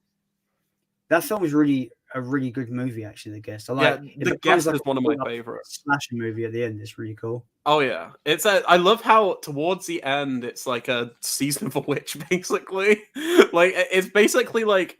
The way I heard someone describe it like a few weeks ago, and I have not been able to quit thinking about this. I heard someone describe The Guest as what the Halloween franchise would be if Season of a Witch was successful. If if you had like an anthology thing and every time it was like a spooky, like October themed like slasher, The Guest would be Halloween 4 if Season of a Witch was successful. And I think that is like the perfect way to describe it. Let's move on to Halloween Ends, as we haven't spoken about that yet. Definitely. The title card should have cued people in that this wasn't going to be what they expect. Oh yeah, because it was a straight nod to Halloween. As soon as I saw the blue text, I was like, okay, I know what we're in for. We're in for something different. And it's like I had a few things spoiled for me beforehand, which I think in a weird way kind of made it. Oh, spoiler alert, by the way, because it is still spoiler alert. Halloween Ends. Yeah. I think. I knew a few things. I knew about Corey Cunningham. I knew that it wasn't entirely focused on Michael as a character. And I think knowing that going in, I didn't mind so much because I knew I wasn't expecting like a Michael Myers showdown. But I think if you go into that film in the expectation it's going to be 2 hours of Laurie Strode and Michael Myers fighting, which I think, if I'm being completely honest, wouldn't have made a very good film. I don't want to see like 2 hours of a fight. Like I think the way David Gordon Green took that final film is just something that's like really, really ballsy, like incredibly ballsy for any filmmaker taking a big franchise. And like you said, having that Season of the Witch font, it sets the tone for what you're in for. You're not in for Halloween 2. It's one of those things where if you know, you know. You know what I mean? Oh yeah. Like, the hardcore fans of the franchise would have recognized that and thought, right, maybe this is their own Season of the Witch, like their own kind of version. I will, before I go into my opinions properly and into obvious spoilers, I will say I'm in this weird dichotomy where I can completely understand all the fucking complaints. I get it. I understand. Should this have been the end of a trilogy? Maybe not. Maybe they could have like made it tie into the previous movies better. However, do I like it more than the other two movies? Yeah. No, I'm in the same boat. The best way to describe this movie is there's a point in this movie when they throw him over the bridge and he kills the homeless guy. Spoilers, but yeah. There's that point in that movie where Michael grabs him and looks him in the eye and then he goes and kills the homeless person. Yeah. From that point, you're either on board for this wild, insane fucking direction it goes in, or you're one of those people that go and fuck this movie. It's either or. There's no middle ground. It's either I'm fucking up for this or this movie. I was up for this. Like absolutely. Surprise of the year. I wasn't expecting much from this. I didn't like Kills. I thought Kills. I hate Kills. Kills fucking sucks. I want to say before we talk about Ends, just because I think it's kind of related. What's your opinion on Season of the Witch? Do you love it or hate it, or are you in the middle? I'm in the middle. I gave it a rewatch. I watched it for the first time this year, earlier on in the year, and then for Halloween, me and Soph. It was Soph's first time watching, and it was a rewatch. Soph didn't like it at all. She thought it was a bit bland and a bit forgettable. I enjoyed it a bit more on a rewatch, but I still don't think it's anything particularly special, in my opinion. I feel like, to me, I said this to Keith, who Euphoria Pictures, who also loves this movie. I said it to Andy as well, because Andy from Forgot What the Movies loves this movie as well. I said, for some reason, I felt like this was a horror diversion of a James Bond movie, because it has all the crazy cues, it has all these beats and mystery cues of a James Bond movie. You even have the antagonist standing there when Tom Atkins is tied up and just explain his whole plan like this, and I'm like, this is fucking James Bond. I think Season of the Witch is insane. For him as well. Say that again, sorry. He gets the girl that's like 20 years younger than him. Oh yeah. So I need to explain, like, my enjoyment of Season of the Witch is like, it's almost on an ironic level in some ways, because Season of the Witch is fucking batshit crazy. Like, I think it completely fails at giving the audience a likable protagonist. And fun fact, me and Sadie actually watched it this Halloween too, and it was her first time watching it, so same person there, kind of.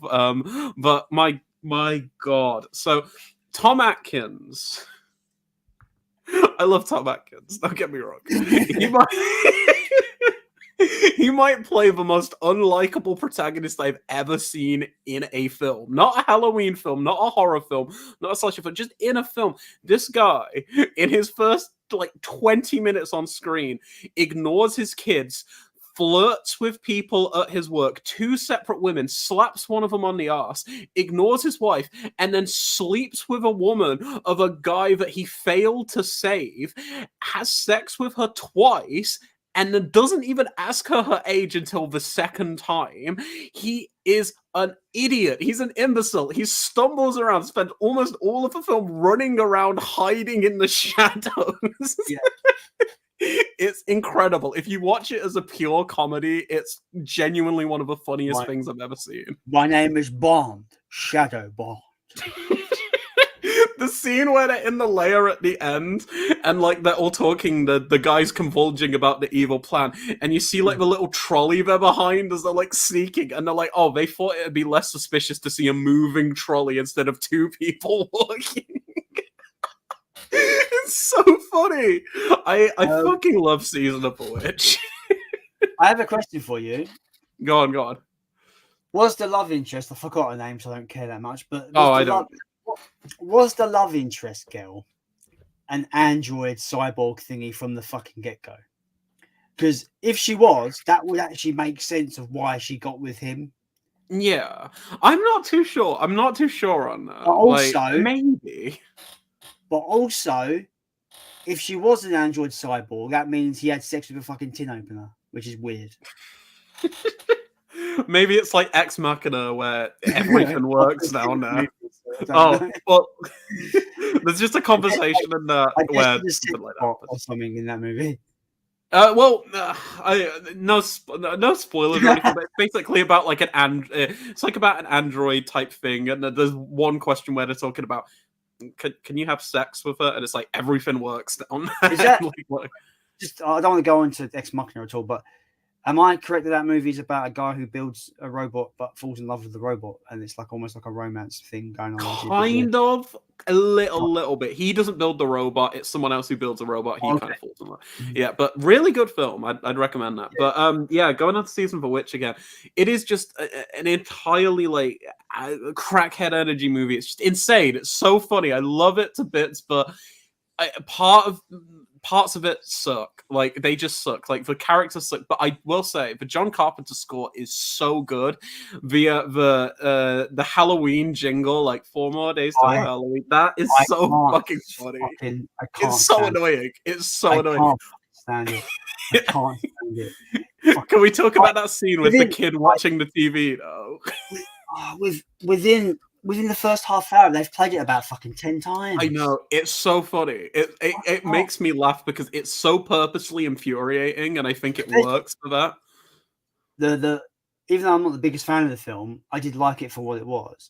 But I feel like the best part of that movie is the ambiguous ending. The ending is so good. Oh, the ending's good. I love the sequence, though. The one where the kids, they're testing out the kid with, the pumpkin head and everything. He's watching the TV, the trial subject and everything. That scene is so nasty. You see, the insects crawling out, then the snake. See his mouth, like broken open and the It's snake coming out of his mouth. horrible. They So never mean. explain why bugs and snakes come out of them. It's weird. Because spooky. Because Yeah, it's a like, fucking stupid film, but it's really fun. Stonehenge, apparently. Oh yeah, Stonehenge. Stonehenge rule thingy. Yeah, no, Halloween's Eve. Yeah, like Halloween Season of Witch is so fun, but it's definitely it like I say this about a lot of films that I kind of feel guilty for enjoying, but it's an acquired taste. I think that's the best way to put it. But okay, let's get back onto M's because I feel like James tangent moment. Literally, no. It's like, do you actually understand my point like that? Like, I get serious James Bond vibes in that movie. I don't know why. I feel like there was a weird thing, a trend in like the 70s and 80s where they would recreate James Bond in genres that make no sense, but sometimes it works. I think the biggest one for me is Enter the Dragon, the Bruce Lee film. That's a fucking James Bond film with Bruce Lee. He's a spy. I love Enter the Dragon, but he's a spy who goes onto an island to infiltrate while some mysterious guy is doing like evil stuff. It's just a James Bond film. It's literally Mortal Kombat. It's Mortal Kombat James Bond. It's great. Enter the Dragon is amazing. Time to be jealous again, my friend. It's time to be jealous again. Oh, is that a laser disc or is that the soundtrack? That's the soundtrack on vinyl. Fuck, the soundtrack's so good. Oh wait. I'm gonna combat this with a jealous. This is like back and forth with like, look what I got. No, yeah, but look what I've got. Oh my god, you've got a lot of stuff, mate. So have I, kids. Okay. How far are we? Oh my god, we're so behind. We're so behind the covers. It's so bad. Oh dear, it's so bad. We're so behind. Okay. I'm just trying to make you jealous now, so I just picked up a couple of cool things. you got the Criterion set, you absolute slag. Do I? No, yeah. Yeah, I saw it. Oh, you're such a. Do you know how expensive that is to get now? I picked it up for like, I think it was like 40 quid or something. Brand new on Amazon. It's like, I swear I've seen it on eBay for like 190 quid. Oh, it's so good. And you do know this contains the original theatrical cut of Enter the Dragon, which has never been released in HD before. So what's the difference between what has been released? So the edition that's been released ever since like DVD, so it was like very early DVDs had the theatrical. It's just 2 sequences, so like there's 2 extra scenes in it, but the theatrical version has never been released until this. Like, I think like the last time the theatrical version got a release was in like the 80s maybe. So, ooh. Do you ever get surprised that some films that get 4Ks where there's other films that we're still dying to get on 4K? Like, I do, like Alligator. Like, I love that it's got a 4K, but it's so weird. What I mean is, like, there's films that I don't understand that I don't really think should have. There's better films that should be on 4K than films that have 4Ks. Like, you got Emoji Movie, that's the obvious easy target. But you got films like fucking Terminator Genesis. We haven't even got the original Terminator on 4K yet. Is he fucking? I think it's just licensing. Playing 4K. We don't even have True Lies on Blu-ray yet, officially, at least, or The Abyss. I love that. That's a James Bond movie right there, True Lies. True Lies is fucking great. I need to see The Abyss still. That's a fucking Bond movie right there. That's a fucking. I don't know if this one's even gonna if you're even gonna be bothered about this one. I just think this is fucking cool, but I've not seen those films, so I can't really. Police Story's great, but yeah. Ooh, I'm gonna stop. I feel bad. That film is like 60 quid at the moment on eBay. Which one? The Fly set, the Fly Blu-ray set, 60 quid. Yeah, no, I really like it. I think, I really like the Fly 2, like the remake, Fly 2. I think that's like. Yeah, I don't think it's that bad. A lot of people crap on it, but I think it's fun. Yeah, I think it's fine. Yeah.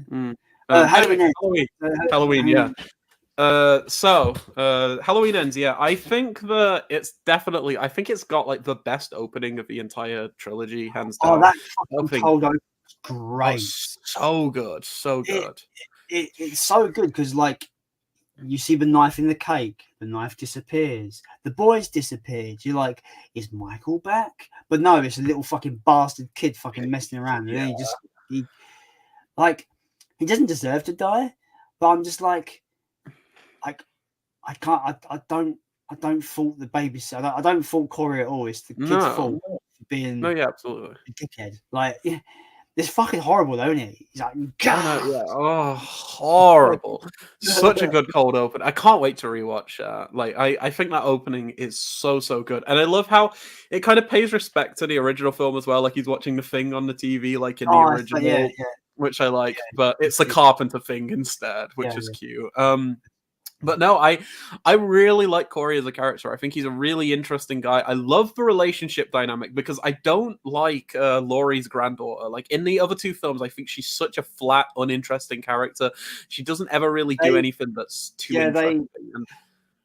They give her some time to shine. Yeah, like I think in my review I said like what I like about this movie the most is that they've actually focused on characterization, which I find very important in movies. Like even Laurie Strode, where they've tried to make her move on, there's levity there. There's actually a character there that I kind of can attach to. There's that bit in the fucking in the kitchen where she's just like, just put your foot down, get your tits out, and go, fuck it. Like she's like, she's still got her attitude there, like the badass attitude when she used to be Sarah Connor in fucking 2018. But I feel like I like where we're seeing her being more of just a normal person for once. Yeah, no, and that's what I like as well. There's so much to unpack. Like I said in my review, there's so much in my initial thoughts on Facebook. There's so much to unpack here because I love.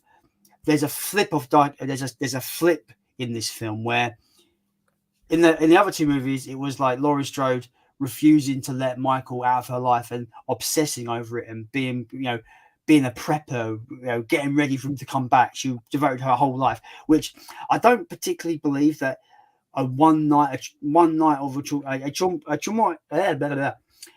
believe that a traumatic event that happened in one night can basically follow you for 40 years and consume your life for 40 years that badly. I don't really think it's dependent on the person, really, and especially they do point it out. Like I'm no fan of the 2018 film, but they do point out obviously like times have changed now because like I think they're going on about one guy stabbed 5 people back then, and it's like now you get like school shootings and stuff, So it's like obviously violence has changed, but I think I understand it, but I just don't think it's executed too well. I was getting sorry, I'm long way around to my point, but so yeah, she goes from being this person that's obsessed with Michael, that won't let go, is obsessed with it, to Halloween ends. She's finally able to let it go, but now the town is not letting her forget. The town is now obsessed with it and keeps reminding her and just being kind of hateful bastards, really.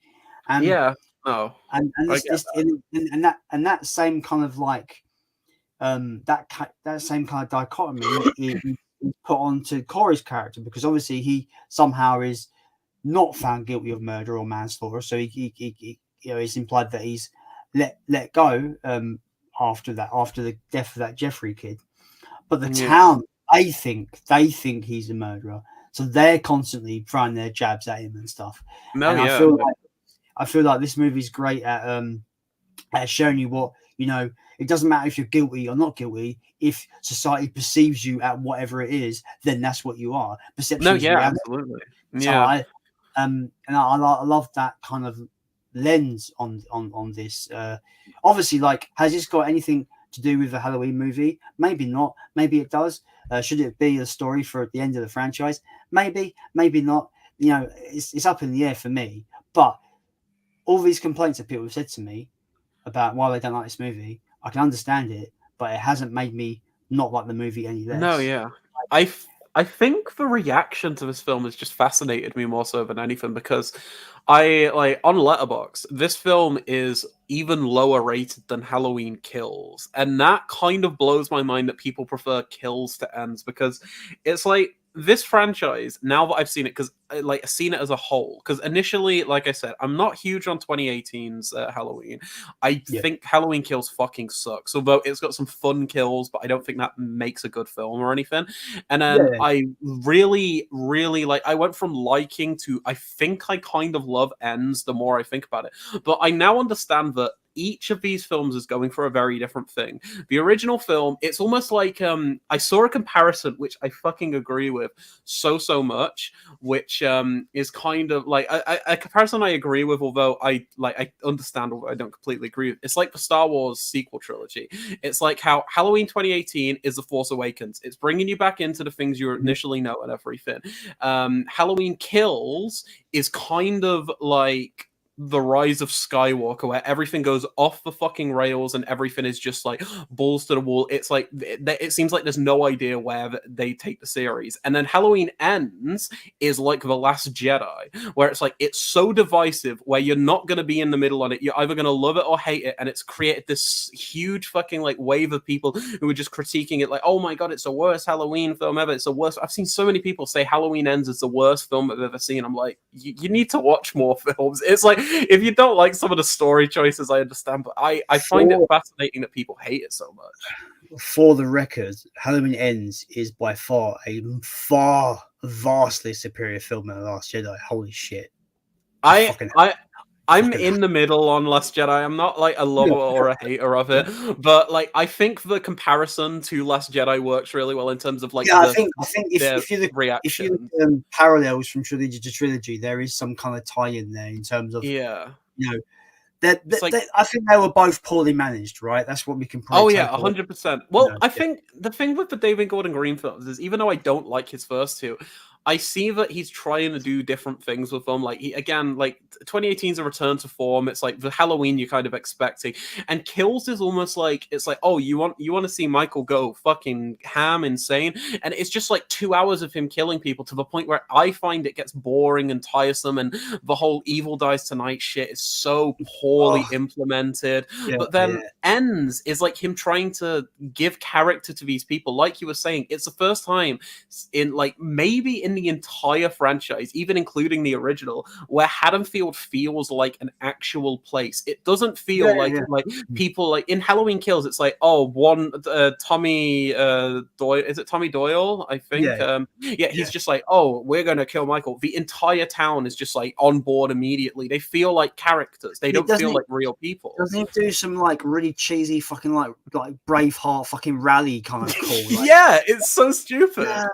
Evil Dies Tonight. Oh, I'm sorry, if I go down to my local town and start doing a fucking rally call, people think I'm a fucking nutcase. Yeah, it's like, it feels so disingenuous, and it feels like so surface level. It's like, oh, this is what mob mentality is like. And I was like, shut up, David. Like, it's so poorly handled. But then Halloween Ends feels like such a personal film. It feels like the characters here are actually real lived-in characters. One of my favorite scenes in the film isn't anything like standout. It's not a huge action or horror scene. It's the sequence really early on where Laurie's talking to the police officer while they're shopping. They're just talking, they're having a chat, they're talking about like veg and stuff. It's just such a nice scene. It's like you see Laurie Strode as a character be a human being for the first time since the original. And then the town just fucking turns on her. She comes out all smiling and like, what are you smiling about? My sister's got no voice now because of you. Like they're blaming her for like what Michael did.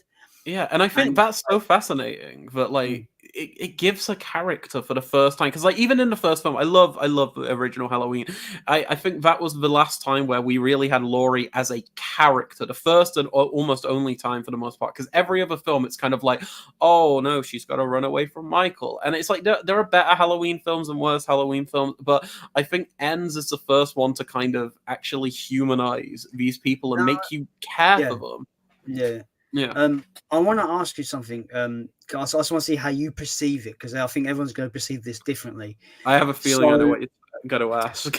So the moment where the film really kind of flips and it becomes something completely like, okay, this is going somewhere completely left field, is when Michael grabs Corey and looks him in the eyes, but lets him go.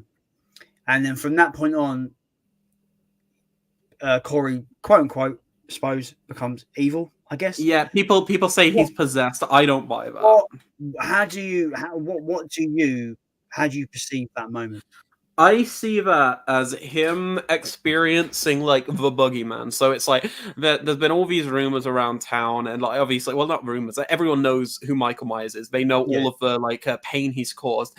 And as soon as Corey sees that, he kind of sees like it's almost like looking into a mirror. Really, he's seeing like evil personified. And I'm not saying Corey at heart is like an inherently evil person, but he's like, oh, so this is what people see me like. People see me like this fucking guy who went on killing sprees, murdered so many innocent people, even though all I did was an accident. You know, like the incident with the babysitter was an accident. yeah, So he's like, this is what they want. Fuck it, that's what I will be. And that's where he changes, and that's where he goes completely gonzo, and he just doesn't care anymore. It's not a case of him being possessed. I don't think. I just think he loses his mind. If you think about it, though, his first kill is almost self-defense, because that homeless guy, like, he takes people in there and never come back. Why'd he let you go?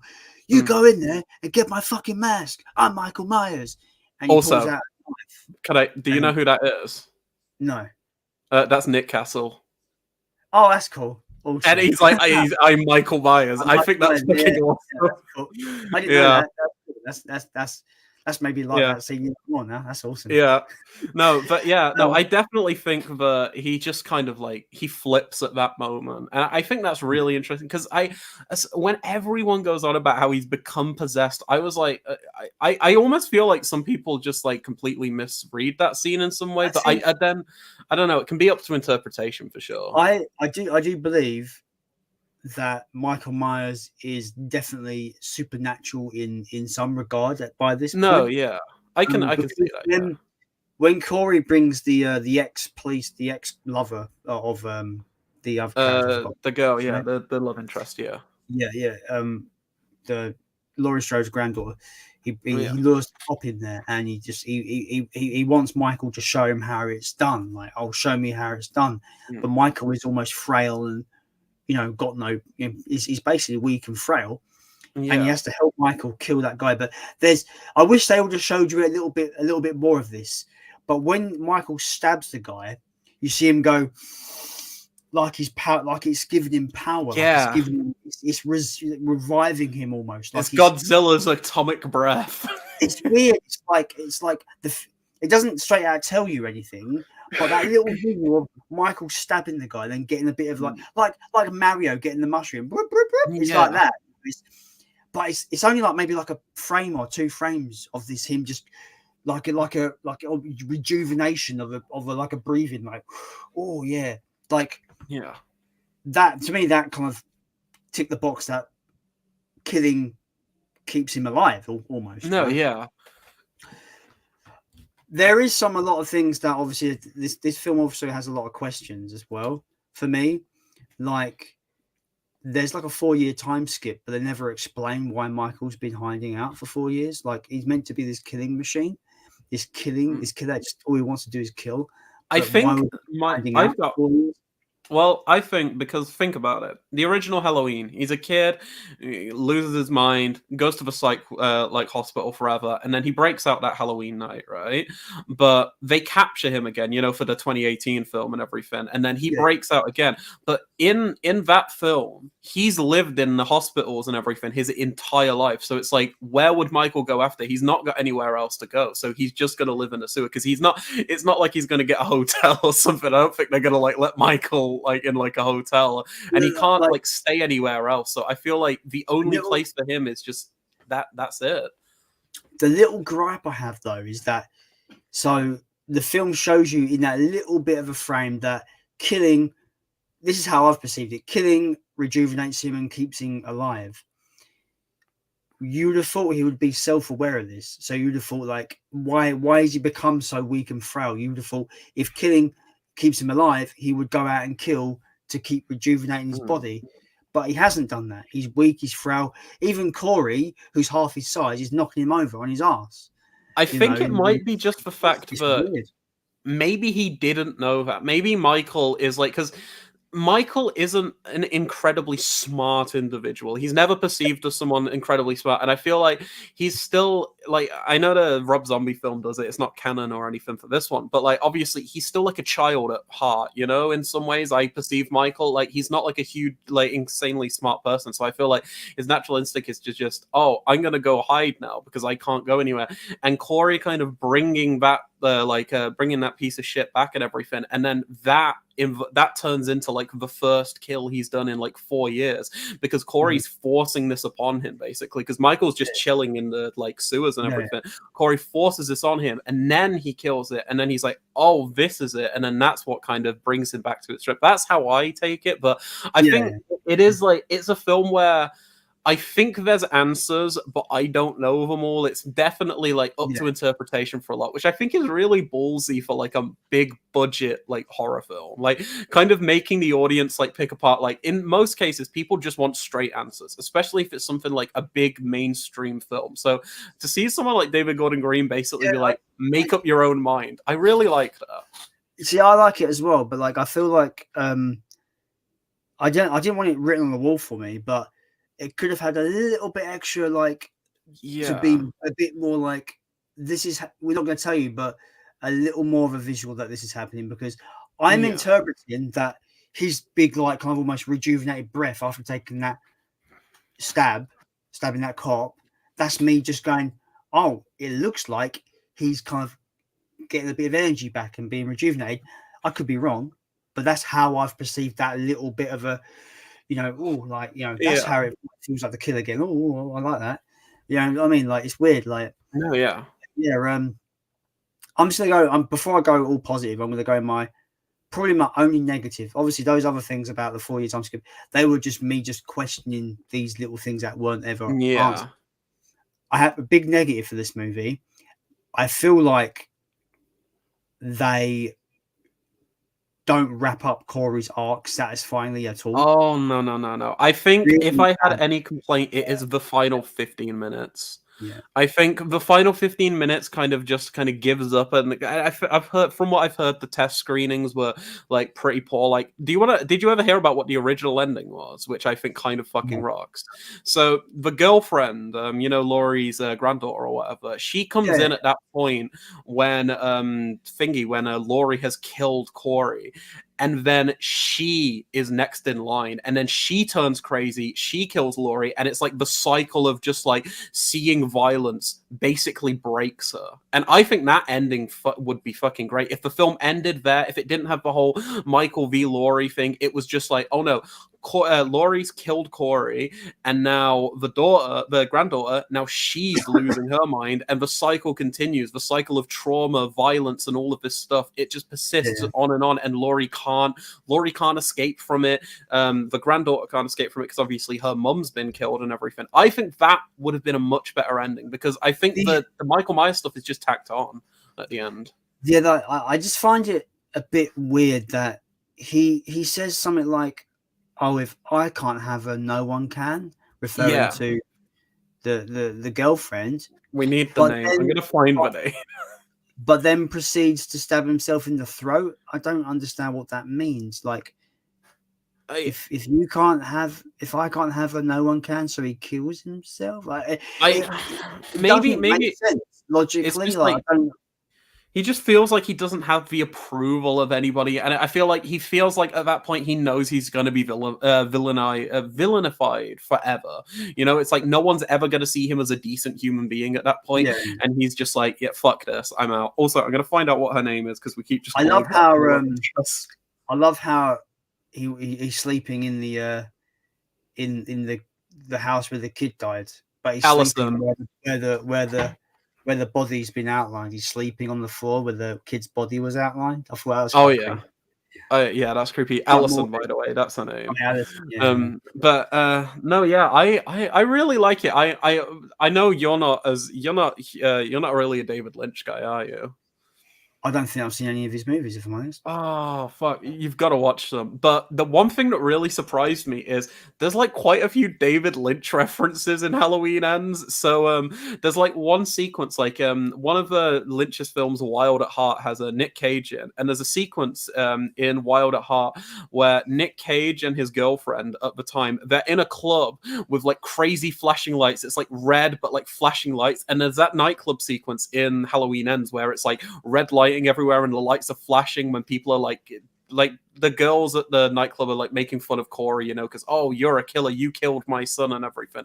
So that was weird that they reference that. But there's also a sequence where they're riding on a bike and there's this like POV shot of like the road going up and everything. That's a shot from Lost Highway from David Lynch. I find it really interesting that David Gordon Green was influenced by Lynch for a Halloween film of all things. But when I was in the cinema and I saw that, I was like, oh my god. And it just like the inner Lynch fan in me just got really happy. I think it's really well made. Like, I think it's a gorgeous looking film compared to the other two. I think it looks so nice. I love the lighting.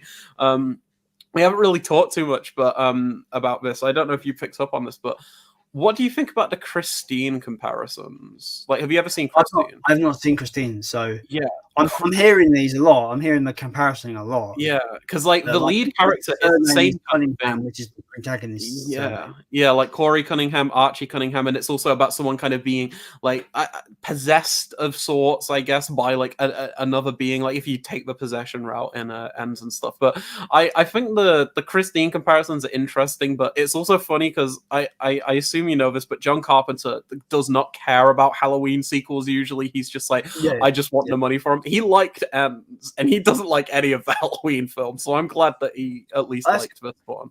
Yeah, also, the best kill in the film, just because I want to talk about it, the radio sequence, the radio station sequence with the tongue, where he like cuts the guy's tongue out. It's so good.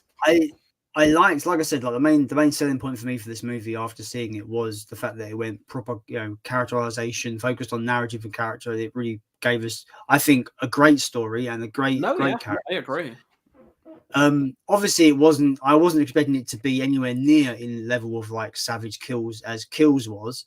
Yeah, but I think what we got, pretty good. Yeah, I think the tongue king is the tongue kill is so good. It's like really funny. It's on the fucking turntable, but it keeps like skipping on it, right? Yeah. And you've got Alison in the car. She can hear it going. And she's like, "What the fuck's going on here?" No, that is a really good kill. I think I liked. Some people were complaining that this particular kill that I'm going to mention was kind of almost like off camera, sort of, was the blowtorch to the mouth sequence. Oh, that's nasty though. It's implying. I liked the way it was framed and how it was presented, because I felt like you're watching it almost from the point of view from the girl trapped under the fence, and she's witnessing this. She can't look away. She has to see it happen. And I liked the way they've kind of framed it, where it's almost out of focus, but you can see what's happening. But she's like, so I really like that. Like we've said earlier in the stream and everything, sometimes it might not have been in the stream, sorry, I'm getting confused. It's what you said in your Hostel review when I was watching it earlier. Sometimes the implied violence is almost more like intimidating and scary in your head than the actual violence on screen. Because your imagination is always going to think up things way worse than what you want on the screen. Yeah, it's like Barbarian. That's what I was talking about. Yeah, like when Barbarian doesn't show you everything, like in terms of what's going on, but it's what's in your head that's scary. There's a great movie where all the horrible acts are all implied. It's called Funny Games. Have you seen Funny Games? Funny Games is fantastic. Yeah. Both of them. Have you seen both or just? I think I've only seen the original. I kind of like the remake more. I know the English remake is directed by the same guy, so it's pretty much redoing his own movie, which is cool. Yeah. The American remake I like a bit more, but both of them are fantastic because they're kind of big film. But all the horrible stuff that happens in that movie is all off screen. It's all implied. Oh yeah, and it's fucking horrible. I don't want to spoil it for people who haven't seen it, but I love the meta aspects of that film as well. I think they're so. It's always breaking the fourth wall. The characters are always like. I like where they're almost addressing the audience in certain points in that movie. Yeah. Oh yeah, it's Funny Games is great, but yeah, I love if you can imply violence instead of just like I don't get me wrong, I love gore. If you can get some like Terrifier 2 levels of insanity, then be my guest. I'm all here for it. But at the same time, I don't mind if it's like left up to the audience or something. Yeah, going back to like my Hostel review. When I was saying about implied violence is sometimes worse because your imagination is always going to think up the worst, most disgusting thing you can think of, rather than what you might see on screen. No, yeah. When Josh is being murdered, the guy gets a scalpel, he steps down, and you don't see him cut his ankles open, but you know it's happening. But all you've got is Josh is going just screaming. Yeah. And then that's when he gets up, you see what has happened with the ankle, Achilles heel split open. It's fucking nasty, horrible. But yeah, there's an amazing implied violence like transition in Hostel, is where there's one of these girls tied up and they get these big bolt cutters and put it to her toe, and as they go to sev it off, it cuts to a girl with a nail clipper clipping her toes. It's fucking brilliant. That's funny. A perfect implied violence transition to another scene. I'm watching Hostel after this stream. I need to rip the band-aid off and give it another go. I watched it with Soph. Soph watched it for the first time, and that happened. She was like, it went like snipping her toes, and she was just like, "You bastard!" I was like, "Yeah." Oh, that's great. Yeah, but Halloween ends. Yeah, I am.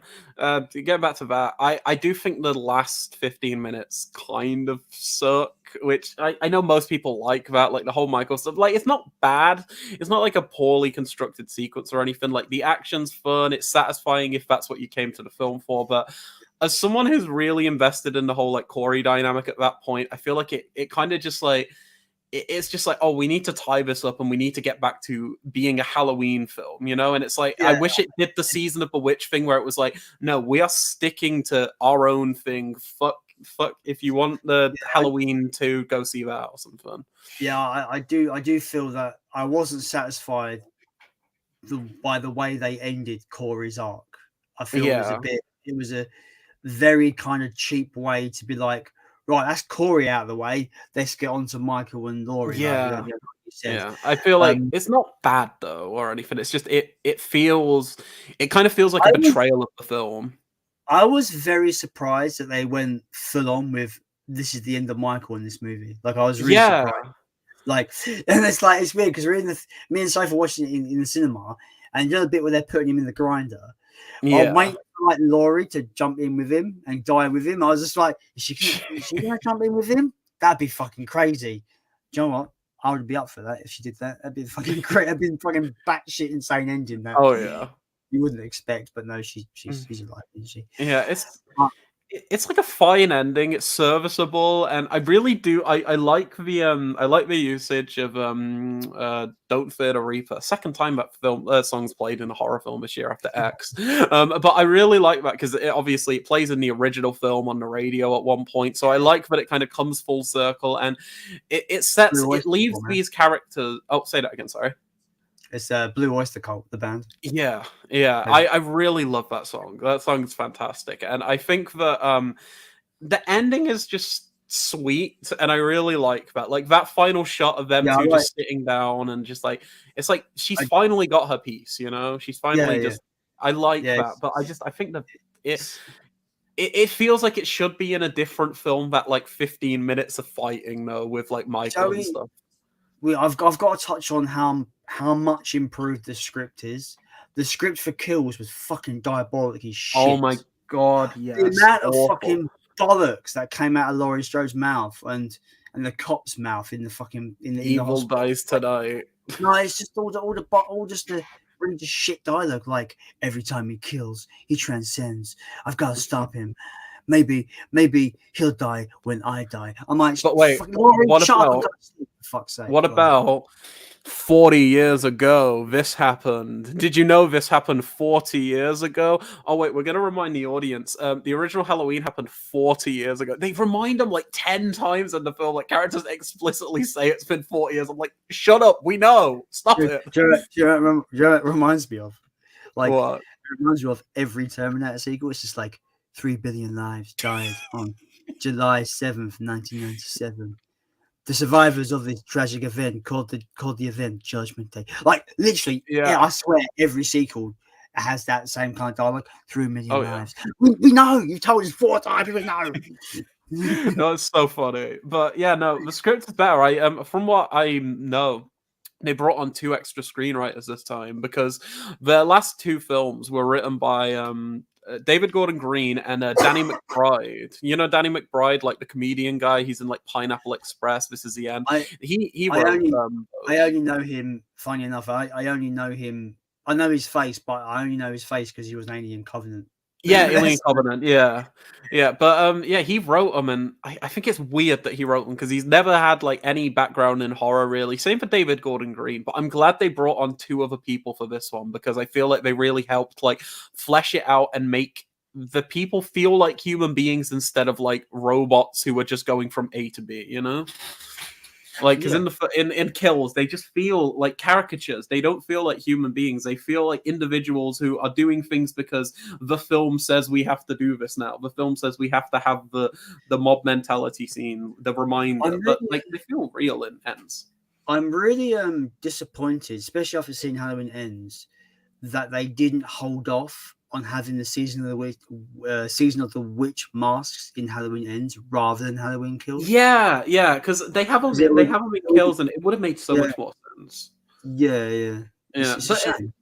It's like I almost feel like David Gordon Green hates the Halloween franchise. I get this like sneaking urge because like you think of like in Kills, like some of the most brutal kills in that film are like the season of the witch kids. You know, it's like we're just gonna have these like little kids and we're gonna cut their heads off. Michael Myers is gonna kill them. It's like it's almost like he's saying like fuck you to season of the witch, but then he like fully embraces like the like not anthology but like the subversion of season of the witch in Ends, and then like Michael Myers almost feels like he almost feels like he's a side character in the film, which I don't mind. I really don't mind. People criticize it for that, but the fact that Michael isn't the focus in Ends is what makes it work so much for me, and it almost feels like he doesn't want to spend time with Myers. So I would love to hear David Gordon Green, like, because I know the Blu-ray is going to have a commentary. I really want to hear it. I want to hear his thought process on like what was going on with this film, because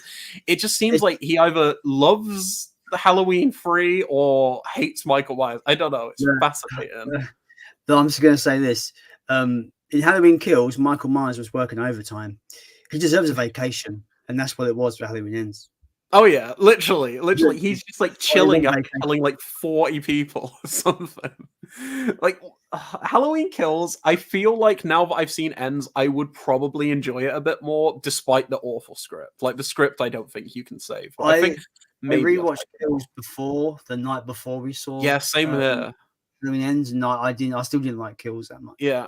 I think more so just because now I know what the kind of like the end goal for this trilogy was, you know, because like I rewatched both of them in prep for Ends 2, and I didn't like either of them, but I feel like now that I know where it's going, now we know the conclusion, I feel like it'd be a really interesting watch to go from the 2018 one or like from the original to 2018 and everything, because I think going into it, obviously we've been here as these films came out in cinemas and everything. So we didn't know what Halloween Kills was going to be after 2018. You know, we didn't know that Ends was going to be as fucking batshit crazy as it is. And I feel like looking at it now from like an outsider's perspective, like insider's perspective, sorry, we know what the end result is. I feel like maybe we might be able to like notice more things. I don't know. Or maybe it's just a like Star Wars sequel trilogy thing where it's like throw everything at the wall and see what sticks, which it very well could be. But I do want to revisit the films for that reason, just to see if there is some like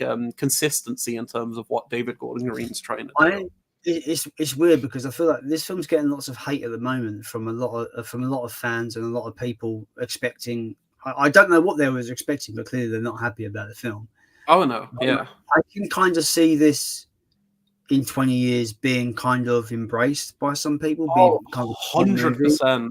Look at Halloween 3. Halloween 3 was hated when it came out. People were hated so many years. The same thing with become sorry, become beloved again. Like You know, The same goes with Rob Zombie's Halloween 2 as well, though, because like if you look at the reception to that film, like I know obviously, like you said, you've seen the theatrical, you're not a fan of it, but yeah, if you look like for people who've like seen the director's cut, especially on like Letterboxd and stuff, there are so many people who are like going back to watch that film, reappraising it, and they're saying actually maybe we were too harsh on this. And that was one for me because first time I saw it, I was like, it's good. But then I rewatched it, the director's cut, and I was like, holy fuck, maybe I was wrong. So I think that's the thing. It's like the most controversial Halloween films are the ones that people end up like having they're the ones that end up having the biggest cult following, I think.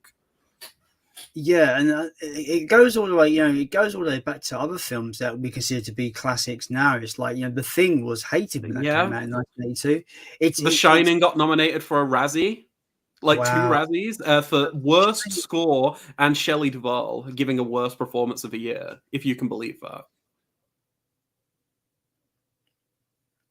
Man, people are fucking stupid in the 80s. Holy shit. Oh, yeah. No. But, like, do you know what I mean? Like, time can do films really, really good for their perception.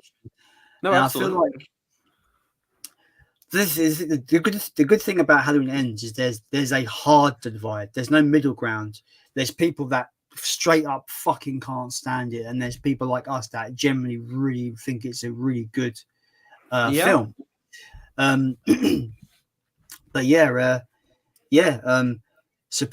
big surprise of the year for me. No, absolutely. Based on the fact that I didn't like Kills, and I wasn't really planning to see this movie until I saw a review from Cody Leach who was like, "This film's all right," and I was like, "Okay," and so I was like, "Okay, then." So I decided to see it because I got to see World Unlimited, so I don't have to pay anything to go to see a film. Yeah, that's me with the Odeon Limitless thing. Although Odeon have been letting me down recently, so I just thought we'd just go and see it, and I still am surprised at myself how much I enjoyed it. Like, same here. No, I went into it expecting to like not think it was very good based on like the previous 2 films. Yeah. There's a really good bit of dialogue that I thought was a burn in the fucking half. Like, it was a fucking burn. I was like, that's a fucking cool burn. Is when they've caught up, the bullies have caught up with Corey on the bridge, and like pushing him around, but he's trying to stand up for himself, and he looks at the main kid and he goes, "I see your dad. I see how your dad looks at you. I know what it's like. Oh, I know what it's like to be hated. Dad fucking hates you." I'm like, oh, that's horrible. That's fire right there. Yeah, really cool. But no, yeah, I love the Halloween Ends. I think it's like top 5 for me of the franchise. Like, I think it. Yeah, what's your like? I don't know my entire ranking, but what's your like top 5 Halloween films? Because there's like I've not seen them all. I've not seen them all. So I'm just letting you know what I haven't seen. I haven't seen 5, 6, H20, Halloween Resurrection. So like the middle chunk I've not seen. Yeah. I watched Halloween 4 for the first time fairly recently. Halloween 4 is alright. Yeah, Halloween 4 is decent. I love the ending to 4. I thought the ending was great. Is that the one with the girl at the stairs and everything? You got Jody standing in the clown suit, like with a knife covered in blood. Yeah. Got fucking Dr. Loomis. Dr. Loomis will lose it.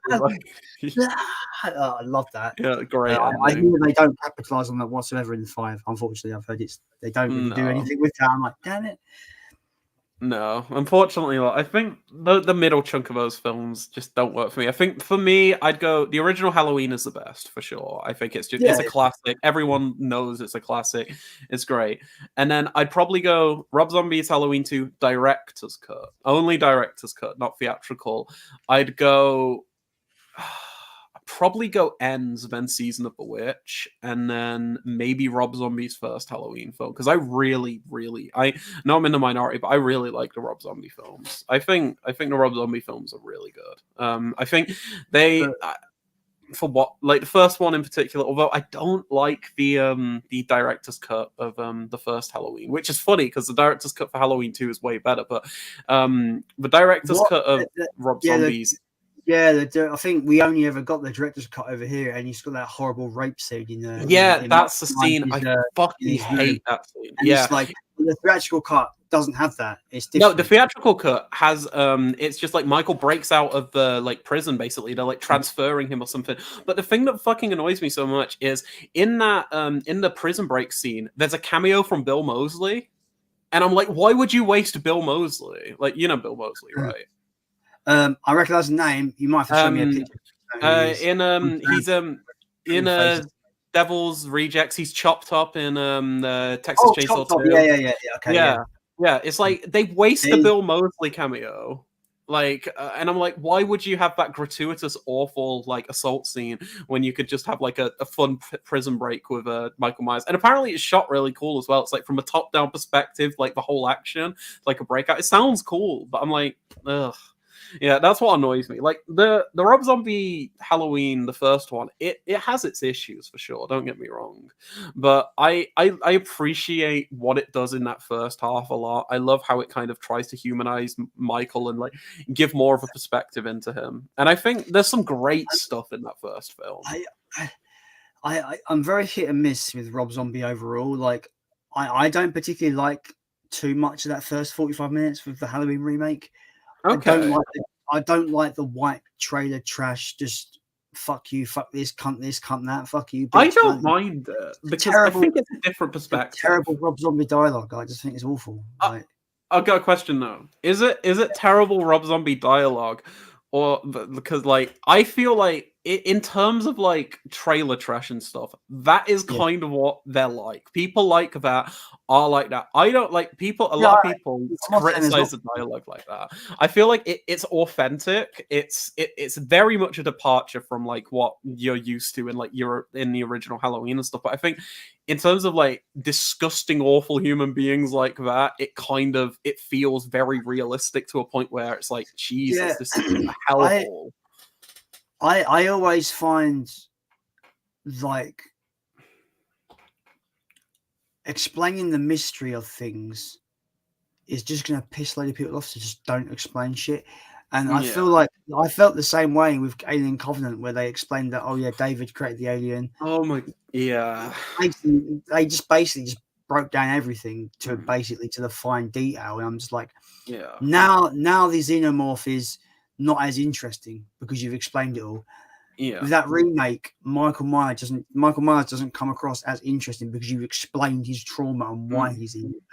What makes the character great from the original for me is that there's a to and fro. Like, is he evil? Is he not? Is he a spiritual? Is there a spiritual thing there? Is there like a supernatural thing? Or is he just like this just hell-bent human that just wants to kill?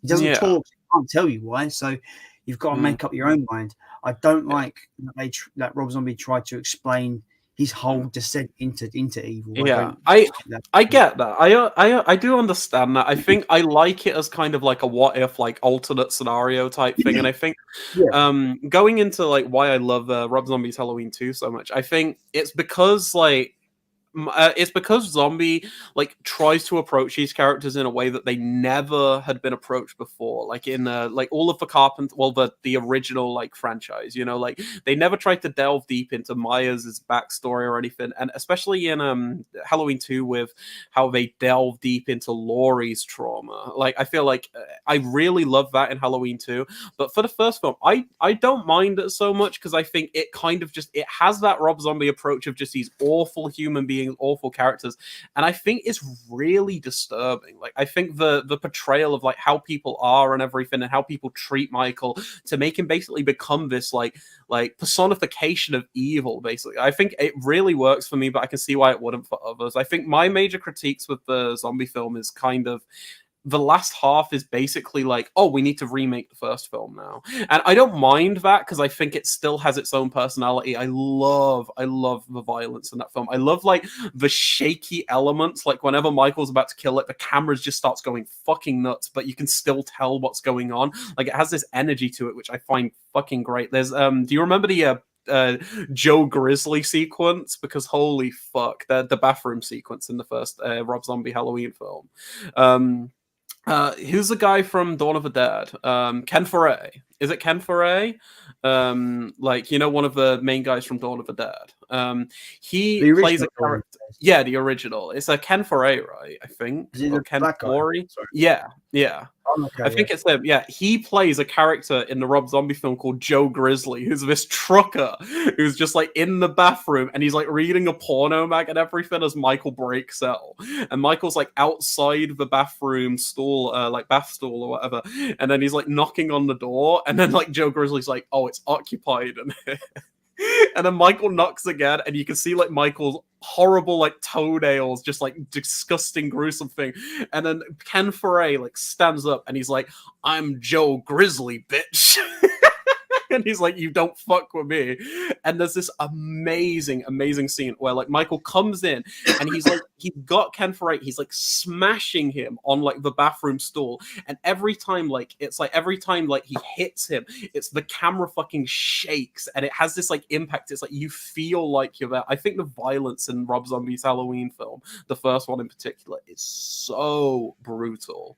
Like, I think it is some of the nastiest stuff, and I think that kind of element of like the Rob Zombie kind of like trailer trash, like nasty vibe really works for Halloween. But it's an acquired taste. Some people hate it, and I understand why. But I really like that first film. I think it's good. There's some disturbing stuff like when Laurie's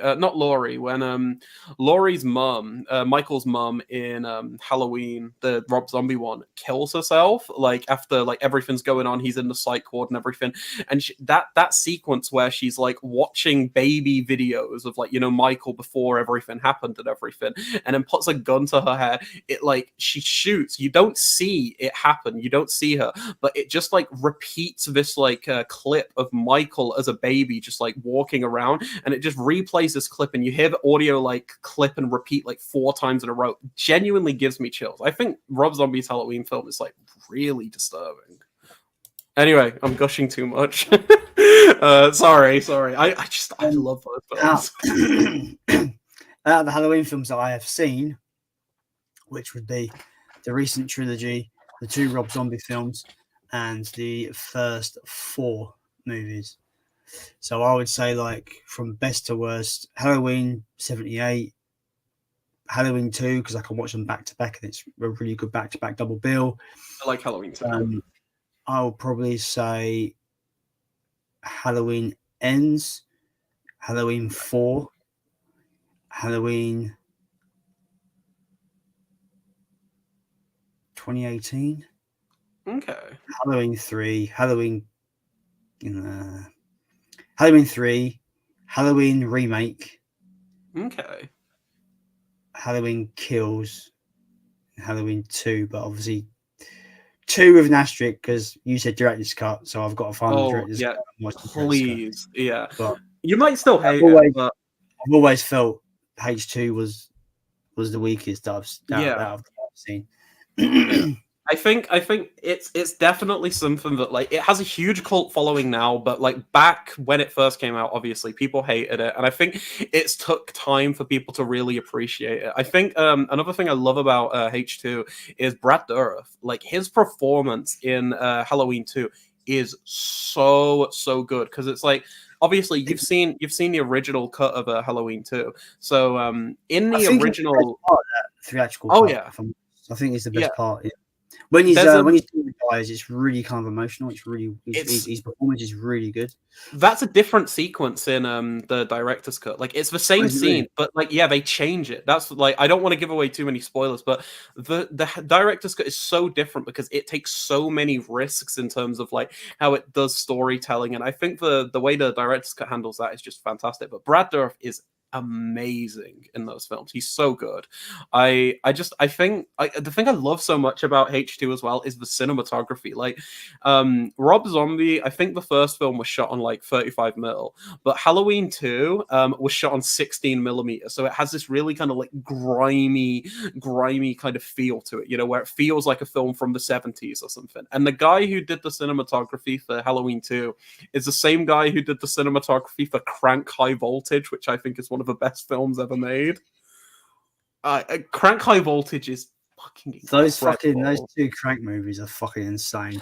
There's like in Crank 2, there's a straight up fucking kaiju sequence. Yes. Fucking ridiculous. Crank 2 is genuinely in my top 10 films of all time without any irony whatsoever. I think it's insane. It's so good. I love it. I have a weird taste in film. It's like I like Crank 2, but I'm not huge on the Godfather films. And then I just got a couple of comments I want to point out. So Josh says, it's the weirdest horror film I have seen. A movie about a killer meme. Not kidding. Oh, is that Grim Cutting? Yeah. Grim. Oh my god, that looks awful. Yeah, it just looks like a meme film. It's on Disney Plus, I think. Oh my god, I can't. Oh what? So I want to go and grab a couple of films because Owl, his name's Owl, but he's called Big P33. When you are both asked about underrated horror, what are the first titles you recommend to people? I need to go and grab something. Okay, I'm gonna go get some water because my throat. I talk too much. My throat's dry. Also, if people are sticking around still, thank you. It's cool that people are still here. Did someone drop? I feel like I dropped. Oh, I dropped my glass mat thing, cup mat thing. It's Nicolas Cage.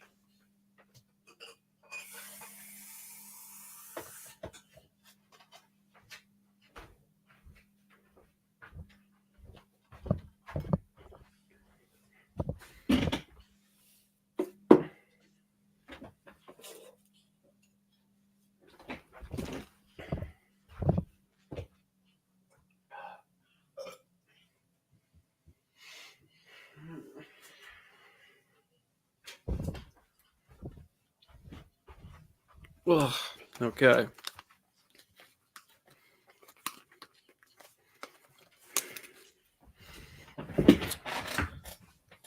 I really thought this was only going to be 2 hours. And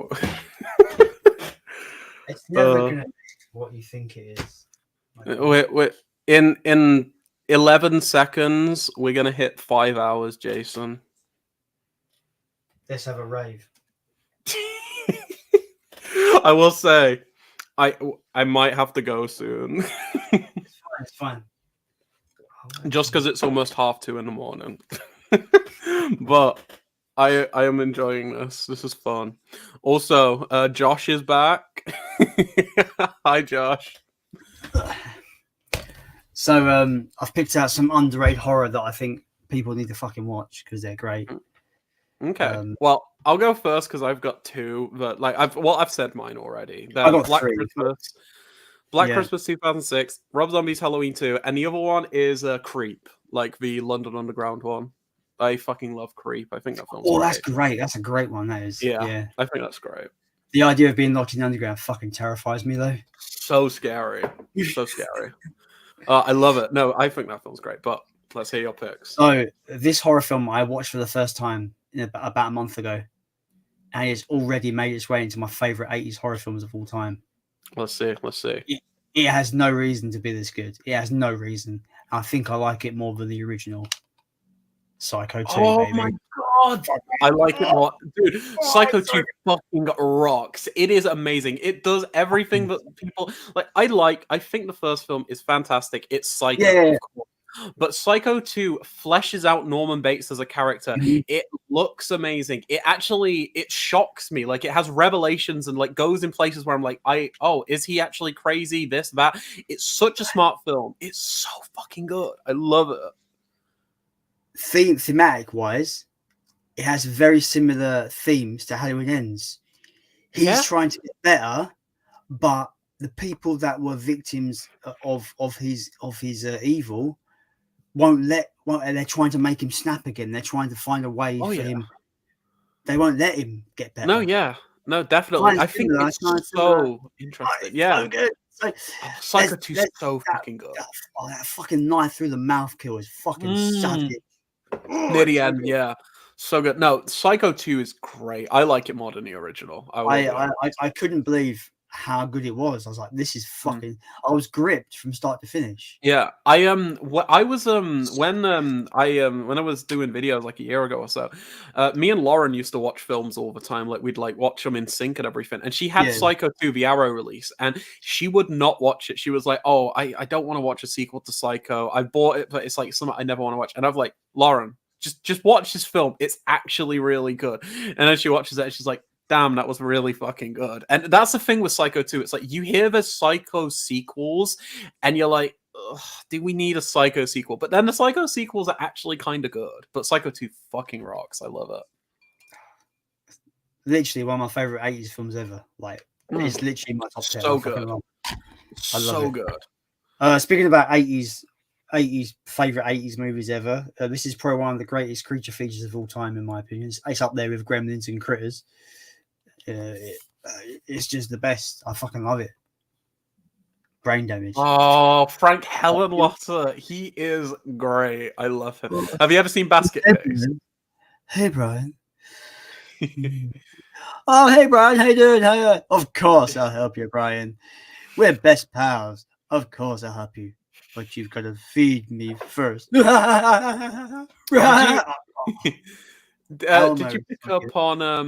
you pick up on like the similarities between like drug addiction with that film? It's like on my nose. It couldn't be fucking blatant as it tries. Oh yeah, I like Brain Damage. But it's it's addiction on both sides. It's Brian with the brain juice, wanting the brain juice, but it's also Alma wanting brains. It's like both sides of the story is addiction. Yeah, and it's great. Oh, Brain Damage rocks. I love that. I got the slip one as well. The whole sequence where Brian's having withdrawals because he's not letting Alma eat brains, and so Alma's not giving him the juice. He's in withdrawals and he's like hallucinating. It's one of my favorite sequences in any fucking horror film. I fucking love it. It's so good. Oh no, I love this movie. It's so good. Have you seen Basket Case? Oh yeah, that's great as well. Oh, Basket Case is so fucking good. There's an amazing cameo in this as well. Which one? Sorry, I know it's been a while since I've seen it. Brian and Alma are on the train with his girlfriend, and they sit down, and you've got the character from Basket Case with the basket. Oh, what the fuck! I've never seen Basket Case before. That's great. They look at each other, like they That's look at each great. other. Oh, like I love that. But like because it's funny because if you look at the behind the scenes, the actor who plays, I forget the guy's name from Basket Case, the kid. I can't remember off the top of my head, but like, yeah. In between Basket Case, well, since like quite a long time since Basket Case in this movie, he's cut all his hair off. So they had to give him this like fucking terrible wig to wear during the sequence, and you can tell it's a fucking terrible wig. So he's sitting there with this terrible wig on, holding the basket with obviously Bilal in the basket. Yeah. I was just like, this scene is everything I want right now. It's so good. Oh yeah, I need to rewatch Brain Damage. I watched that before Basket Case, so I really want to see that. But real quick before I forget, can we just mention how like Malignant is basically Basket Case? In a way, I love Malignant so much. Malignant is everything to me, man. I fucking adore it. Like one of the best ever. Anyway, what's your third film?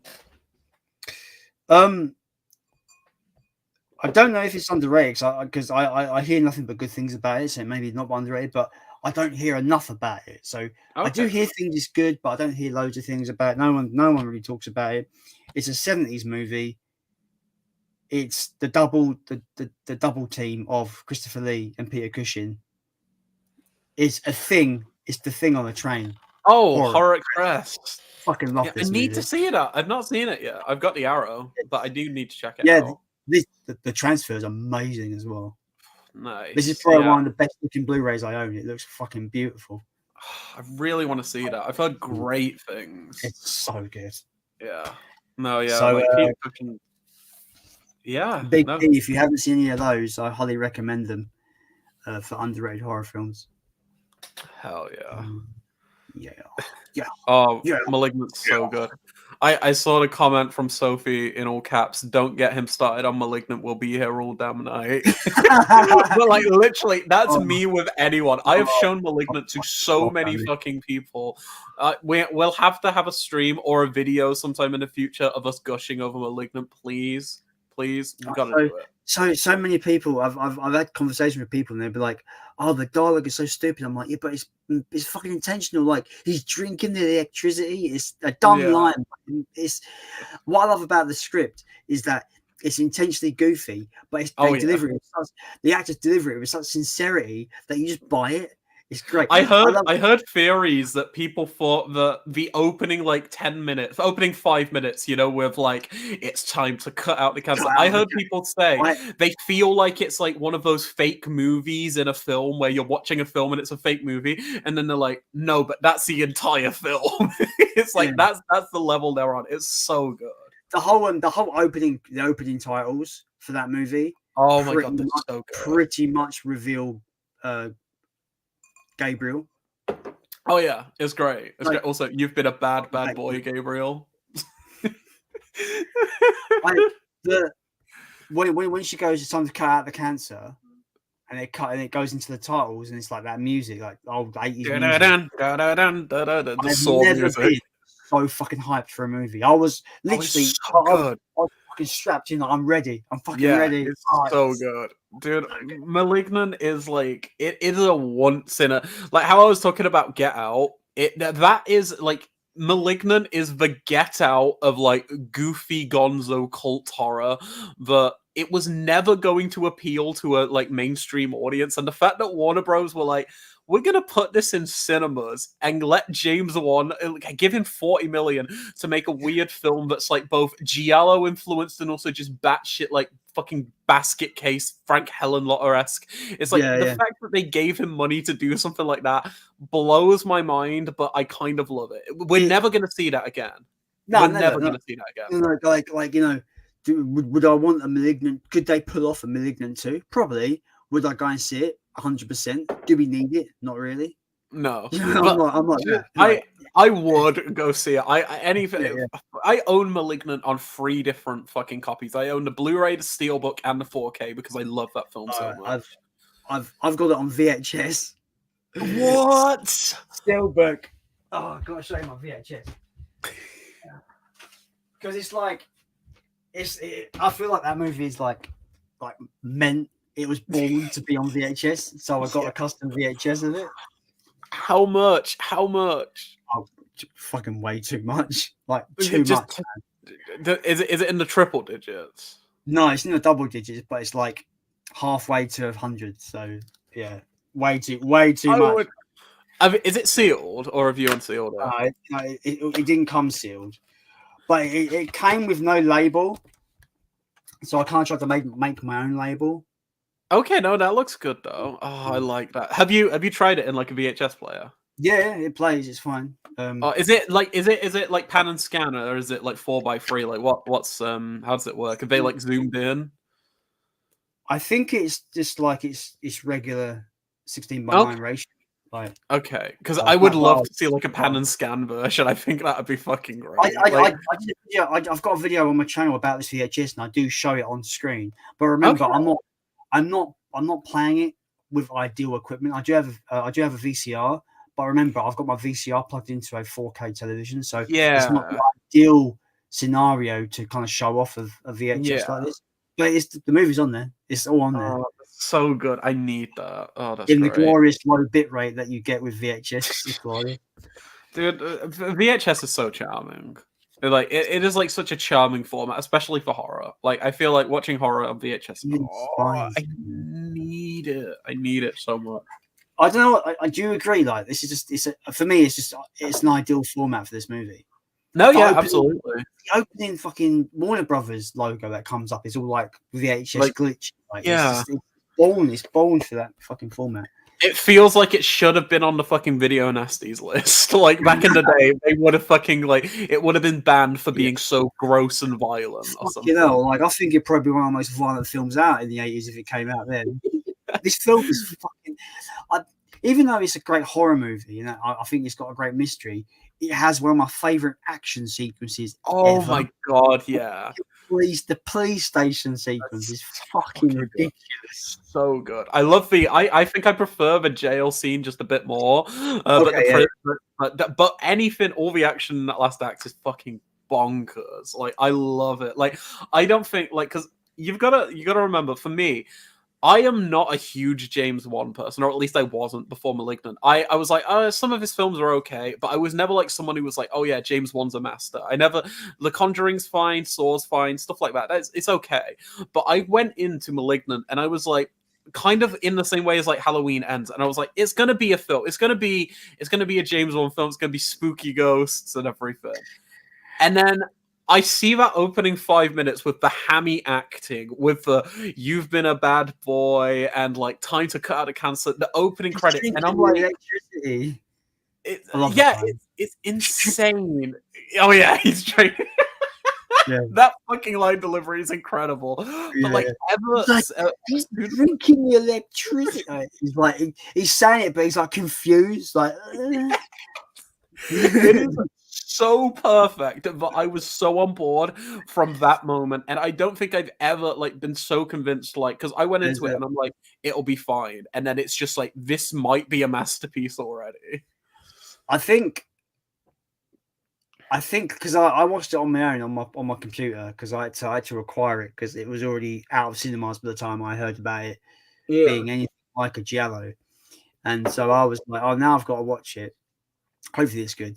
Like, I've not seen any of the Conjuring films, so I don't really care for those. I've not actually seen them. I don't really care about seeing them, to be honest. So the only James Wan thing I can really kind of think I've seen was the early Saw movie, the first Saw movie or whatever. Did you see Aquaman? Oh yeah, Aquaman. I keep forgetting you fucking directed that. I kind of love Aquaman now because of that feels like a live action anime. That movie, the underwater fucking battle is like proper anime. It's insane. It's like, after seeing *Malignant*, it made sense why James Wan had Aquaman so campy. I have a newfound appreciation for it now. What was I gonna say? Where was I going? What was I saying? You were talking about you've only seen a few films from James Wan, like early Saw. Yeah, I watched it on my own, and I remember just being like just a massive grin on my face for the entire fucking movie. And obviously, there's the typical like the fuck moment, the reveal. Yeah. Oh my god, I love that. But when you rewatch it, you realize they pretty much show you Gabriel right at the beginning. Oh yeah, you just got like, you see him, so it's like, But obviously, when you first watch it, you don't really pick up on those kind of details. Do you know who the what the fuck lady is, by the way? I don't know if you know who that is. That's Zoe Bell. She's she works with Quentin Tarantino all the time, and she's the stunt double for Uma Thurman on the Kill Bill films. Oh, that's cool. Yeah, so because she's like one of the lead characters in Death Proof, so yeah, Zoe Bell fucking rocks. So seeing her in *Malignant*, I was like, yeah, I know what fucking James Wan's going for. So I was like, so complete grim for the whole movie. Same her. And it ends, and everyone's done this before. If they're almost speechless at the end of the movie on their own with no one to judge them, I just sat there with the credits. And I just said to myself really loudly, "That was fucking awesome." I had the weirdest cinema experience because, like, when I went into it, like I said, I wasn't expecting anything. I go in, and then that opening scene, I have a huge grin on my face. Like, I remember the moment I got out of the cinema because I immediately called Brady, and I was like, Brady, because Brady kind of likes James Wan. I was like, so I just saw the new James Wan film. What do you think I thought? And he was like, please don't shit on it. And I was like, it's kind of a masterpiece. But I remember when I was leaving the cinema, I heard like, because it was kind of a packed theater. It was one of the smaller screens at Odeon, and it was like almost sold out. I leave the cinema and I just hear like so many people and like, oh, that was shit. Oh, that was fucking stupid. And I'm like, am I in a weird reality where people just don't like weird original films? Like, I heard so many people shitting on it, and I was like, to sum up how much I love *Malignant*, I've not gone to bat for a film as hard as this since maybe Evil Dead remake from 2013. No, yeah, like. I'm probably that remake's biggest defender. I think it's the best modern remake we've ever gotten. Oh, and it's great. my favorite Evil Dead movie. I don't care. You can cry in the comments, guys. Can't give a shit. That film is everything I wanted from an Evil Dead movie. And I don't think I've gone out to defend a film as hard as that, until Malignant. Like, I think Soph went mental because I got a little chat group with a bunch of guys that I talked to with Sophie, and I think I was just every time I had an excuse to. I'd be like, guys, I've mentioned how you should all go and watch Malignant. This is amazing. me. We're the same person. I have shown. I'm literally gonna go look now because I've got Letterboxd, and every time I log someone on Letterboxd, there's like a little number, like an I number or something. So I'm gonna tell you how many times I've seen Malignant. It might not be as many as you, but I have seen it too many times. Okay, Malignant. I've seen Malignant 7 times, and it's been out like 2 years. You've seen it more than me because I think I watched it maybe 4 times. So I watched it once on my own. I watched it again with Soph. She fell asleep because she was ill. So she fell asleep. She fell asleep before the reveal, right? No. And I was going, right, don't wake up, don't wake up, don't wake up, don't wake up. So I was hoping the film would end before she woke up. So thankfully it ended and she woke up. So she didn't actually get spoiled. And then she went to watch it on her own when she was feeling better. So she watched it on her own. And guess what? She came back and going, that was awesome. I was like, I told you. And then I got the Blu-ray Steelbook and watched it again. That Blu-ray looked amazing for a Blu-ray, to be honest. It looks great. And then I watched it again on 4K, which looked even better. Oh, the 4K is great, yeah. 4K. It's a bit of a bland release, but that 4K transfer is fucking amazing. Yeah, I've seen it so many. So I saw it at the cinema. A couple of days later, I acquired it at home with to watch it with Brady because I would not stop talking about it. I was like, Brady, we need to watch it, and it was on HBO Max, so I just watched it for a VPN. I don't know why I said it in a weird way. And then Brady watched it through HBO Max too because it was on there. And then since then, I've watched it on Blu-ray. I've shown it to my sister. Like she's like 16. And I think she found parts of it fun, but I don't know if she was like fully on board with it because it's a bit too campy for her. I watched it with Sadie.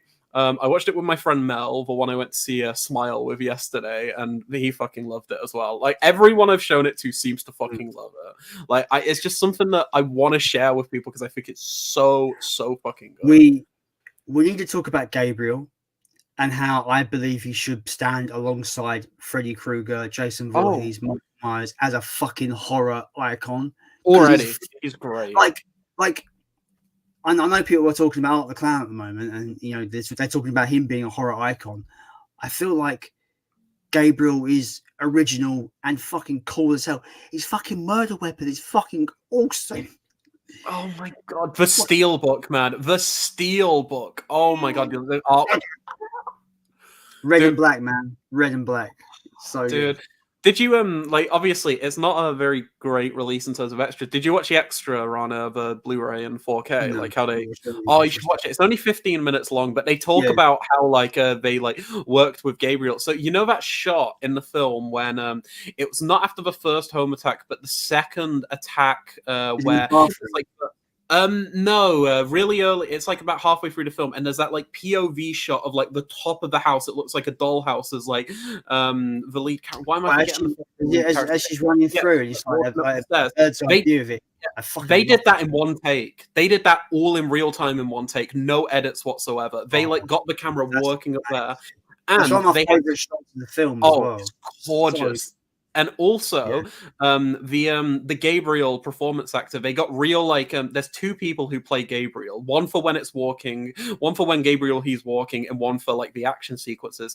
And but they're, like, gymnasts and stuff, so they had to learn how to, like, walk backwards and stuff to play Gabriel. And there's, like, footage of them doing that in the extras. It's only 15 minutes long, but you've got to watch it extra. It's so fucking good. It's, when I love on a rewatch, like, because you don't notice it on your first watch, but on a rewatch, you really can notice that it's like a person, you know, backwards. Oh yeah, like in the chase sequence with. Also, I'm just gonna say right now, the Malignant has one thing that is fucking great. I can remember a side character's name in that film. Detective Kakoa Shaw, because that's a fucking badass name. Detective Kakoa Shaw. And I love that the film reminds you multiple times. It's not like, oh, he's the detective. Because in any other film, it's just a random detective. There are points in that film where he will repeat his name like 5 fucking times so you remember it. And I love that. It's like, I'm Detective Kakoa Shaw. there's a great scene with an exchange of dialogue, which I thought was just, it's like it just, I just find it so. It's the blonde girl, the sister of the main character, and Yeah. she's like so naive with things, right? She believes she's like a psychic or whatever. Yeah. And Oh, she's like, Madison. Madison's oh, the lead. medicine, Sorry. yeah. She's like, oh, I can help you. I can help you catch this guy. You hire psychics for, like, this kind of work, don't you? And then the black detective character looks up at her and she just goes, "You've been watching too much TV." I'm just like, it's fucking awesome. What a Yeah. bird! Like, I love the detective so fucking much. I love the scene like right after they find out what happened to the husband, like Madison's husband and everything, and they're looking yeah, in the autopsy, and like Kakoa and the other detective are in there, and right when that scene ends, she puts like a fucking lollipop in her mouth. She's like, maybe she had something to do with it, and then puts a fucking lollipop in her mouth. And then the scene cuts, and I'm like, this is so fucking fun. I love the use of "Where is my mind?" like a dubsteppy. yeah. I feel sorry about that other little like that detective assistant, where she's like, you can tell she's got the hots for Oh yeah, got a thing for Cocoa, but she's like yeah. just being ignored, Do you and want to she's all like know twirling something her funny hair, about like, her? yeah. She helped write the film, and she's married to James Wan right now. Oh That's how wow. she got the role, yeah. Because the That's, script's wrote by 3 people: James Wan, her, the like detective assistant, and this lady called like Akela Cooper or something. And have you seen the trailer for that film Megan? Like the weird like robot it film. looks Same writer. really good. It looks Same really writer good. as Malignant, so I'm already sold. Just because Oh same man, writer as Malignant, it's got to be dude. fun. Like Joe, that trailer for Megan though, um, they've achieved something I find is crazy. So the actual robot Megan is actually a real person, but they've put her in this kind of like makeup to make her look What like she's a the fucking fuck? robot. It Like looks CG to me. That's crazy that it's a real like person. no, but like I looked at it, I'm like, because I thought it was CG, but I keep looking at her, I'm like, that actually looks like a person actually acting, but it's got uncanny. Maybe it's Yeah. CG, maybe it's got serious uncanny valley. No, But it's I cool saw though. that I'm excited. I'm excited for sure. Okay, it's do like you want to go for a few comments real quick, and then I think I might have to go because it's so yeah, late. oh god. Oh look, this made me laugh. I saw this comment. Where is it? Where is it? I saw this comment because it's so it's like I said to Jason, it's going to be a long stream. He was like, "No, only 2 hours. Only I said doing the that on same thing stream." to Sadie, and I feel awful. I hope she's okay right now. If you're watching, Sadie, still, thank you. I love you. Oh my god, though. Fuck. This has been a fun stream. This has been a really, It's really been fun really good. stream. Yeah, it's been Yeah.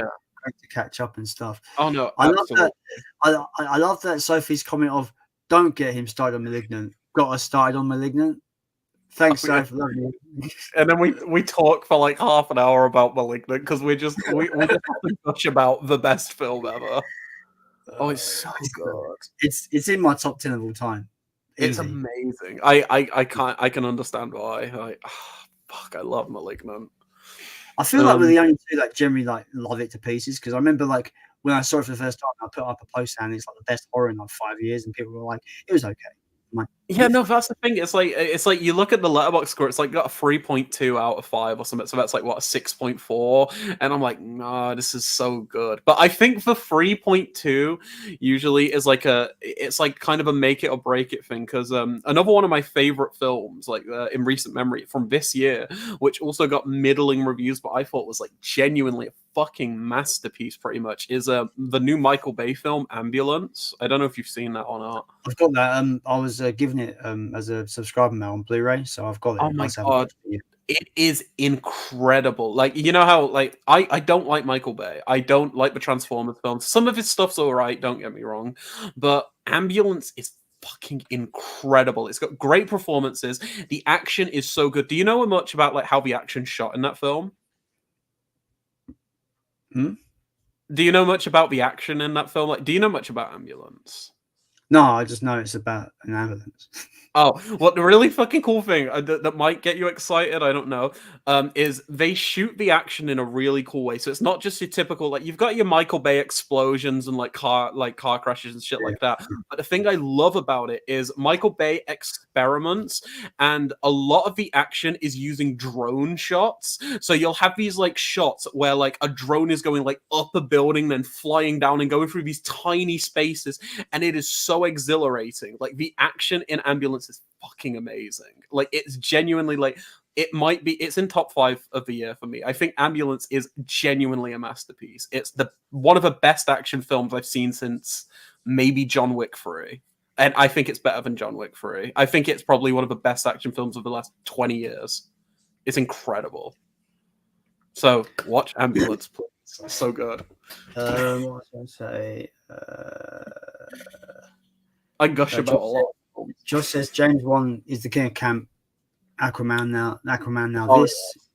Oh, Also says my cinema experience from Malignant was weird. I had 3 women screaming at every line. Someone's Snapchat going off all the way through, and a couple making out in the corner. But isn't that every cinema experience? that was me yesterday with Smile. I had someone on their phone for the first 10 minutes and then they walked out. I had a group of like 4 people who were just screaming at the top of their lungs, like laughing at stuff that wasn't even funny, being fucking dickheads. And then towards the end of the film, they were just being like, oh my God, this happened. How did that happen? Like, you know, when people like ask what's happening before like there's a reveal or something, and they just expect the film to explain it to them. Like they were just audibly being so loud and it was so annoying.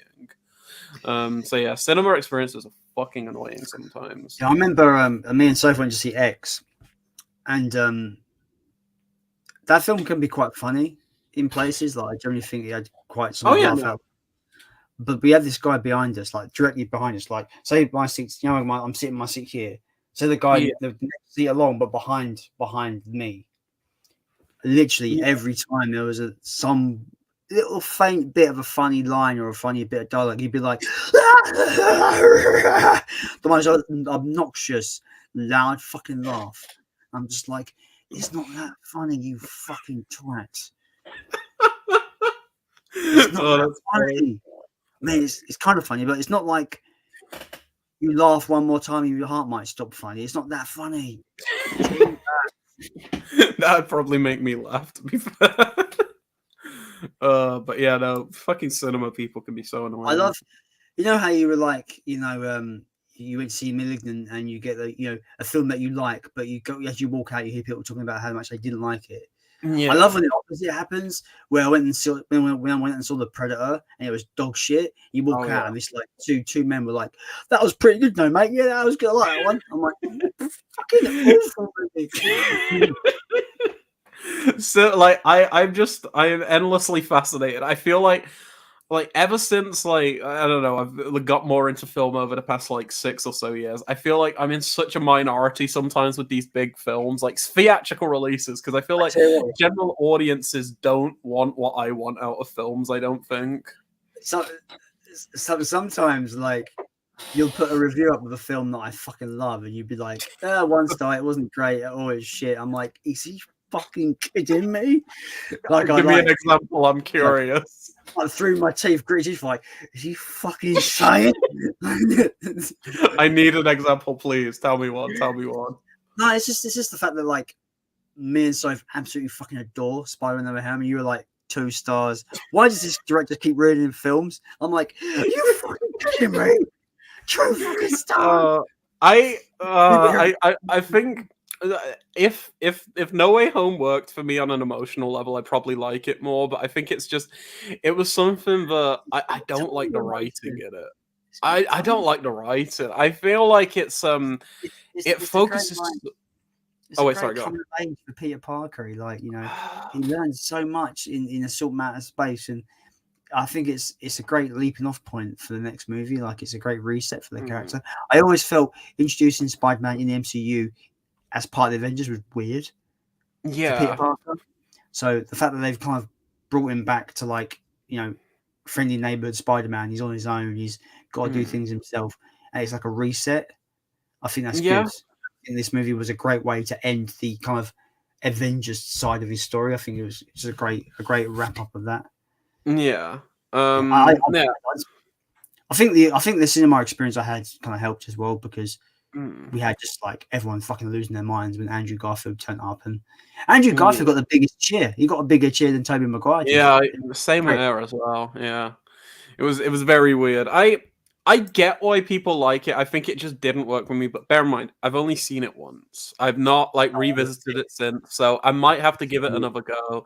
There's that extended cut that just came out. I've got the 4K. I've not actually watched it on 4K yet.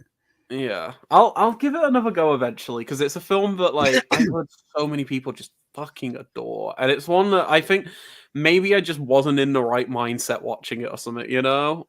I don't know. It's like it's one that I'll have to give it a go, but it just when I think of it, I feel like it was a bit too member berries for me, which works for a lot of people, but kind of just in the sense of like it's like showing things that we already know. This is the argument where I disagree with you there. Okay. There's a lot of films I find that are that are jumping on the gravy, the nostalgia gravy train, but they're doing it in the most ham-fisted way, and it's just like, remember this, remember that, ha ha ha, love this movie.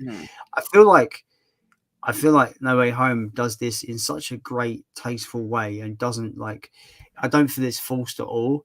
I feel this was very much planned, and it was very much tastefully done. And they don't just like, here's the other Spider-Man straight away. It's like it's halfway through the movie before fucking Andrew Garfield turns up, and I feel there's kind of almost.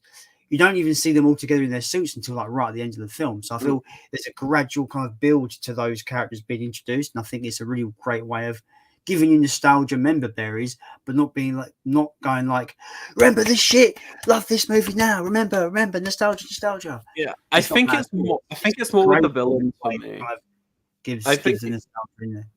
Yeah, I think it was more with the villains for me. The one moment that always sticks out to me that feels like, at least for me, I felt it was so forced. It's when they're getting all the villains back, and they've obviously got Norman Osborn, Willem Dafoe, and everything. And he's like in one of the chambers, and he repeats "I'm somewhat of a scientist" line from the first Spider-Man, and I'm like, laugh when I saw it. Yeah, it's like I get like why people would like it, but for me, it just kind of felt like, here's that thing that you like, here's that line. And the weirdest one for me was the Electro thing, where they go and get Electro and they play the fucking dubstep music from Amazing Spider-Man 2, which I don't like Amazing Spider-Man 2 at all, I'm gonna be honest. I feel like this just I just felt like it felt like very much like, remember this with the villains, with the Spider-Man characters themselves.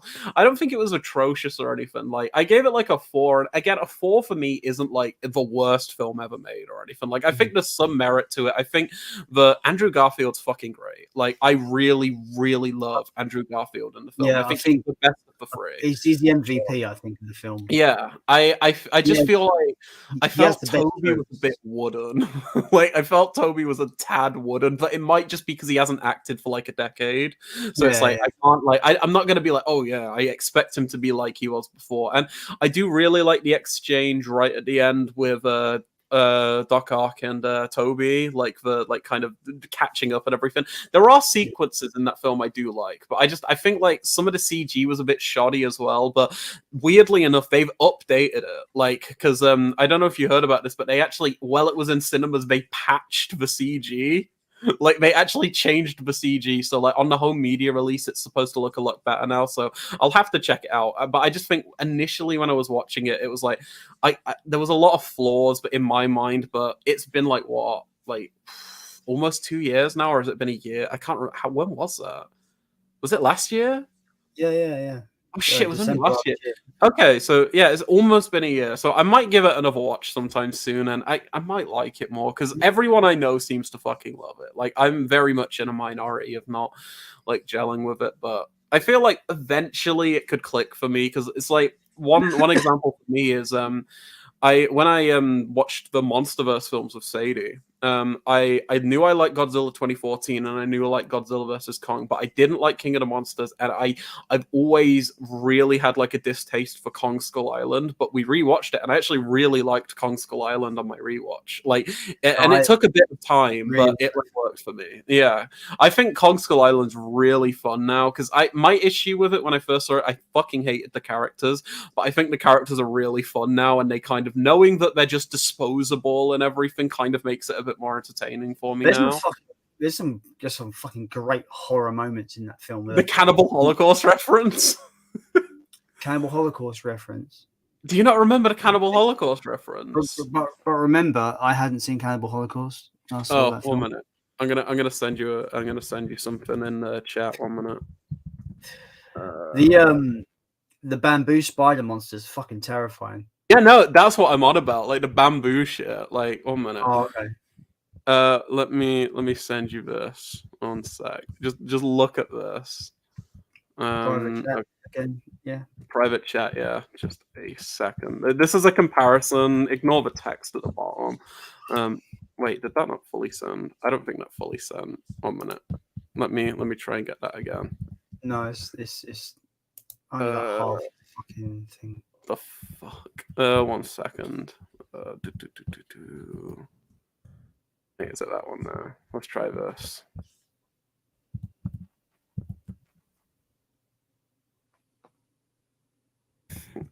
Yeah, that one's sent. Yeah, look at this. Oh yeah, like that's when yeah, basically. Yeah, there's also an Old Boy reference in it. Like you've seen Old Boy, right? Yeah, I've not seen it in a while. Well, you know the scene where like he eats the live octopus and everything. You've got that scene where Kong like picks up like the squid monster and like eats it raw. That's like an Old Boy reference, and I love that there's like weird references in Kong Skull Island to other films. I think it's really cool. I thought it was really violent for what it was. Like for 12 as well. Yeah, the way he kills the mother skull crawler by like pulling his tongue out, but his fucking inside come out. It's fucking nasty. Yeah. No, I really like Skull Island now, but like before, I don't think when it first came out, I don't think I was like I don't think I understood what the director was going for back then, but I think with time things change, opinions change, you know? I was very happy that it just wasn't a rehash of the King Kong storyline. I'm really happy that they went in a completely new direction. No, definitely. I don't think they're legally allowed to call him King Kong either. No, because Universal, right? Like, because I think they still RKO Pictures. Yeah. But I don't know. I don't know. I like the Kong Skull Island 4K is one of the best looking 4Ks I own. Oh, it looks really good. Love the HDR on that. Do you want to get through a few more comments before because I'm probably gonna like head off shortly. I think we're at the end anyway. Like just people talking about Malignant and that. Sophie's planning to get the tattoo of Gabriel's weapon. The murder weapon. Oh, that's sick. That's so cool. No, that'd be great. I love where it's like a trophy that he's just repurposed. It's so good. It's the music. The music when he gets that, like when he goes to kill Dr. Weaver, and it's like before he kills, it's so fucking good. I love that. Yeah, it's fucking awesome. Yeah, no, Malignant's so good. Oh yeah, her husband, the main cat mansion's husband was scum. Yeah, he was. Oh yeah, like I love how like really like it's almost like a campy level of evil he is. Like it's like how many times do I have to see my children die inside of you? And he's just like so evil. It's almost like a throwaway line in some regards, but when in the full picture of the movie, you realize, fuck me, Gabriel is purposely killing the things. Like it's fucking dire. Oh yeah. But like I love how evil the husband is. I'm a huge fan of like mean-spirited stuff, so just seeing like someone just awful, I'm like, oh, this is so nasty. I love it. It dies horribly as well, which is nice. Oh yeah, the neck. Jeez. Ugh. Oh, Malignant's so good. Clark Teddle says, I thought the CGI in No Way Home was terrible in some places. For such a big budget film, I expected better CGI than a PS2 game. Yeah, I was kind of on the same wavelength as that, but it's like, I don't know, it might be improved with the like 4K and everything because they did update it. Also, this comment I just saw. But I don't know why he's put eBay for. I don't know. I assumed he said eBay just because of how many films we recommended. Yeah. like gotta go on eBay to get all the films. This has been one of the best, one of the eBest streams, eBay streams. Amazing time, guys. Oh well, thank you, Josh. Really appreciate the kind comments there. Oh, he also said, I've had a bit of a rough day, so this stream has cheered me up completely. Thank you. You're one of the welcome, man. Yeah, no. If you ever need to like reach out or anything, we're here. Like, oh yeah, man. We're all friends, so it's all good. He's put fuck autocorrect. Okay, maybe it wasn't eBay. I just assumed because we've recommended like a billion. Yeah, he's put loads of movies in the list to check out. Yeah. Maybe he's bought *Malignant* 400 times, so that movie gets a bit more of a boost, so they can give us a sequel. Yeah, no, I had a fucking amazing time. Thank you so much for having me on. Oh, hell yeah! I appreciate you coming such short notice as well, man. Yeah, no worries, man. Honestly, I'm so glad we got to do this. I remember. Oh, sorry, go on. I remember seeing your comeback video. Like, it's been a while video. I was on my break at work. It's like 2 days ago, and I'm just like, immediate click. Leon's back, yeah. So, and I knew I had to reach out to you and see how you're doing and stuff. So it's great to see you doing better and absolutely doing well, man. It's been good. Let's just keep it 2 hours. You said, 2 hours. Yeah, hold my beer. 2 hours. Almost 6 hours later. Jesus. I mean, that's the way streams go, though. It's like when it's like two minds that are so passionate, like meld together. Who wants to? Unless either of us has got to get up in the morning for work. Who really wants to fucking clock watch on a stream? You don't want to rush through stuff. You want to have an organic conversation. So this has been great. So everyone's been watching. Thank you very much. We do appreciate everyone's participation. Some great. I think we've had fucking awesome conversations and stuff. Oh no, definitely. And it's really cool. It's really cool to talk about Halloween Ends with someone that kind of has a similar opinion. Yeah, to me. We're very much in the minority there with that film because people fucking hate that film. And like you said, I see it. I don't even think it'll be 20 years. I'd say give it like 5 years. People will be seeing Halloween Ends differently. They'll be talking about it like it's a misunderstood gem. You'll be having all these articles and YouTube videos. We're ahead of the curve already. We know what's up. Yeah, that film's great. Yeah. Yeah. I don't think it's going to be on my top 10 list of the year, but it's going to be an honorable mention for sure because it surprised me like no other film has this year. Oh yeah, no, absolutely. With that being said, thank you everyone for joining the stream today. Almost 6 hours in, and I can talk for probably another 2 minutes because my voice is dying. But Leon, thanks a lot for coming on, man. It's been fucking great. Oh no, I had a great time. Yeah, definitely should do this again sometime. I love chatting about films and stuff. And no, it's been great. I just want to quickly say to everyone watching, if like you're watching this on like catch up or whatever, just thank you for checking it out. Thanks for support. Oh, I always point the wrong way. Thanks for supporting Jason. Jason fucking rocks. Thank you for having me on. I really appreciate it. And just thank you to everyone for being so cool about me disappearing for so long. I was so nervous that people would just not want to like listen to me again. And the fact that we've had people like stick with us for 6 hours, people leave and then come back because we're still streaming for so long. It's just, it's nice. And as I always say, and I've always said this in my videos, everyone makes this feel like such a like special community. So it's like a family, like a big family of people who just like collecting weird fucking films on Blu-ray and whatnot. And I love it. I love you guys so much. Yeah. Oh, it's great. Yeah, it's been awesome, and it's been cool to break down the year of horror. Even though we've had the smorgasbord of tangents, it's been fun tangents. And, yes, best tangent. It's been great. Just letting people know, I've got a really cool video coming out Monday. It's a video about movies that are a disgrace to their franchises. So it's going to be a bit of a negative video, but I have included suggestions from the community. I did a post a few weeks ago asking people for their suggestions. So I've included community people from my audience in the videos with their comments. So Nice. I'm going to do more of those videos. So look out for more video involvement posts where you can add your own 2 cents in, and I'll include your comments into those videos. I thought I'd kind of include the audience a bit more, involve the audience in my videos to see how that goes. Nice. I'm really happy with the video, so I'm looking forward to people checking it out on Monday. So look out for that one. It's me ranting about films I hate. So look forward to it. Hell yeah. I'm excited. Guess what's on it, Leon? Spoilers for that video. Caesar Chucky. It's a fucking giant piece of shit. And I ran all over it. And it's great. Anyway, we are going to head off, guys. So thank you very much for tuning in. And if you're watching this on Catch Up, you're also awesome. So yeah, be sure to subscribe to Leon Talks Film. Thank you. Because he's been away for a year, so he needs all the help he can get.